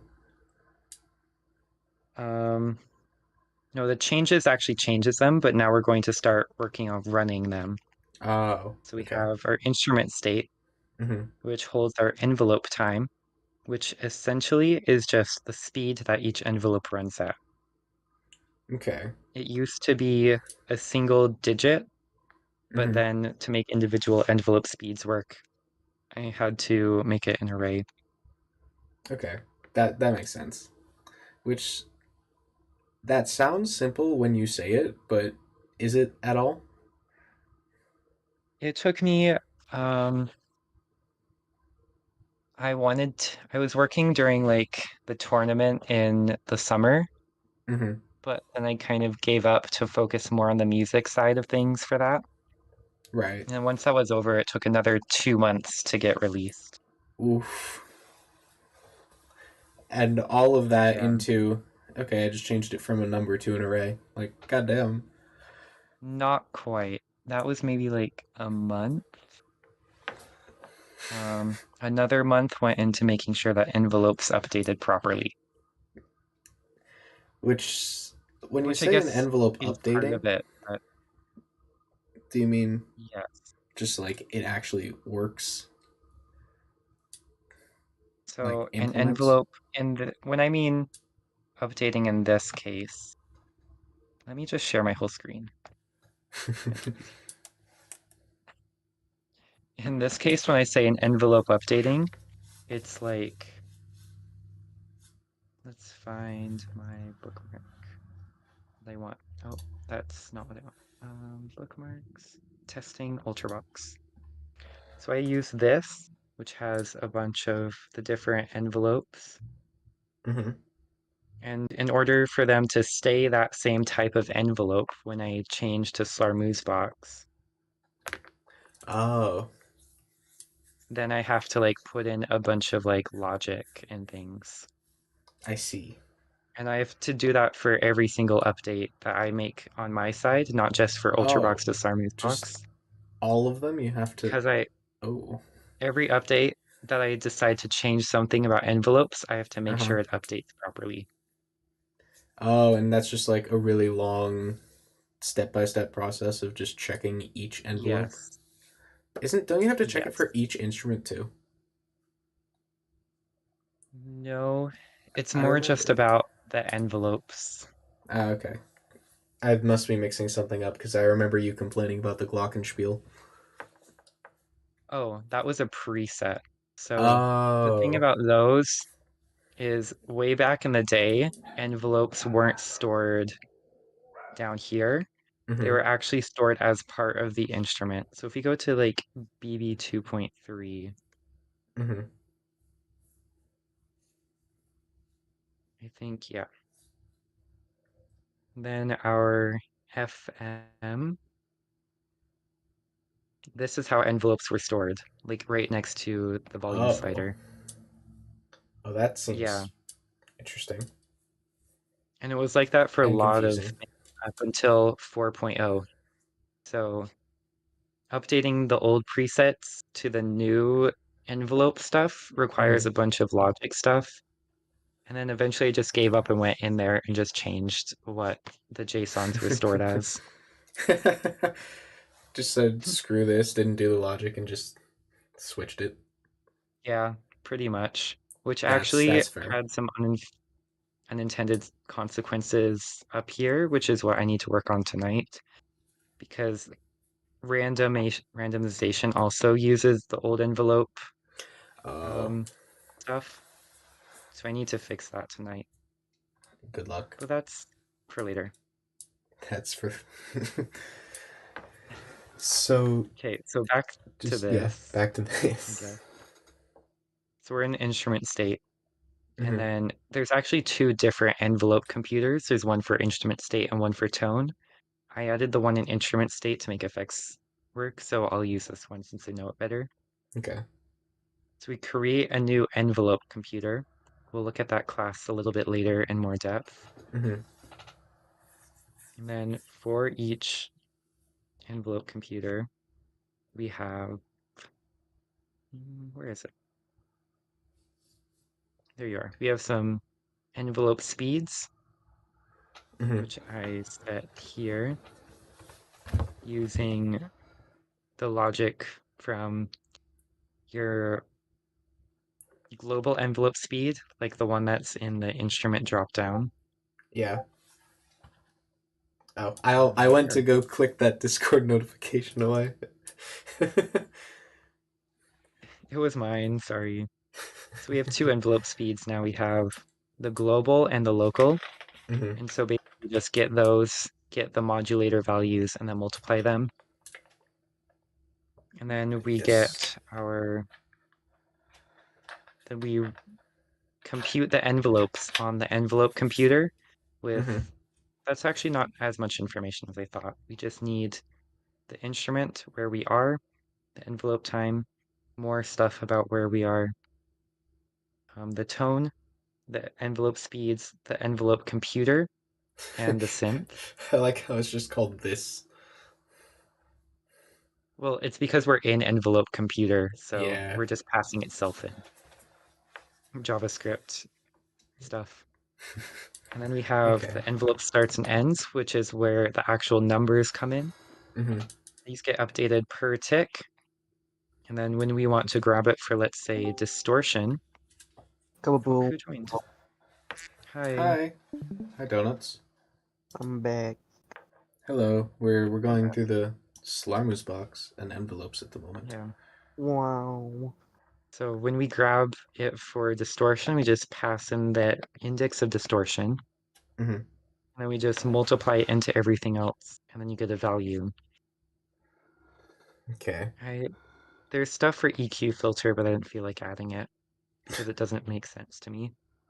The EQ, modifying the EQ at all?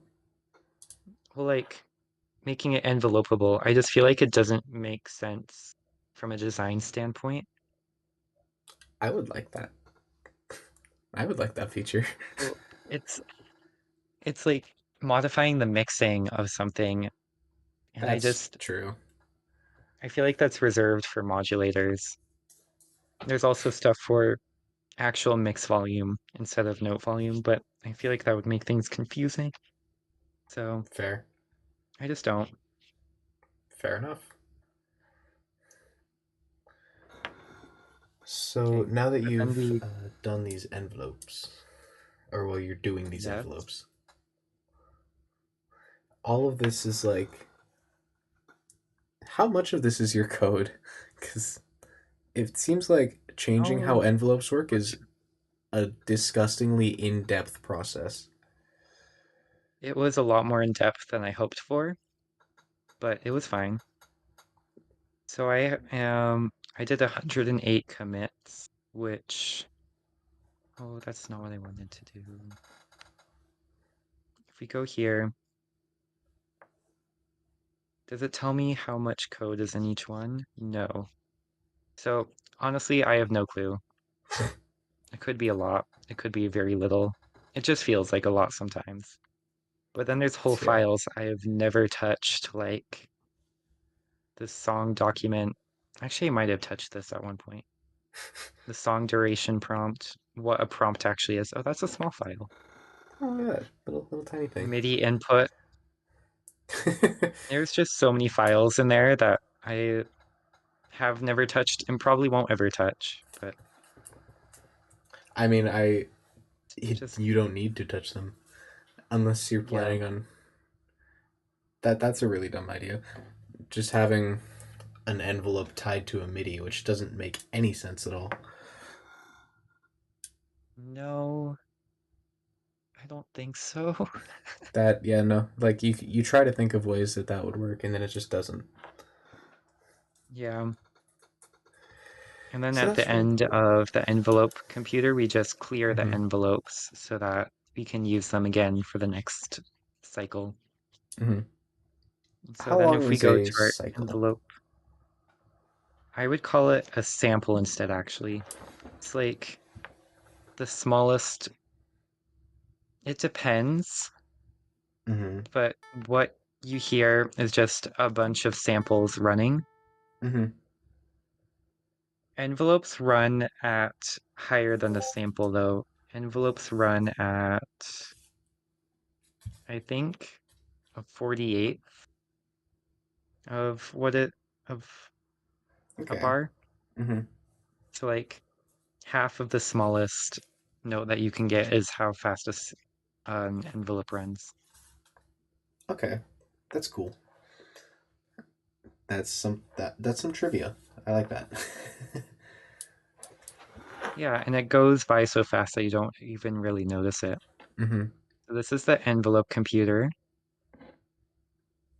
We have a lot of stuff that John Nesky did, a lot of stuff that Jumbus did, some stuff that Main did, just a lot of things in here. And then some stuff that I did, like anywhere where there's an array, it's probably me, Look at you. Oh, except that's for this. except for that one. Okay. Yeah.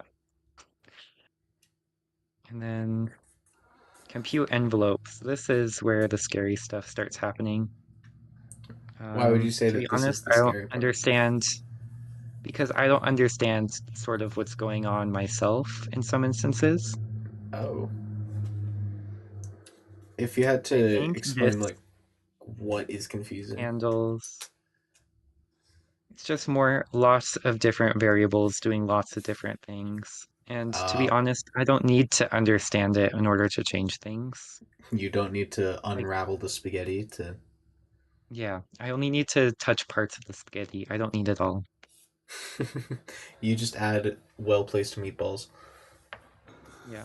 But like, I think I did all of that. I think. Wow. Actually, I can tell. Me. Oh, wait. Yeah. Okay, a lot of this was me, but not all of it. Mm. And then we have pin indexes for random things like transitions. Um, and then for each envelope, this is where it gets to the part that I actually understand. Mm-hmm. We get some default values for all of our envelope stuff. Okay. If it's note size, then we figure out some logic so that it overwrites what note size actually is supposed to be. Otherwise, we set the values for the default values Oh, okay. that we can then, so all of that. Mm-hmm. Mm-hmm. Oh, and then this is to make sure that like waveform doesn't throw an error when you use it, What is because waveform? waveform is a new property that I just added last night. Oh. For random envelopes, you have time and pitch. So you have two different Mm-hmm. variations of the same envelope. And then LFO also has several different variations of an envelope. Ah, I And that's see. what waveform basically is. Okay. And then this is also making sure that you don't get errors. Mm-hmm. And then we get our pitch value, or twice because we need it for different things. Okay. And then we run for the start of we run for the start of our envelope and the Mm-hmm. end of our envelope. And then we do that with discrete on does Okay. just this, and then discrete off will also do this. Oh, So that okay. basically discrete only will, if discrete is on, Mm-hmm. then you get only your envelope start values, and then it's kind of like steppy instead of smooth. Mm-hmm. And then this just moves all of the previous notes to the next ones and the starts to the ends. Okay. This clears out all of the stuff so that it's usable again and doesn't have leftover trash data. Okay. And we have our compute envelope, Hello which is again, something I compute am most envelope. comfortable with. I think I touched every single thing here. Oh, I'm so glad I Wow. left that. I was worried I didn't. That's So that we seems like a pass massive into part. compute envelope Mm-hmm. our envelope type, our speed, our unsped time, our regular time, our beats, our time since start, our note size, our pitch. If it's inverted, the per envelope lower and upper bounds. If it's drum set, if it is, then we do a lot less calculations. The Fair. step and seed for random envelopes, waveforms, and then default pitch also for random envelopes. And like So all of if it's drum those set, are yeah, just wow. That's a lot going into each envelope every time. yes. I think before I touched it, it was like 5 things at most. Oh, Now it's a lot more than I would like, but it's the price to pay for instrumentation. for nice notes. Yeah. Then we switch on each envelope type. And so nuns Mm-hmm. will return your per envelope upper bound. It used to be 1. But I feel like this makes more sense because then you can have like cool things happen. So like, what are you? I don't like that instrument. Let's make you The square wave question mark. it's not a square wave, it's FM, but like not good FM. Let's make you a walrus. What? Very high pitched walrus. So then we can add some echo, Mm-hmm. and then we turn it all the way up. Then we give it a none on echo, but the upper bound is at 2, and now we've just doubled the possible echo. Oh. Oh, that's very useful actually. Yeah, so now this isn't the maximum of echo, it's double that, which is really nice for really cool things like this song.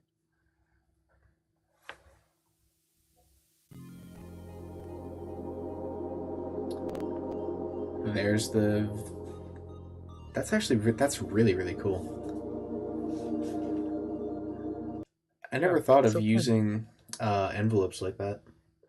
I guess when you're the one who I like creates them, you can you know all the Yeah, tech. and then we That's have awesome. our pitch, which gets calculated elsewhere and then passed in to be passed out, which is Hmm. a little strange, but it has to be that way. Note size also does the same thing, but a little bit differently. Then we have Fair. pseudo-random envelope, the new type. You. So if we go based on time, we do some calculations where we basically hash it according Hmm. to the envelope speed, Yeah. and then we do some bounds calculations and return that.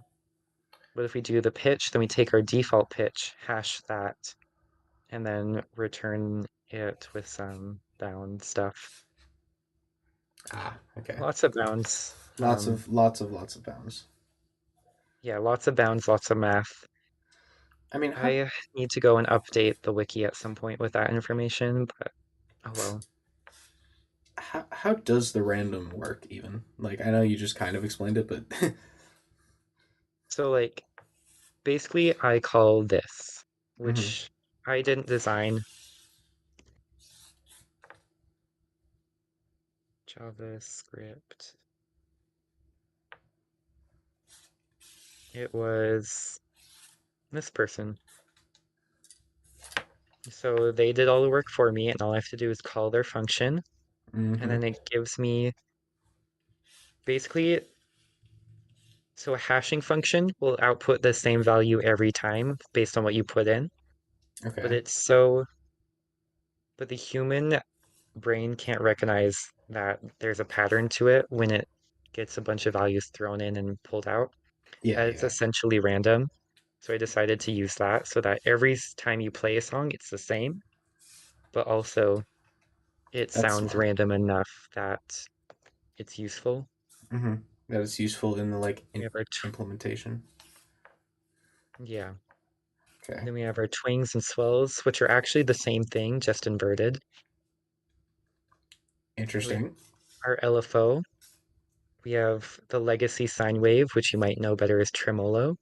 We have square, triangle, and sawtooth, and new ones, so they might add at some point, but for now it'll throw an error. Ah. And we have tremolo 2, which at this point is only being used in drum sets. Okay. And So for I was kind of inverting, confused why there was tremolo and tremolo 2 and like everything else got done away with the because different they're envelope actually speeds. kind of separate waves. So tremolo, Mm-hmm. let me pull up the wiki, that'd be easier to explain. So we go to envelopes, and that's my stuff. Envelope types. And then we have tremolo 1 and tremolo 2. Mm-hmm. So tremolo 1 is just your basic sine wave, and then tremolo 2 is half of a sine wave, which once I Okay. added bounds was useless, and I also did the bounds calculations very weirdly, so it didn't even make sense to have it at all. So I removed it, Fair except enough. for drum sets, which I'm Who scared uses to a touch, but I know I have tremolo to at on some drum point. sets? Wait, why are you scared to touch drum sets? Isn't Well, do you know mid? I do not. Okay, well, right now they're working on mid box, Mm-hmm. which hasn't been updated for a long time, hence the Twitter box. Oh wow. But they're working on envelopes too. I kind of went in and stole their ideas, which is fine, but oh well. Borrowed. But they're also, right now they're working on making drum sets have better envelopes. Let me see if I have an example. Let's make a drum set. And instead of doing this, you'll have all the same options that you do on a regular envelope. Mm-hmm. I kind of feel like this is a legacy BB 2.3 implementation in and of itself, but Okay. oh well. Oh well. So you're kind of just scared to get anywhere near that. Yeah, mostly for UI reasons, but also the Fair. synth would be hard. Fair. So then you have punch, flare, decay, blip, wibble, linear, rise. These are also the same thing but inverted. And then fall, which is one I added recently. Which one Recently, does? as in like 2 months ago. And Oh, look at that! It's on there. fall looks like this. It's on there because I added it. Mm-hmm. And we have our get pitch value, which really isn't that hard. Oh, I don't have a semicolon there. Um, so we make sure that tone exists, Mm-hmm. and then we go in and we get the chord type so that we'll use it later Okay. to make it to see if it arpeggiates, and if it arpeggiates, we get which stage of the arpeggio we're at. Oh yeah, I just realized that would probably be like the hardest part of pitch implementation of the. Okay, that makes sense. It took quite a bit to figure out, and that's pretty much the only reason I need instrument state for arpeggio. Mm-hmm. For But this, it's important. Yeah. it is. And then we have our tone pitch, which is what we pretty much will return at the end. Mm-hmm. And then we have, if it's arpeggiate, we do some calculations with this pretty function, which is in sync config. Wait, I didn't want that. Yeah, I I'm not love math entirely sure. Yeah, it's pretty much just a bunch of math. to figure out like where And you then, are. yeah. And then if it doesn't arpeggiate, then we just output 0. because Mm-hmm. tone dot pitches at 0 will be sufficient for most things. It Okay. only gets into problems with chords and effects, but it's not big enough of an issue for me to deal with. Okay. Fair. Ooh, Essentially, bends. fixing it would mean rewriting the whole thing, like the whole Oh. synth. I don't want to Oh. do. Yeah. Yeah, That's understandable. I wouldn't wish that upon oh, anybody. yeah, it's not worth it for something that no one even notices anyways. But you notice it's So, there. You know it's yeah, there. even then I don't notice it, so I think it's fine. Yep, that. Yep. So then we pass in something that basically decides whether or not we want to actually calculate bends. Mm-hmm. Because if we calculate bends for random envelopes, then it doesn't do its thing properly.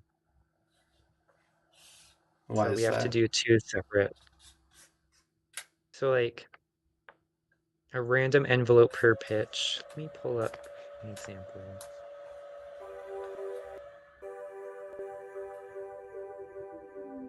Um, let's do detuned piano.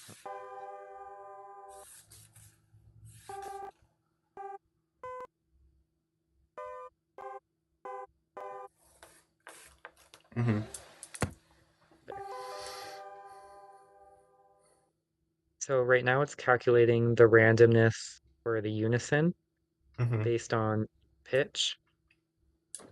But I if we see. were to detune that, then each time you go down, the pitch changes. Oh. When you hash it, it outputs a new entirely different value, so it doesn't sound smooth at all.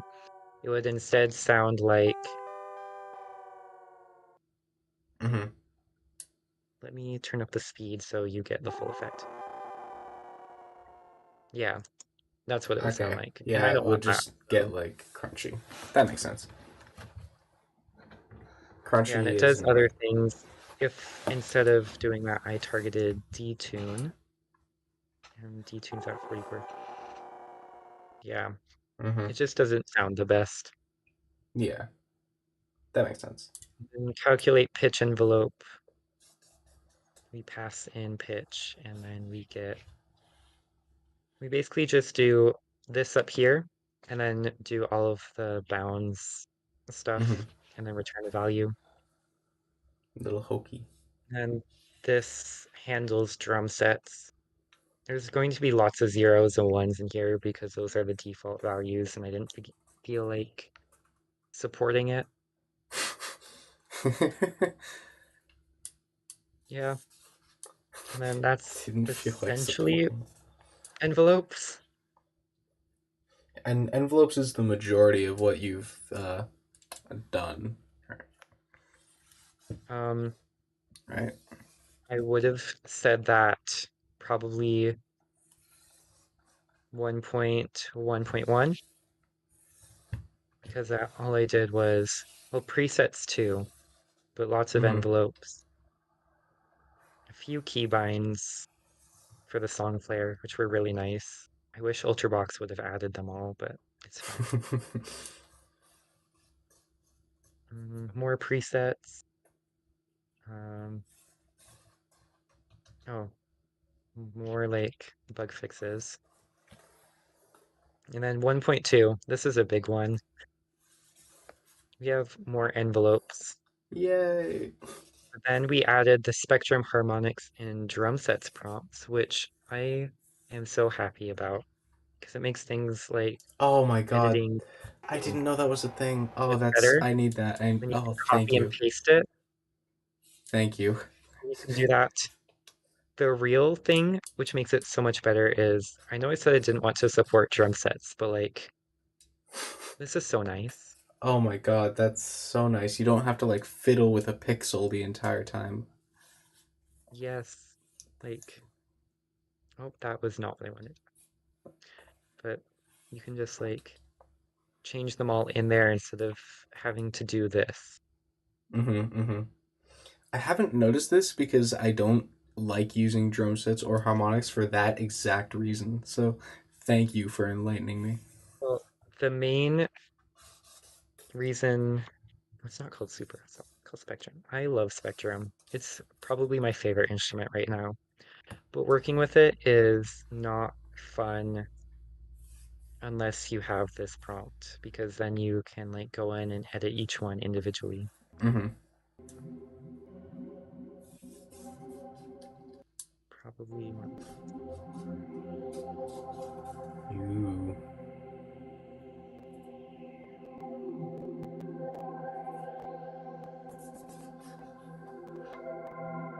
That is such a nice quality of life update. Yeah, and that's why I added it because I Yes, wanted it. thank you. That's Please, pretty please much want more the main things. theme of Farmer's Box. If I want it, it will be added. That is, I Have mean, since you are, you want generally what everybody wants, so yes, thank you. hi, Highlighted. and then we have presets. Oh, plants. Don't worry about Plants? those. Wait, what? Plants. Plants? Are you gonna Oh, elaborate? and lots of bug fixes. Nope. What? Why? Plants are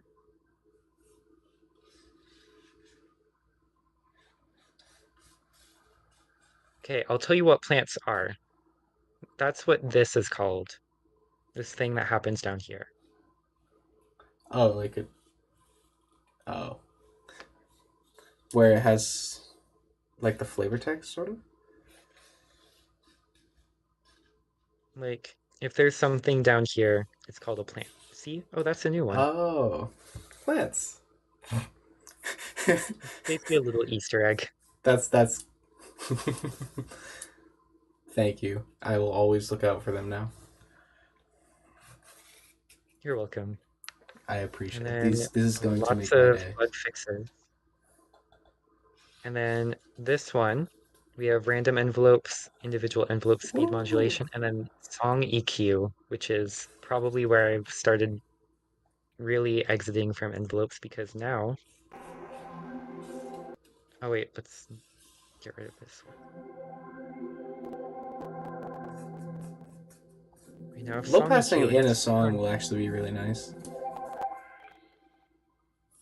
It is really nice. Let's pull up an example. Um, Here.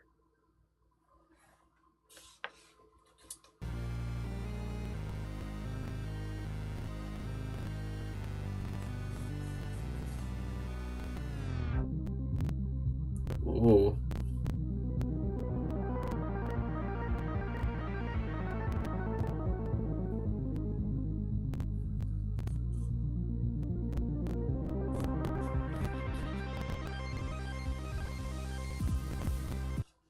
And we get That's into the main awesome. song. Yeah, it's so fun. This is why we needed song EQ. We And did I need had song EQ. help with actually the actual implementation, but the modulation I Mm-hmm. had to do on my own, which kind of was a lot, but it's fine. And then it's just lots of envelope stuff, Mm-hmm. um, new keybinds for song EQ, and then I touched FM a little bit in this update too. Control Shift Alt S. Yes, that basically just gives you the same settings I do. It's mostly Oh, for me. okay. Yeah. There's also Control Alt Shift J, which is Jumbus's preferred settings. Interesting. Oh, Okay, sorry. That's a bug that I need to fix tonight. They added Alt E, so you can automatically open and close all envelopes. that's quite nice. We are not And lightheaded. not what? Don't worry about it. Okay. Then Alt F to open and close all FM. And then Nice I and also added nice. Oh, 2 new frequencies, really, really, the really high. 128 and 256, which actually make for a good kick. I need to find where I put that. It'll make for a really, wouldn't it make for a really like clicky one though? Um, Yes, but that's kind of what I wanted. Fair enough. It was actually I can probably just redesign it. It's fine. 128, 256, 256, and 8. Then we had this. No,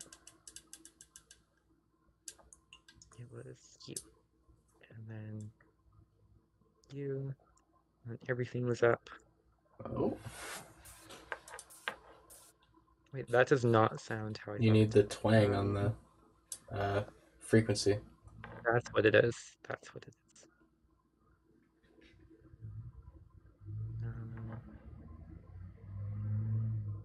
Twang on FM1.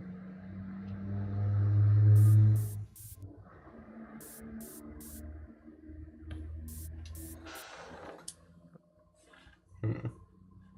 I don't know why it doesn't sound like how I want it to, but It's not like very high up. No, it's not. Hmm. Oh, it's I think it's the well, feedback. Nope. Hmm.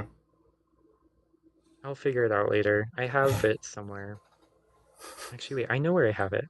Haha. Ha ha ha ha. Yes.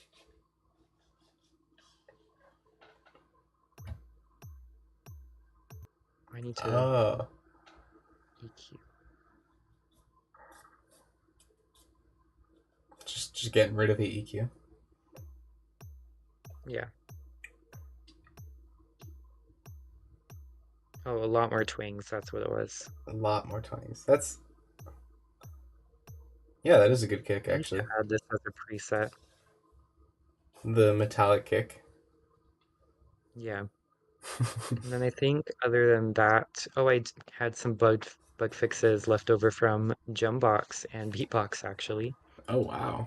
So pitch shift actually wasn't able to be added in the song. So if you go to a modulator Mm-hmm. and say you have pitch 2, you see how you can add things? Yeah, Pitch shift was not one of them until just now. that's odd, but thank you for And then there's fixing people's also bugs. this one, which is if you do Control Enter, Mm-hmm. you're supposed to get a channel right below where you do that, but it instead appended it at the end for only mod channels. Anything else was Hmm. fine. So then I fixed Okay, that. so you fixed that. And then, oh, this is left over from Ultrabox. There's just an empty note size envelope on the FM sign preset. Oh, that's my fault. That's my fault. Well, not my fault, but it's just a change. Some UI adjustments, which if I go to beatbox.co, Supersaw is actually, where is it? Supersaw. Supersaw is actually hang over the edge a little bit because this is too long, so I shortened it. And then Okay, that was okay. my fault. Then there's, ooh, this one's a really fun bug fix actually. So you know how when you would record, Mm-hmm. where is it? Probably preferences actually. No. Oh, this is 2.3, that's why. Huh. That will do it. And so if I do control record,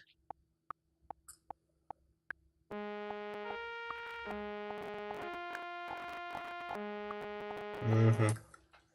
and then now,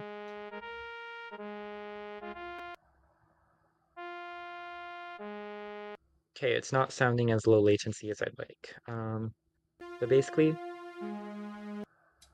it didn't sound as high quality as it should have. Mm-hmm. See if I can demonstrate it better here. But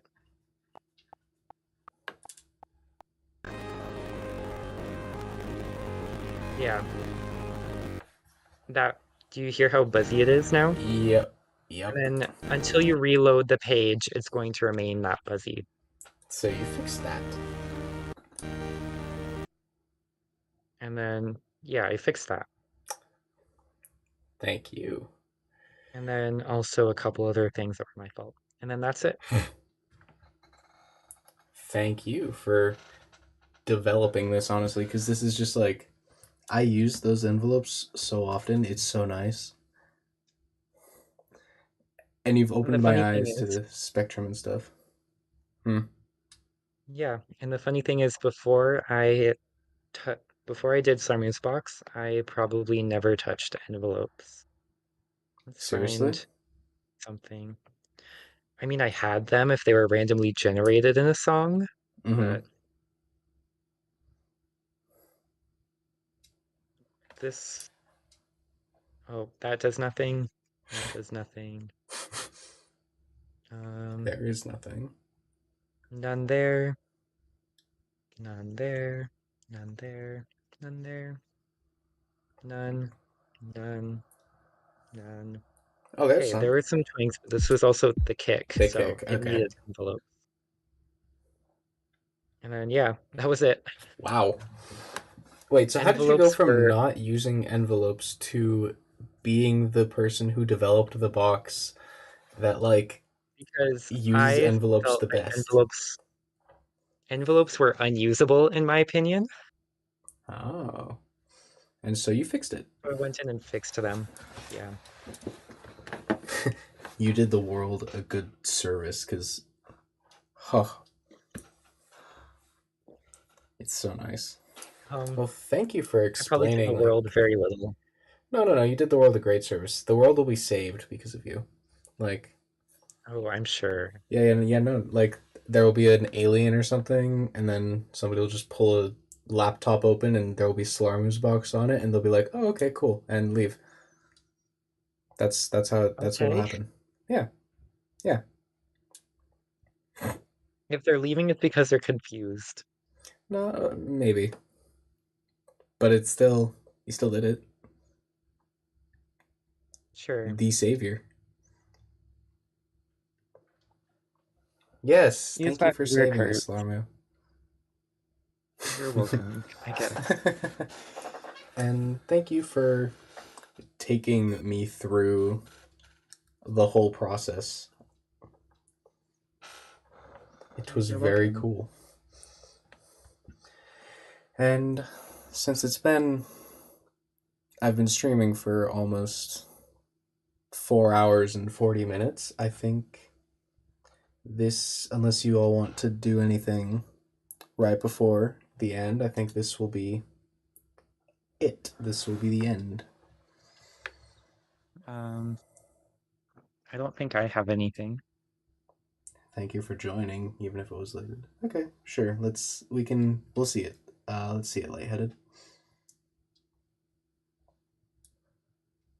See what?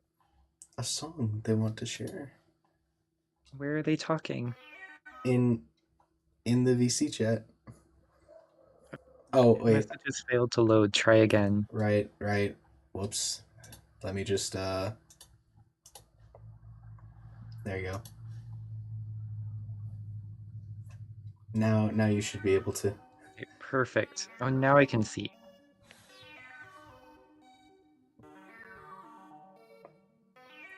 I'm liking this so far.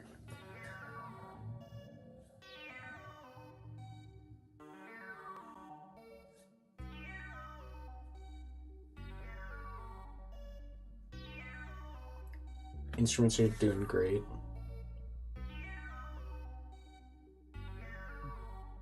I see some very spacey instruments. Yeah. I think it's more like Spectrum. okay, that's spacey.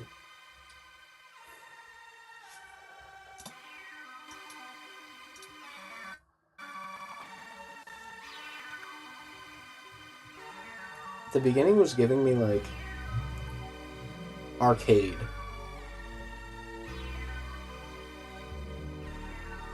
Ooh.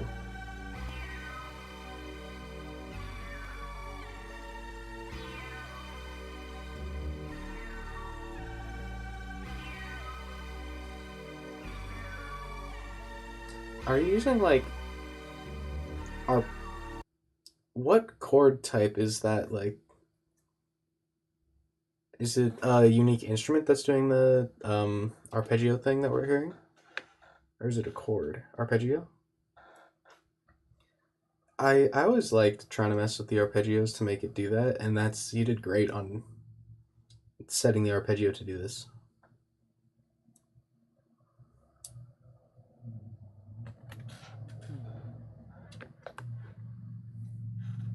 It's always finicky. Wait, this is Pandora's box. Yeah. Hmm.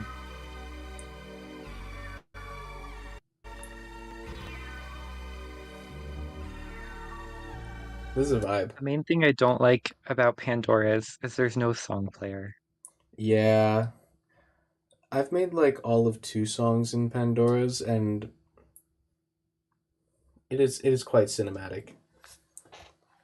It is. Good job. The one song I actually did in Pandora's, I downloaded the wave, took a video that was silent, and then like edited it together. I like just exported it to Jumbox and used the song player there, which was funny I because all think the you can samples just didn't import work. to Ultrabox now, and it'll I be think fine. so. Yeah, good job, Lightheaded. That was quite cinematic, very space themed. Well, I've been sitting here with Pad Thai to my left for the past like hour and a half, and I've just been looking at it Yeah, you like, should eat. so I'm going to eat now, and that's going to be it for this Beepcast. I think it went quite well, and thank you for joining, Sarmu. I know that it was like, Thanks for having me. yeah. Well, see you all.